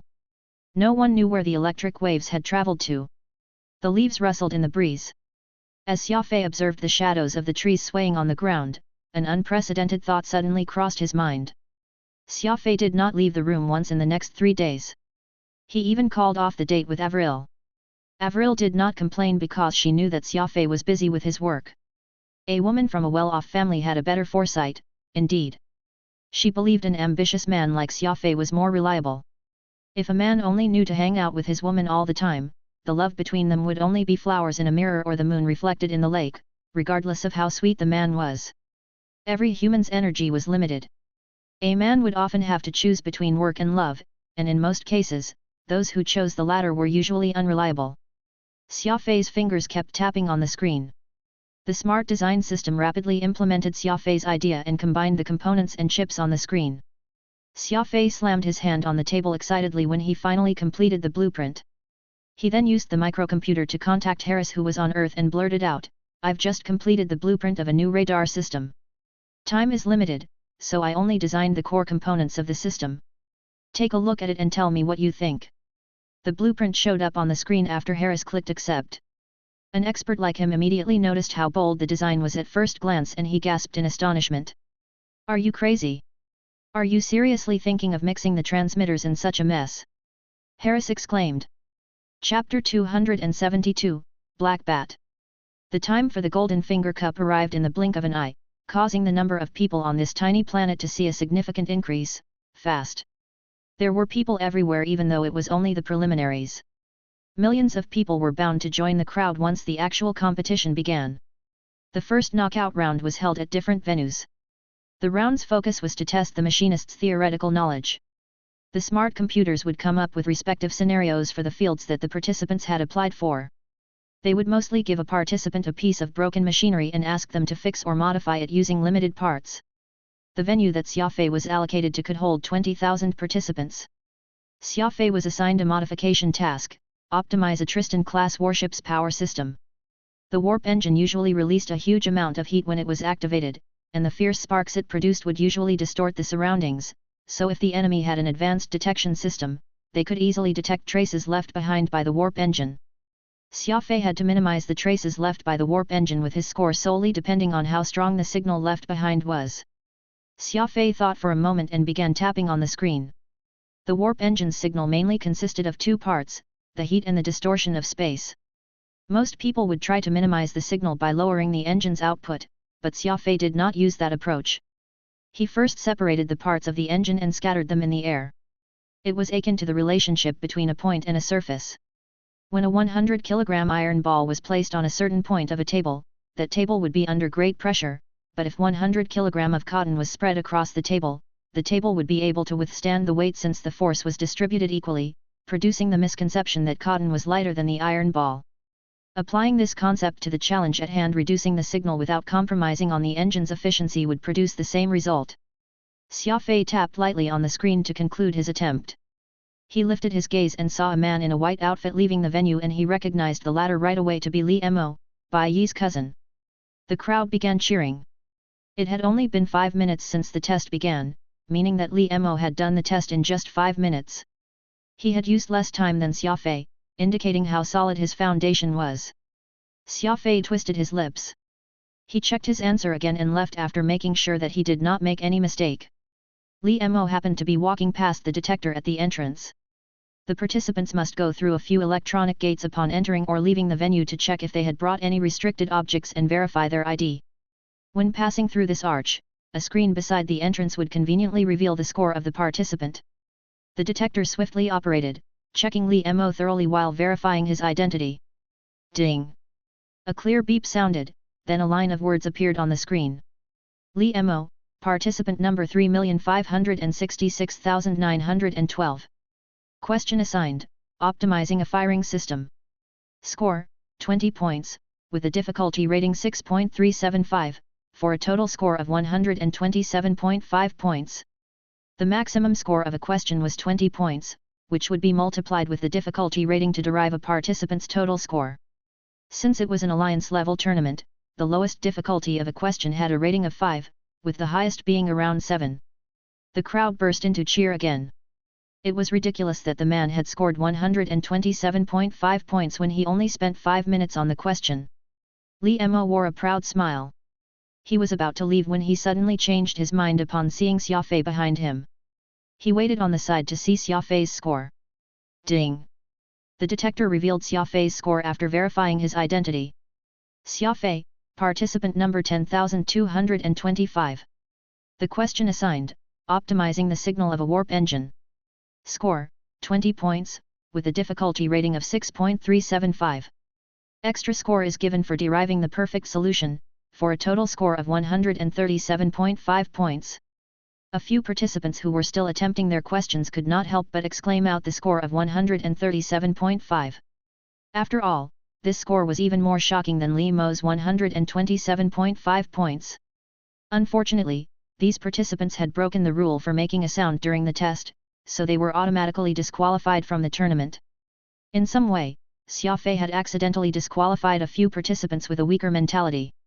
They were not shocked because Xia Fei had scored 10 points more than Li Mo, it was the fact that he had derived a perfect solution. There were many answers to every question, so there were naturally different means to obtain the same outcome, but there was always a quickest and simplest way to it, which Xia Fei had managed to find. He had lowered the signal strength without compromising on the engine's efficiency. It was a textbook solution. Xia Fei no longer had to obey the rules of the venue after passing through the electronic gate. He calmly lit a cigarette and took a puff from it. He was simply using his knowledge to solve the problem, he could not care less if it was the perfect solution. Not bad. I just want to be done with the boring preliminaries as soon as possible. I don't really care if my solution is perfect, Li Mo told Xia Fei with a smile. Ding! Something unexpected took place again, the score on the screen had changed once more. A score of 147.5 points. 10 points more than the previous score. Another line of words was added below the initial line. Bonus score from the tournament's committee. The bonus score indicated that Xia Fei's solution had been approved by the tournament committee, and it was likely that they would be promoting Xia Fei's solution in the future. As a matter of fact, the Golden Finger Cup's purpose was not only to select the best machinist but to advance the level of technology, too. In the past, some talented participants had made a name for themselves by deriving an extraordinary solution for the problems they were given. These people were usually hired by the top companies in the alliance or would sell their inventions to earn enough money so that they could live a comfortable life. To everyone's surprise, someone had derived a perfect solution and obtained a bonus score from the tournament committee in just the first round of the preliminaries. The tournament's committee consisted of the best machinists in the entire alliance, so their skills were unmatchable. It was very difficult to win their approval. Li Mo's jaws dropped. He was having trouble believing the extra line of words on the screen. The fact that the tournament committee had given a bonus score so quickly only meant one thing: they were already observing Xia Fei when he was still deriving the solution, so they immediately approved his solution soon after the score was given out. Li Mo realized that he had forgotten his manners and quickly smiled again. Not bad, congratulations. Thanks, but what's with the bonus score from the tournament committee? Xia Fei asked curiously. You didn't know about the tournament committee? Not at all, Xia Fei spread his arms and said. Li Mo briefly introduced the tournament committee to Xia Fei. The best machinists in the alliance possessed remarkable cultivation in their respective fields. Some were good with circuitry, whereas some were experts in energy systems. Every time the Association of Machinists held the Golden Finger Cup, they would gather as the committee for the tournament. Li Mo was not pleased with the outcome. It was obviously Xia Fei's first time taking part in the Golden Finger Cup, and it sounded as if he did not even try learning more about the tournament before coming here. Li Mo felt humiliated losing to someone who was not even taking the tournament seriously. The truth was that Xia Fei was not completely clueless about the tournament.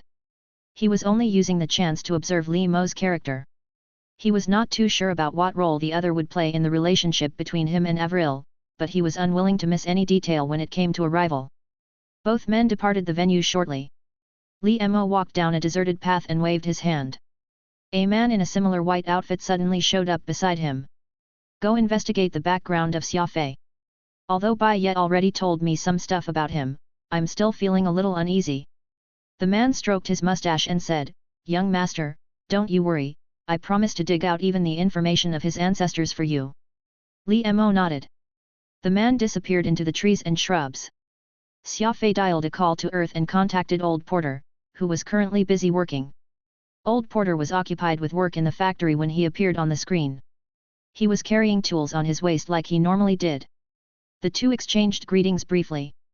Old Porter even asked Xia Fei how the preliminaries went. He was not too surprised when he heard that Xia Fei had obtained a bonus score from the tournament committee in the first round and said, You should know that the perfect solution and bonus score from the tournament committee can go up to 50, but you only got 10 from each of them. It means that the solution you derived might be able to resolve the problem perfectly, but it lacks practicality or it's difficult to implement the solution in reality. If your solution is cost-effective and is able to resolve the problem, you'd be rewarded with more bonus points. As for the bonus score from the tournament committee, it's nothing worth mentioning. The bonus 10 points only means that they are pleased with your thought process. It's to encourage you to come up with more impressive designs in the future. You'll know once the first round is over. It's quite common for many participants to be rewarded with bonus points from deriving the perfect solution for the tournament committee. Therefore, you shouldn't feel too proud of yourself. Besides, the score you obtained from both rounds in the preliminaries isn't included in the final score in the tournament. Those who are capable won't want to attract too much attention early in the tournament. After all, the more attention one gets, the easier it is for the others to treat them as their enemy. Xia Fei nodded. I understand, Porter.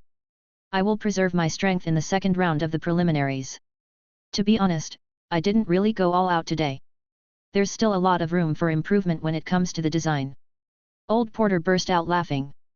Very well, the preliminaries are just warm-ups. You shouldn't overdo it.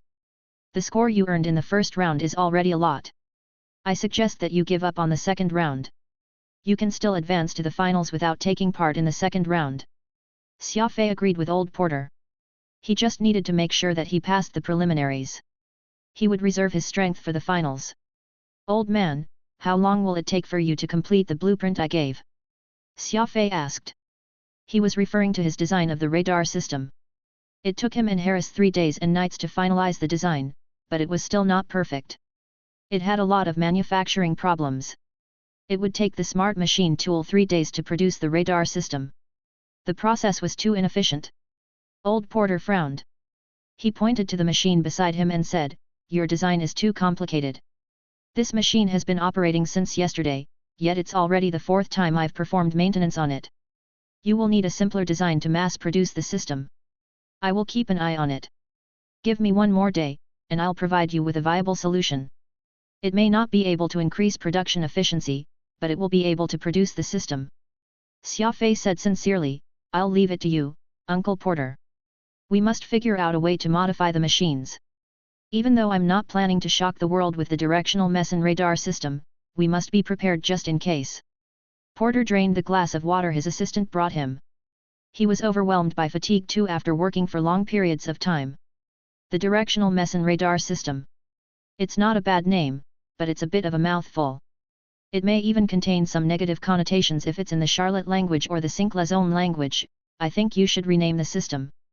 The new radar system was using the directional mesons as its main energy carriers. It also consisted of the energy magnifying capability of the Titan super warship's radar system and the directional transmission capability of the Nether Bell, and that was why Xia Fei had named it the directional meson radar system. The name was based on the traits of the radar system. It was fine the way it was, but the experienced Old Porter immediately noticed a few shortcomings of the name. The radar system was more or less a product, so its name might influence the decision of potential buyers. Xia Fei said after some time, "Porter, why don't you name the radar system?" Old Porter nodded and said, "Every radar system in the world originates from the echolocation of bats. Even though the radar system has changed a lot after many years of improvement since its principles and structure have long deviated from the use of sonar waves, the origin of it will never change. Why don't we call it a bat model radar, the Black Bat? The name doesn't have any negative connotations, and it sounds a bit mysterious, too. The Black Bat radar system. Not a bad name. It's decided," Xia Fei exclaimed excitedly. Old Porter waved to Xia Fei. "Go tend to your business, I need to focus on my work, too. Remember to find more smart machine tools of the same model. The production of the Black Bat has high technical requirements, even the smallest discrepancy is going to ruin the whole thing. It's my first time working on something so complicated."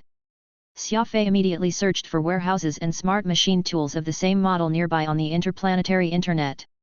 The journey from Earth to the capital ring would take a month or so. It was going to take quite some time for the factory to manufacture the radar system and deliver it to him. It might not make it in time before the hunt in the last round of the tournament, so Old Porter would adjust the machine tool to ensure that it could produce the radar system, and Xia Fei would only need to find the same machine tool to produce the radar system himself. Xia Fei had never once thought that it would be so difficult to find the same smart machine tool in the developed capital planet, considering that it was the most advanced place in the Alliance. Quantum Holdings did not import the latest model of the smart machine tool to save some cost, but the capital planet had long replaced the model of the machine tool they were using.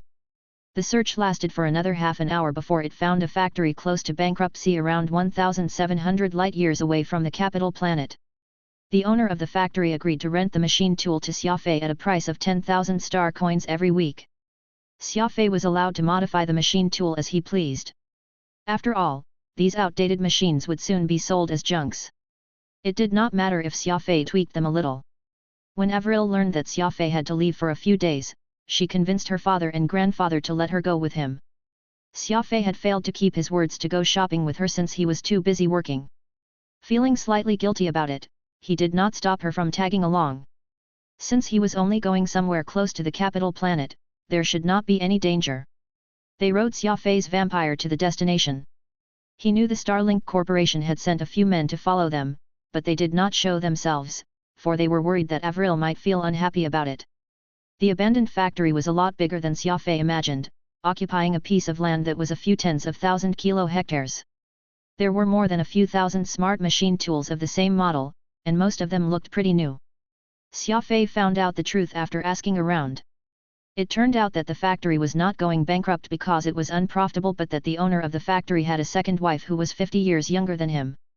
The first wife had decided to divorce her husband after learning about the affair.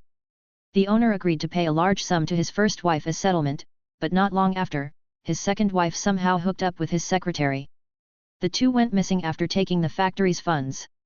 The owner had literally suffered a double loss because of it. Talk about femme fatale. Xia Fei immediately had an idea. The factory might seem run down, but the machines were still in good condition. He might be able to save Quantum Holdings a huge sum if he could secure it for the company. Xia Fei found the owner of the factory and explained his intention. The man almost had the urge to jump off a building, for he was unable to pay off his debts to the bank. Since the machine tools were not of the latest model, he could only sell them as junks to be recycled. The two immediately came to an agreement. Xia Fei would pay an extra 10% for the machine tools on top of the agreed-upon price if they were to be sold as junks. It was only 10% of the sum required to buy the same number of the latest model. Even if he included the cost of logistics to deliver the machine tools to Earth, he would still save up to 80% of the total sum. On top of that, the owner also agreed to give Xia Fei all the remaining spare parts being used for maintenance. Xia Fei immediately contacted Sarah and asked her to arrange the logistics required to transport the machine tools to Earth by batch. It would take around 4 months to move all the machine tools to Earth without meddling with the usual operation of the company. After all, the new factories of Quantum Holdings were being set up. It was only a matter of time before the smart machine tools would come in handy. Xia Fei realized that the capital planet was full of business opportunities following this sudden discovery. After discussing it with Charlie, they agreed to send Sunny over to look for several machinery at discounted prices which might be useful to the company. Xia Fei was fully sweating in the garage. The video communication remained connected just so he could talk to old Porter on Earth all the time. Avril was running back and forth excitedly to bring Xia Fei refreshments and help him look for tools. Since when did the young mistress ever do such a tough job in her life? However, Avril did not really care as long as she could be by Xia Fei's side. As a result, a strange sight took place in the garage. A bunch of bodyguards was busy looking after Avril, while Avril was focused on taking care of Xia Fei. It was quite amusing. Xia Fei felt blessed having Avril with him. He did not feel tired despite the heavy workload, but little did he know that his information was continuously being delivered to Li Mo's office. Chapter 273, Constantine. Xia Fei did not take part in the second round of the preliminaries as planned, yet he still managed to enter the finals with his outstanding performance in the first round, though he was ranked at the bottom, barely reaching the cut-off point. Meanwhile, Li Mo had displayed his talents in machinery once again. The problem assigned to him in the second round was optimizing the combustion of fuel. Without any surprise, he managed to reduce the fuel consumption of a spaceship by 25% under normal circumstances. In the end, he came first in the preliminaries and secured a spot in the finals. He was considered the first seed participant of the tournament, while Xia Fei's current rank was about 1,000. Xia Fei was still hard at work in the garage. He was fine as long as he made it to the finals, and his ranking was not even among his concerns. The day after the preliminaries came to an end, Xia Fei received a video call from Bai Ye out of nowhere. The two were not necessarily close, so Xia Fei was a little surprised that Bai Ye would take the initiative to contact him. Xia Fei tossed the tool in his hand aside and rolled out from below the machine tool. Avril quickly gave him a glass of orange juice as she followed him obediently. Xia Fei accepted the call. He saw Bai Ye on the screen, but he was not alone, his cousin Li Mo was seated beside him, too. Avril. Li Mo saw Avril, who was standing beside Xia Fei. He called her name directly with a dark face instead of greeting Xia Fei first. Avril began to panic a little. It was natural for a person to seek protection when they were feeling lost. Avril subconsciously hugged Xia Fei's arm before lifting her gaze and saying, Li Mo, what do you want from Xia Fei? Humph. Li Mo harumphed before saying disdainfully, so he's the reason you rejected me. Avril braced her chest and nodded, her face blushing immediately. Her reaction was stinging Li Mo's eyes and he gritted his teeth to restrain his anger. Xia Fei did not expect that he would be confronting Li Mo at a time like this. He preferred to take out his opponent secretly, but there was no need for him to hide any further. He would gladly accept the challenge. Avril, wait for me outside, I have something to discuss with Mr. Bai and Mr. Li. Xia Fei smiled at Avril. Either way, Avril was innocent. He was hoping to keep her away from trouble, so he decided that it was best for her to leave for now. Avril was a little worried about Xia Fei, but she did not dare to oppose him. She kept turning her head around while she was leaving the garage.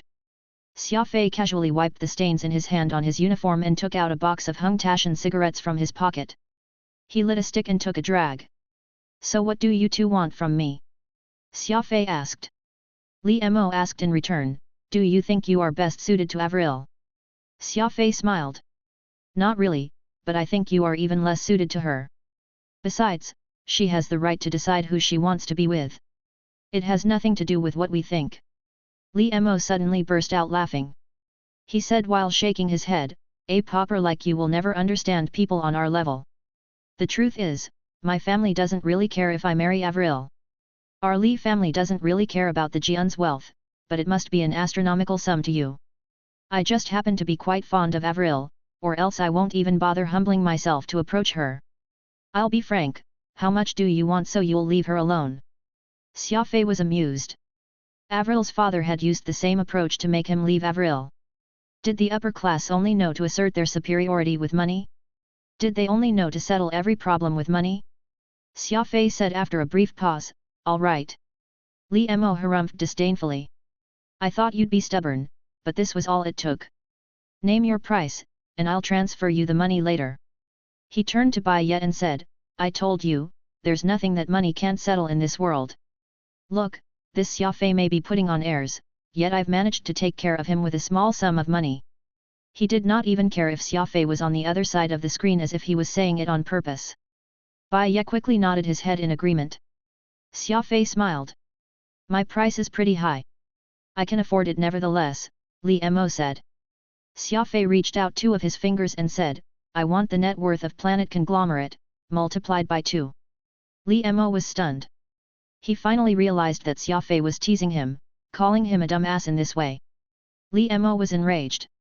He smacked the armrest of the couch heavily and said in a hoarse voice, very well. I heard you're quite talented in machinery.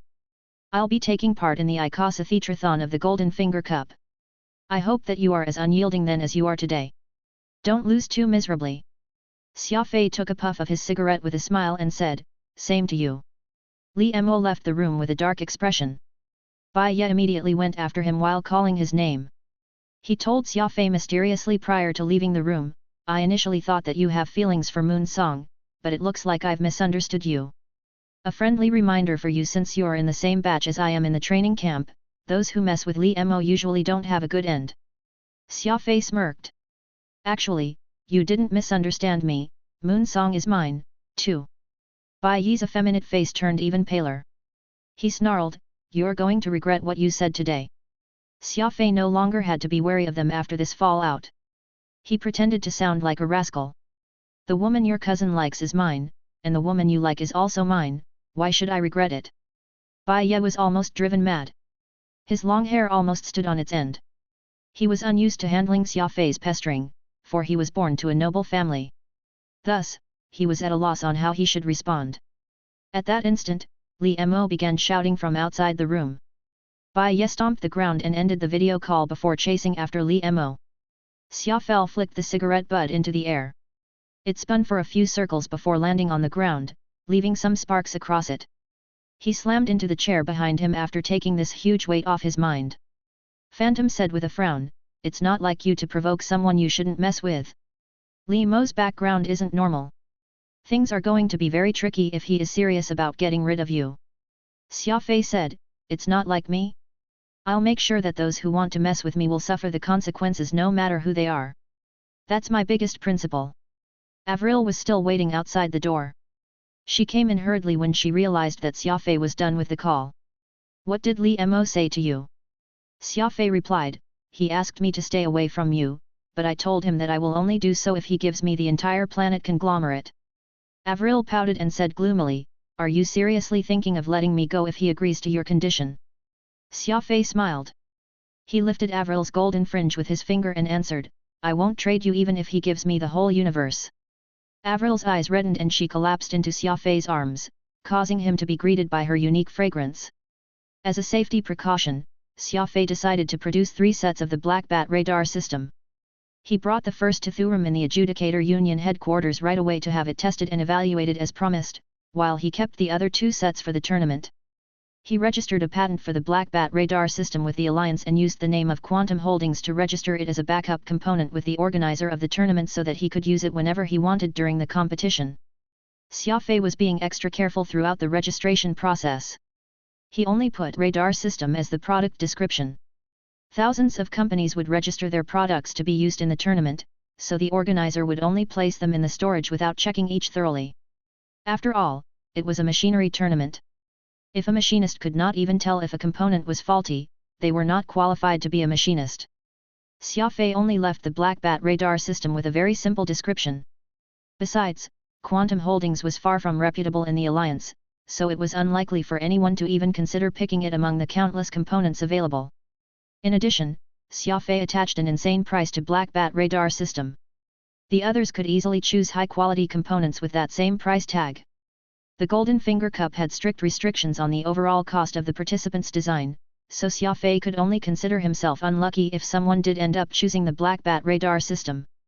The Icositetrathon consisted of a variety of fields for a machinist. Normally, the participant who came first in the Icositetrathon would emerge as the champion of the tournament, too. There were rarely any exceptions. The first round of the Icositetrathon was the optimization of energy systems. The participants would have to optimize the energy system of a warship to increase its energy output without compromising on the reactor's lifespan. Xia Fei chose to increase the Quantum Collider's energy output and won by a single point, placing Li Mo second. The second round involved modifying a warship's armor by tweaking its 4 main resistances to achieve perfect balance between its defense and resistance. There were 4 main types of damage that every weapon could deal. For example, laser cannons used extreme heat to damage a warship's armor. If a warship's heat resistance was high enough, it could greatly reduce the damage dealt by laser cannons. Meanwhile, electrocannons worked by turning atoms into electrons. The speed of electrons was proportional to the damage dealt. It was referred to as kinetic damage.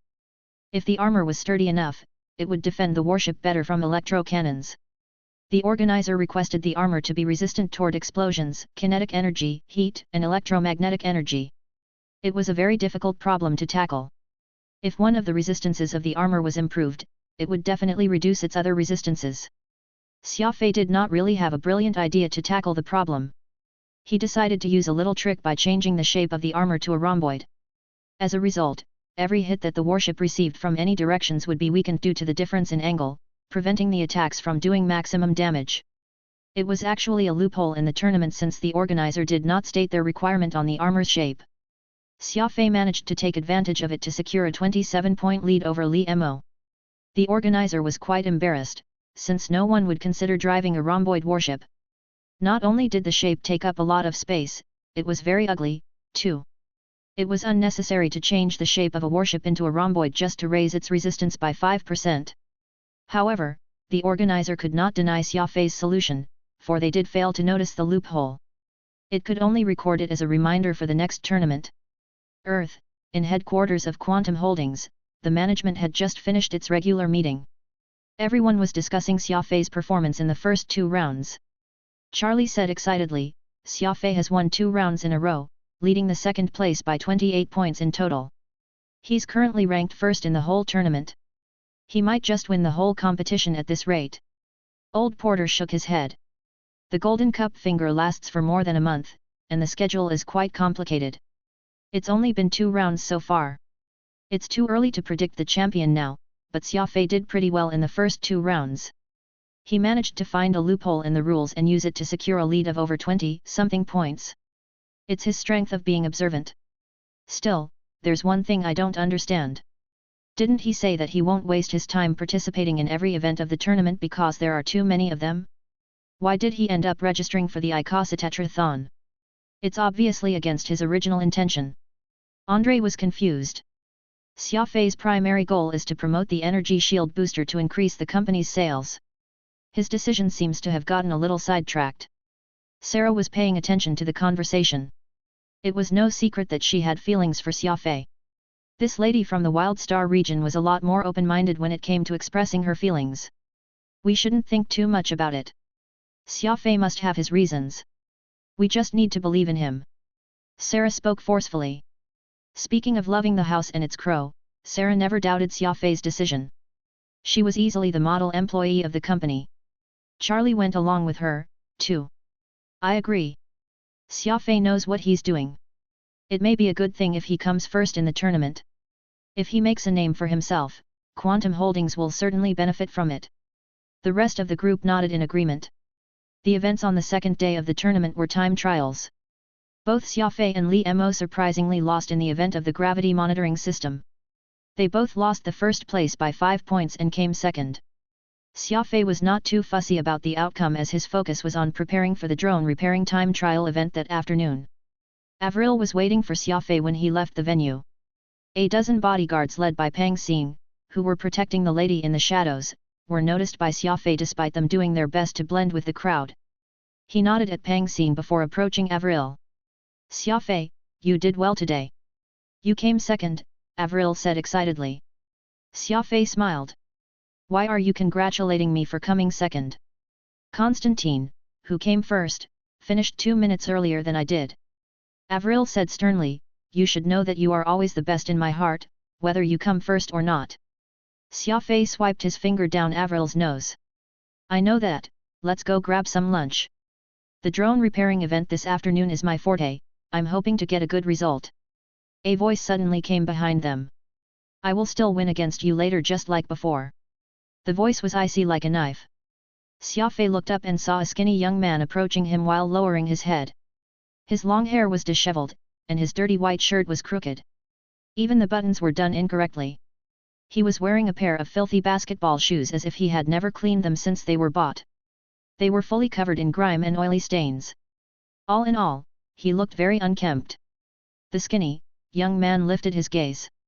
Xia Fei saw an extremely pale face. As a matter of fact, the face had uncultured temperament, with a slight hint of grief.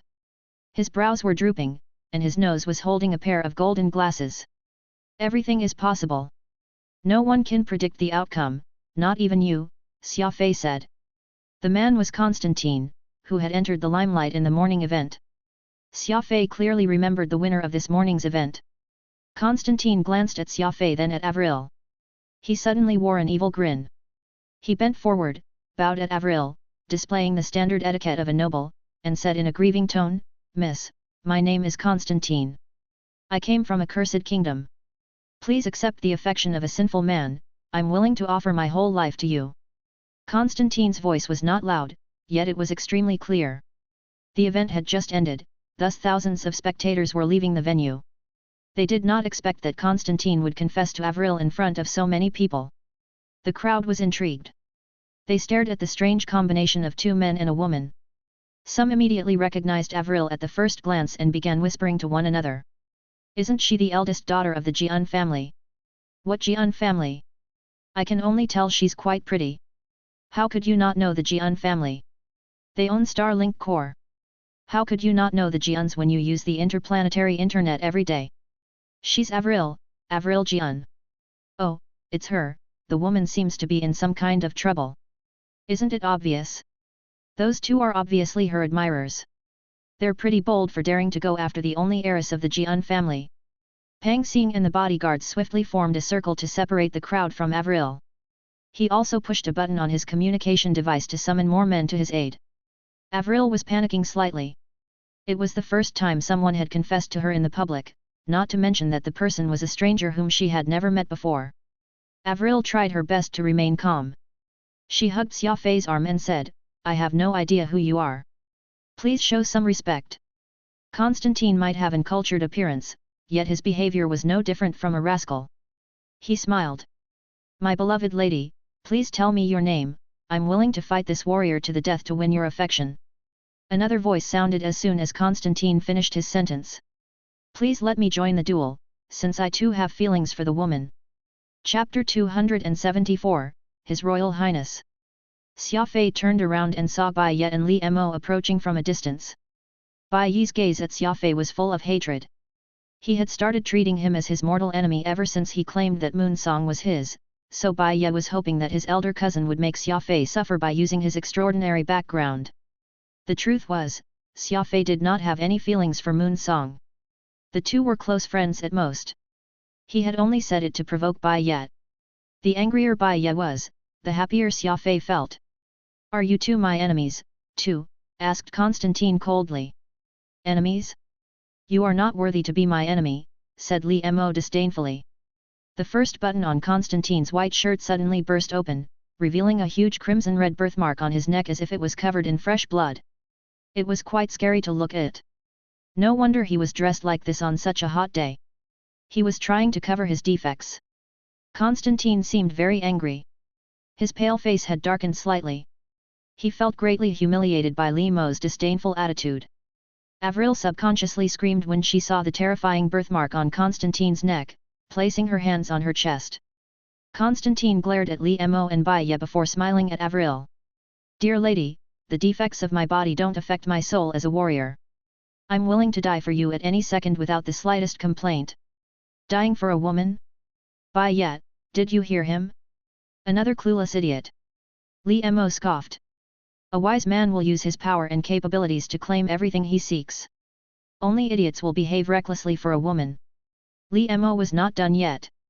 He added, I'm sorry, I forgot that you both are suffering from poverty. You can't offer anything else apart from your lives. Bai Ye and Li Mo burst out laughing. Blue veins surfaced on Constantine's forehead as he snarled, You dared to humiliate me and the woman I love. I shall sacrifice your fresh blood to the omnipotent Dietrich. I now challenge you to a duel. Constantine rolled up his sleeves. His arms were covered in the shocking birthmarks, too. Many people were born with birthmarks, yet it was unusual for anyone to be fully covered in blood-red birthmarks like Constantine. A duel. Li Mo wore a disdainful grin. Are you from a primitive society? We are at the capital planet, a place with laws. It's not the mountain you came from. Besides, how many rounds do you think you can last with your feeble appearance? Constantine was skinny, and his appearance was a little gloomy, too, yet he had a rare temperament. He had a strong lust for battle like a ferocious beast that lusted for blood. A fierce, murderous aura burst forth from Constantine's body and surged rapidly across the place. He revealed a pair of bloodshot eyes after taking off his glasses while his long hair drifted wildly in the wind. Come at me! Constantine yelled. Li Mo was shocked, yet he retained his disdainful grin while waving his hand. He's really a savage. You asked for it. Following it, a huge web with blue lightning flickers descended from the sky and encapsulated Constantine. A few plain-clothed officers suddenly showed up from both sides and pinned the young man to the ground. Constantine let out a fierce growl while glaring at Li Mo. His muscles were twitching. The lightning web was inflicting great pain on him, yet he managed to stay conscious with his outstanding determination, which was a clear indication of his unyielding spirit. The officers had no choice but to increase the voltage. It took them great effort to subdue the man. They summoned a hovercar, threw Constantine into it, and left. They were currently at the venue of the Golden Finger Cup. The place was extremely crowded, so there were quite a few officers nearby who kept the place under control. The police had arrested Constantine for obstructing law and order when he was just about to go berserk. Xia Fei was bored. He headed to the exit with Avril. Li Mo harumphed coldly and went in the opposite direction with Bai Ye. Xia Fei was intrigued by Constantine after the farce in the morning. The man behaved like a medieval knight. He wondered where the man had come from to acquire such strange behaviors. They ate at a restaurant before going back to his living quarters. Avril had diligently cheered for Xia Fei the entire morning, thus, she was feeling a little tired. She decided to take a nap during the resting period at noon. Xia Fei turned on the microcomputer and searched Constantine's name. A few results soon appeared on the screen. However, the interplanetary internet did not have much information about the man. Most of them had only appeared recently. It seemed that the man had kept a low profile and had not become known to anyone until recently. Xia Fei leaned against the chair with his legs crossed. He was thinking of smoking a cigarette but decided against it when he saw Avril curling up on his bed in a deep sleep like a kitten. I didn't expect Constantine to be a prince. I thought he's an otaku judging from his unkempt appearance, Xia Fei said. Phantom nodded. Yeah, he has a delicate appearance, yet one should never judge a book by its cover. It's better not to underestimate him. The Blood Candle Kingdom, the name sounds a little familiar, Phantom murmured. Xia Fei, why don't you look for information about the Blood Candle Kingdom? I recall it being an unusual place, but I can't remember the details. Xia Fei inputted the name Blood Candle Kingdom and clicked search. There were not many results about the territory too, only a few hundred pages in total. It was surprisingly little for a sovereign territory. Xia Fei and Phantom read the information carefully, an accursed kingdom gradually appeared formed in Xia Fei's mind as he kept reading. The location of the Blood Candle Kingdom was not unfamiliar to Xia Fei. It was at the boundary of the Death Trio Star region. Xia Fei had only been to the Black Abyss out of those three regions and had not visited Terminus or Evil Gulf Stream, so he was clueless about the existence of the Blood Candle Kingdom, which was located in the Terminus Star region.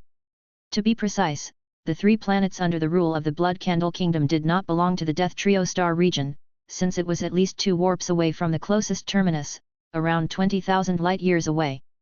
20,000 light-years was not a huge distance in the massive universe. The problem was, the distance of 2 warps was only valid when measured in a straight line, but there was a meteor field between Terminus Star region and the Blood Candle Kingdom. Dazzling meteors were constantly sweeping past the pitch-black sky like a highway with endless traffic at night. Even the strongest warship could not withstand the blow of a meteor, so those from the Blood Candle Kingdom would have to travel around 40,000 light-years to avoid the meteor field. The inconvenient location of that kingdom was the reason the place was unheard of to many people. There was once a period in the past when ancient humans had agreed to abolishing the death sentence at the request of many humanitarians who claimed that all lives were equal, but the number of crimes did not drop after the abolishment of the death sentence and kept rising, instead. As such, the ancient humans came up with a way to deal with those criminals: exile. Rumors claimed that the Blood Candle Kingdom was the place where the criminals had been banished to in the ancient times. Thousands of criminals were sent to the Blood Candle Kingdom on armed warships, then they simply left these defenseless criminals on the deserted planet without caring about their well-being. Humans had always had a strong will to survive. The toughest people among the criminals managed to survive with nothing. They even established their territory, the Blood Candle Kingdom. Xia Fei smiled after reading about the origin of the kingdom. I was wondering why Constantine behaves so strangely. He's a thug in nature despite his gentle appearance. Turns out that his ancestors used to be the toughest of crooks, or else they wouldn't be ruling over a country fully consisted of criminals.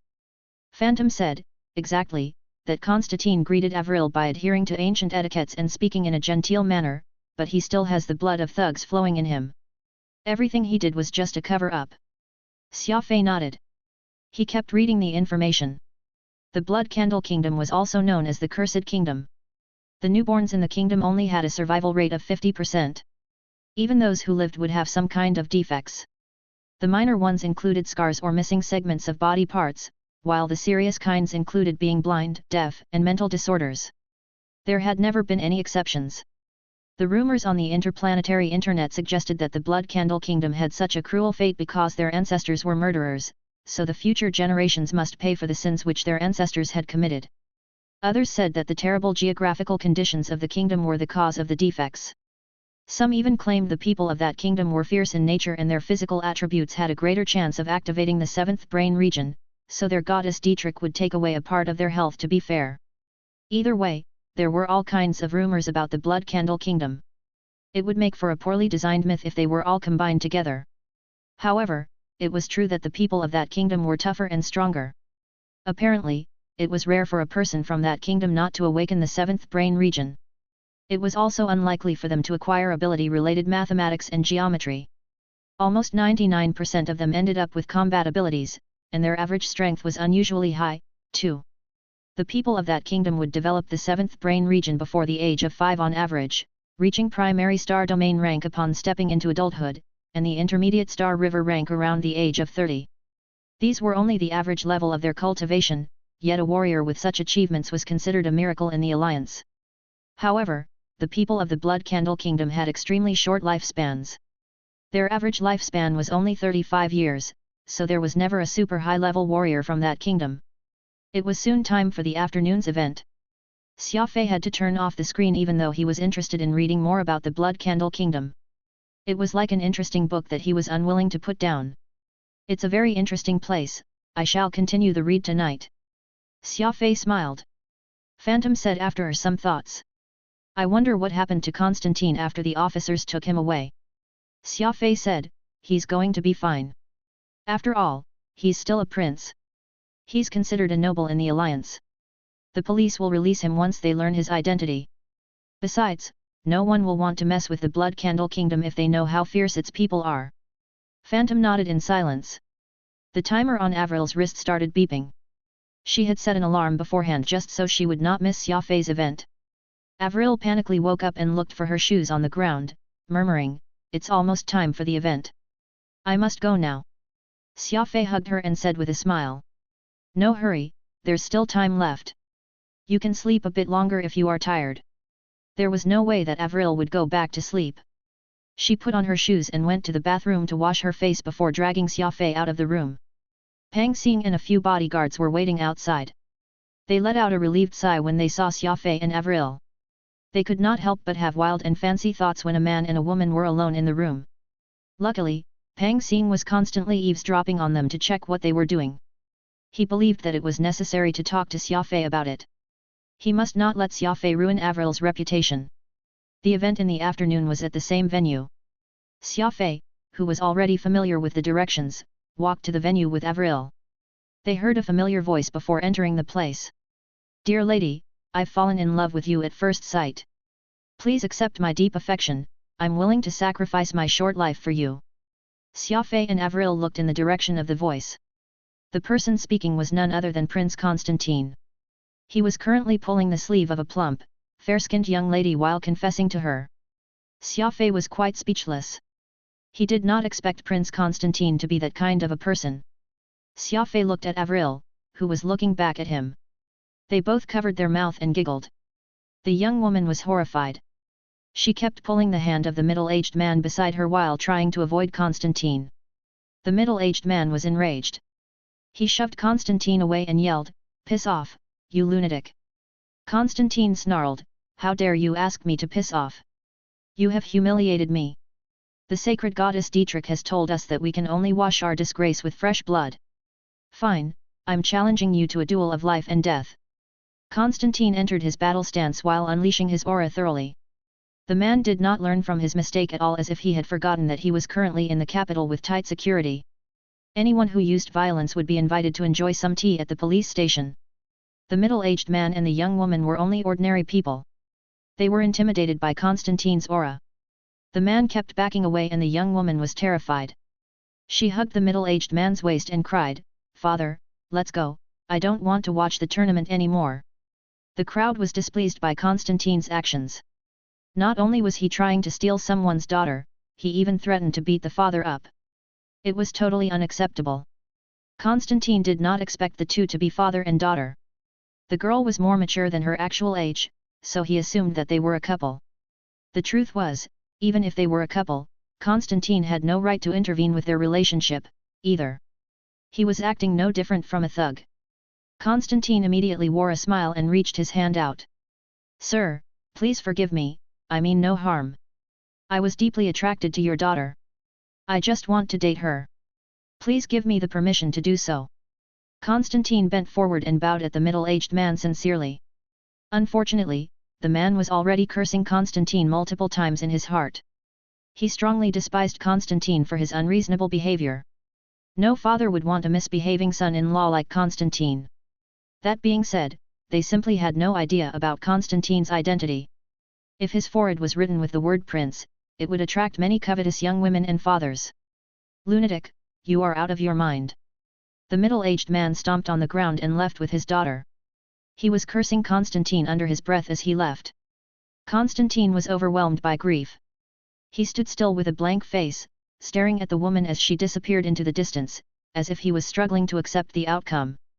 Xia Fei started clapping and said with a smile, "Prince Constantine, you should pursue further studies in a drama school. Why do you bother taking part in a machinery tournament?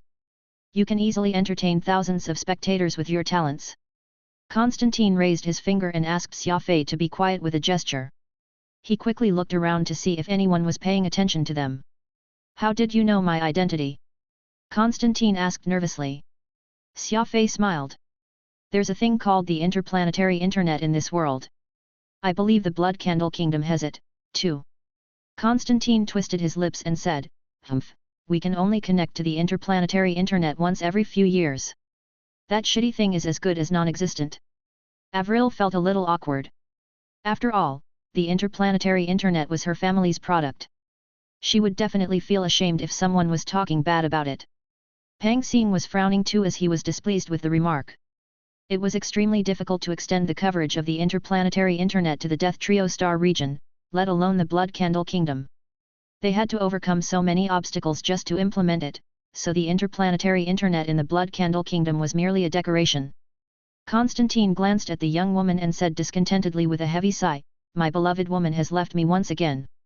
It seems that I'm doomed to be alone for my life. Xia Fei almost burst out laughing.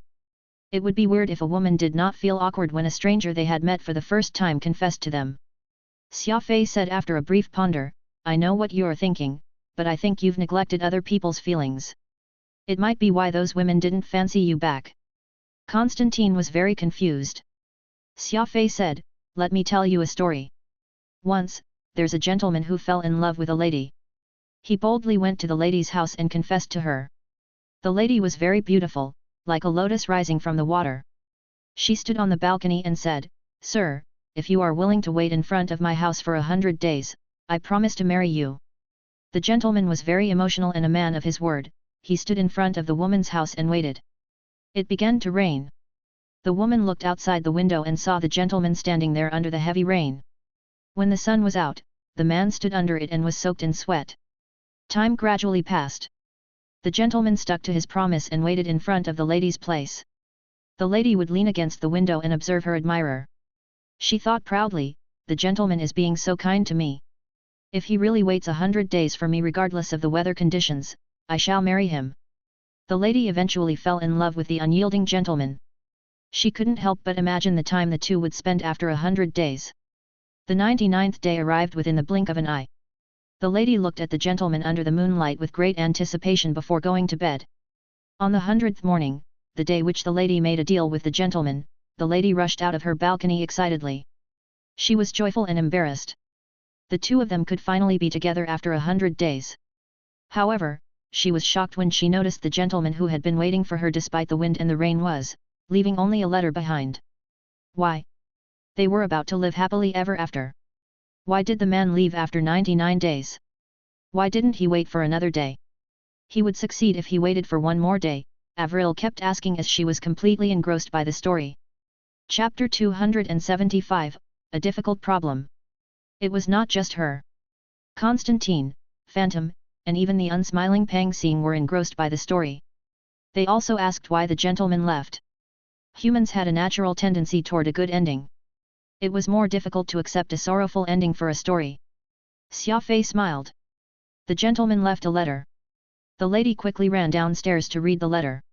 It stated, My beloved lady, I've used my actions to express my affection for you, but now, I shall leave some dignity for myself.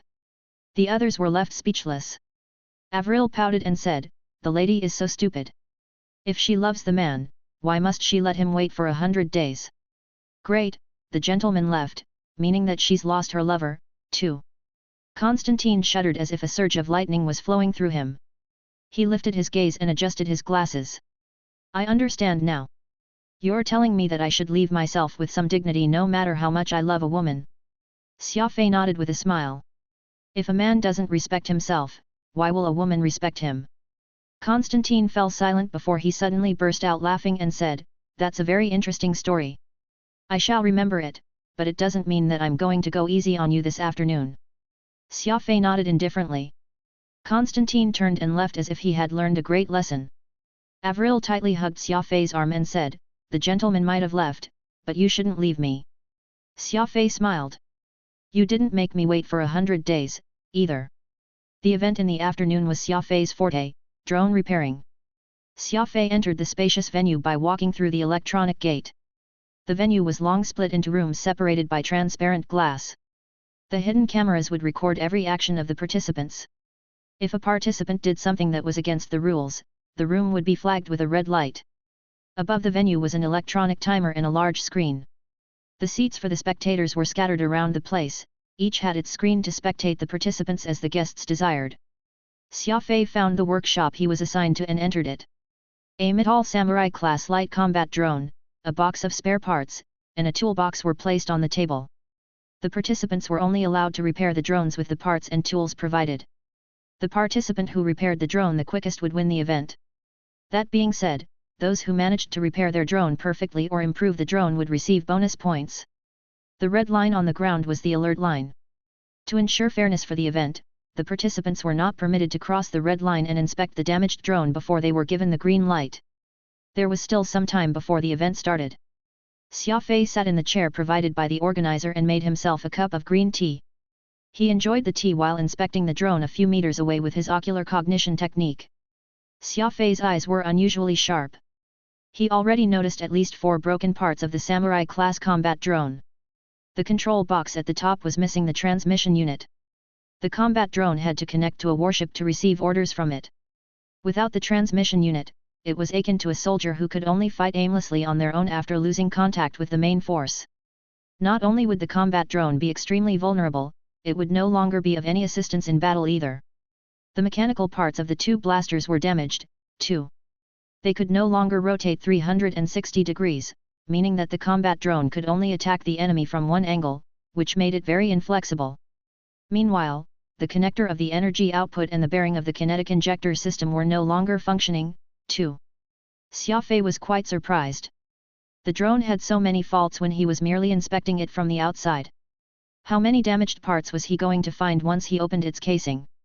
He seemed to have underestimated the difficulty of the event in the afternoon. He did a rough calculation in his heart.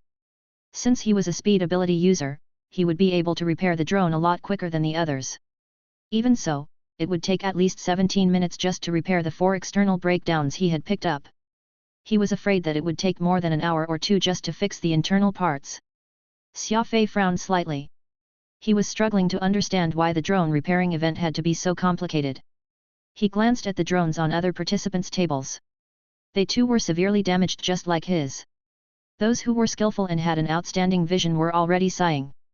It seemed that they too were surprised by the difficulty of the event. Constantine in a room some distance away nodded at Xia Fei. He reached his fist out to indicate that he would win the event. Xia Fei, too, responded the same way as he was not to be outdone. Avril was screaming Xia Fei's name while blushing from the spectators' seats.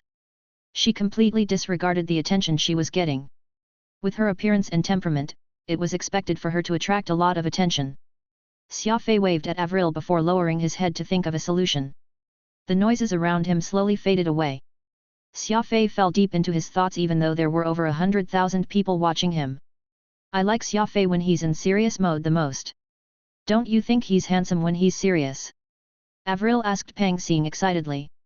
Pang Xing helplessly nodded. His eyes were constantly scanning the surroundings, vigilant at all times. As the countdown on the timer ended, the red line in the rooms disappeared, too. Xia Fei took 2 steps forward and stood in front of the samurai class combat drone. The drone was around 5 cubic meters big, it was one of the smallest models of combat drones. The drone might be small, but its firepower was not weak. It had the advantage of speed and agility over the bigger drones. A dinosaur could devour an elephant, but enough ants could also achieve the same feat. The components of the samurai class drone were densely packed, so its internal structure was much more complicated. Xia Fei quickly used the tools to disassemble the drone. More defects were exposed to Xia Fei as he disassembled the components. The damage dealt to the drone was more serious than he imagined. It was almost beyond redemption, as none of the circuits, mechanical system, energy system, and navigation system remained undamaged. Xia Fei finished disassembling the drone. Its parts scattered across the huge table made of titanium. He was in no rush to repair it right away. He lit a cigarette and fell into deep thoughts, instead. It was not like he could not repair the heavily damaged drone, but there was a tricky problem: the spare parts provided by the organizer were nowhere enough to fully repair the drone.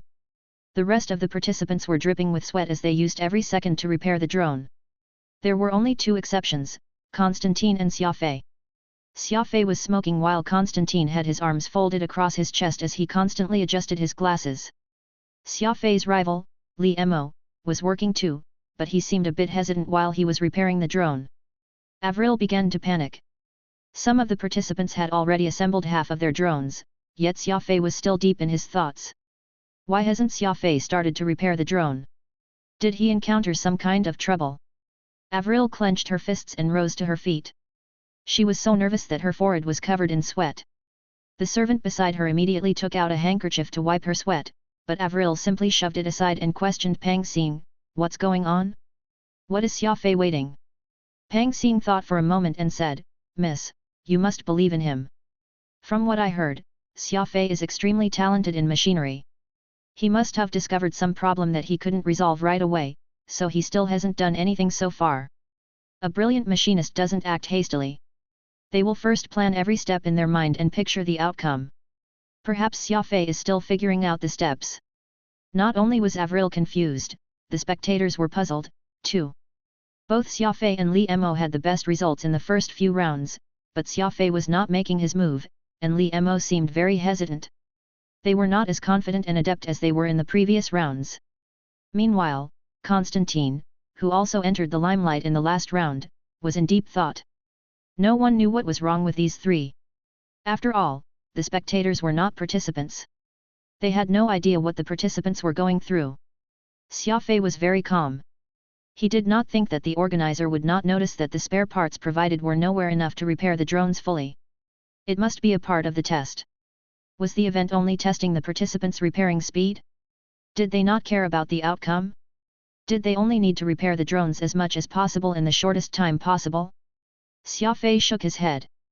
Every qualified machinist must know what they were doing. If a drone was unable to be repaired, an experienced machinist would not even bother repairing it. Could it be? Xia Fei murmured. He picked up the spare parts on the table and played around with them. He seemed absent-minded, but his mind was spinning rapidly. A few minutes ago, old Porter on Earth turned on his smart computer and tuned into the live stream of the Golden Finger Cup. As a three-time champion of the Golden Finger Cup, Porter was very familiar with the structure of the tournament. For many years, he would spare some of his time to watch the tournament no matter how busy he was. He was even more interested in it this year since Xia Fei was a participant. Boateng was waiting beside him excitedly, too. The two had been inseparable ever since Boateng found his master. He would always stick to Porter unless the company had assigned him a mission. He even spent more time with Porter than his own wife. "Hey? Why isn't Xia Fei moving? The others are already busy working, but it feels as if something's bothering him," Boateng expressed curiously. Old Porter was confused, too. He adjusted the angle of the camera and directed it to the damaged drone and the spare parts on the table. The live stream of the tournament was in a three-dimensional view, allowing the spectators to adjust the cameras as they pleased. It went without saying that people had to pay to unlock the three-dimensional view, but Quantum Holdings had benefited from their relationship with Avril. Everything was free for the accounts that were connected to the interplanetary internet from the company. Old Porter stared at the screen for some time. He suddenly chuckled. It seems that those old fogies have come up with some tricky questions again. It depends on if Xia Fei can think outside the box. His thoughts have always been sharp. He should be able to see what the test is really asking from him if he doesn't overthink it. Boateng was puzzled. He asked with a confused look, "Who are the old fogies you mentioned? Isn't the event supposed to be a time trial?" Old Porter said, "The Association of Machinists have a bunch of old people who are the top machinists in the Alliance. Each of them is a true expert in their field. Those old guys like to come up with tricky questions to deliberately make things difficult for the participants. You will soon see what the true goal of the event is."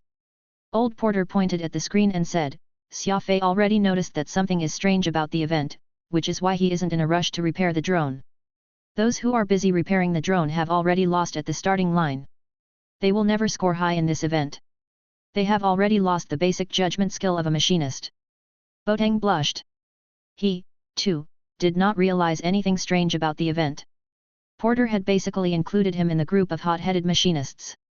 "Master, the participant named Constantine isn't doing anything, either. That guy named Li Mo is hesitant when he's repairing the drone. It feels as if he's struggling to make up his mind. Does it mean they are experts, too? Boteng asked. Porter nodded and said, if I'm guessing it right, they might be Xia Fei's strongest opponents in the tournament. We can't rule out the possibility that there are other dark horses in the tournament, too, but from the looks of it, those three have the highest chances of winning the tournament. Time gradually passed, yet Xia Fei still did not make his move. He was only smoking his cigarettes. Constantine had a go at it. He assembled a few of the parts but disassembled them again. He placed his hands on his waist and fell into deep thought. Li Mo, who was further away, had already finished assembling a part of the drone, yet he did not continue any further. He decided to stop repairing the drone for some reason. Phantom began to panic a little. He told Xia Fei, hurry up, the others are almost done. Xia Fei reached his hand to interrupt Phantom. He did not want Phantom to disturb his thoughts. Phantom helplessly twisted his lips while looking elsewhere. He was even more nervous when he saw other participants increasing their pace. Xia Fei suddenly pumped his fists and murmured, I don't care anymore, let's go with this. His hands moved at lightning speed. Xia Fei did not hesitate even the slightest after making up his mind. He rapidly assembled the parts on the table. A minute after Xia Fei started moving, Constantine began to assemble the parts, too. His hands were not as quick as Xia Fei's, yet he was able to compensate for his lack of speed with skill, so his efficiency was still on par with Xia Fei's. Li Mo began to panic when he saw Xia Fei and Constantine starting to repair the drone. He, too, was troubled by the shortage of the spare parts, but he could not figure out a way to solve it. The crowd gradually became noisier when they noticed Xia Fei and Constantine not following the original blueprint to repair the drone. The drone had shrunk significantly based on their current appearance. What are they doing? Are they really repairing the drone? I don't think so. That thing looks like a little sports car. It doesn't even look like a samurai-class combat drone. My gosh! Xia Fei is tossing one of the blasters away. Is he planning to install only a single blaster on it? That's nothing. Constantine even threw away the kinetic injector. I'm afraid the ultra-high speed is going to turn into an old-school vehicle. How disappointing! I didn't expect these so-called best performers of the tournament to do such a thing. They're randomly altering the drones. They are going to score 0 in this round.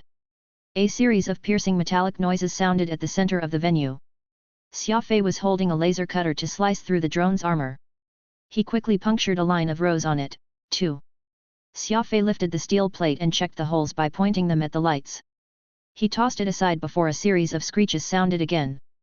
He began to modify the spare parts, too. He was not repairing the drone, he was destroying it. On the other hand, Constantine lifted a titanium hammer and smashed a few high-durability pressure pumps. The venue was soon filled with strange noises. It was as if Xia Fei and Constantine were trying to outdo each other. One was cutting the parts, while the other was smashing them. The rest of the participants were having trouble focusing because of the noise. They kept turning to look at the two lunatics to see what they were up to. Avril's forehead was covered in black lines. A lady like her was clueless about machinery. She did not feel great hearing the comments from the crowd upon seeing Xia Fei's surprising behavior, yet she still stood up and cheered for Xia Fei out of her trust in him. Li Mo's expression shifted, too. He was stabbed in the heart when he saw Avril taking Xia Fei's side. Most importantly, his thoughts were still in a whirl because he could not figure out the key to solving the problem. In the lounge specifically for the honorable members of the Association of Machinists, a few old men were seated in a row on an extra-long couch. Everyone was holding a personal smart computer as they watched the tournament while enjoying tea. A plump, old man with a white beard came out of the restroom while holding his stomach. He murmured, I shouldn't have eaten so much seafood for lunch. My appetite is getting worse now that I'm getting on in years. To think that I would have diarrhea after eating a few lobsters. I didn't have trouble eating 10 of them during my prime. He raised his head and saw the other old men staring at the screen instead of paying attention to him. He asked with a displeased tone, what are you looking at?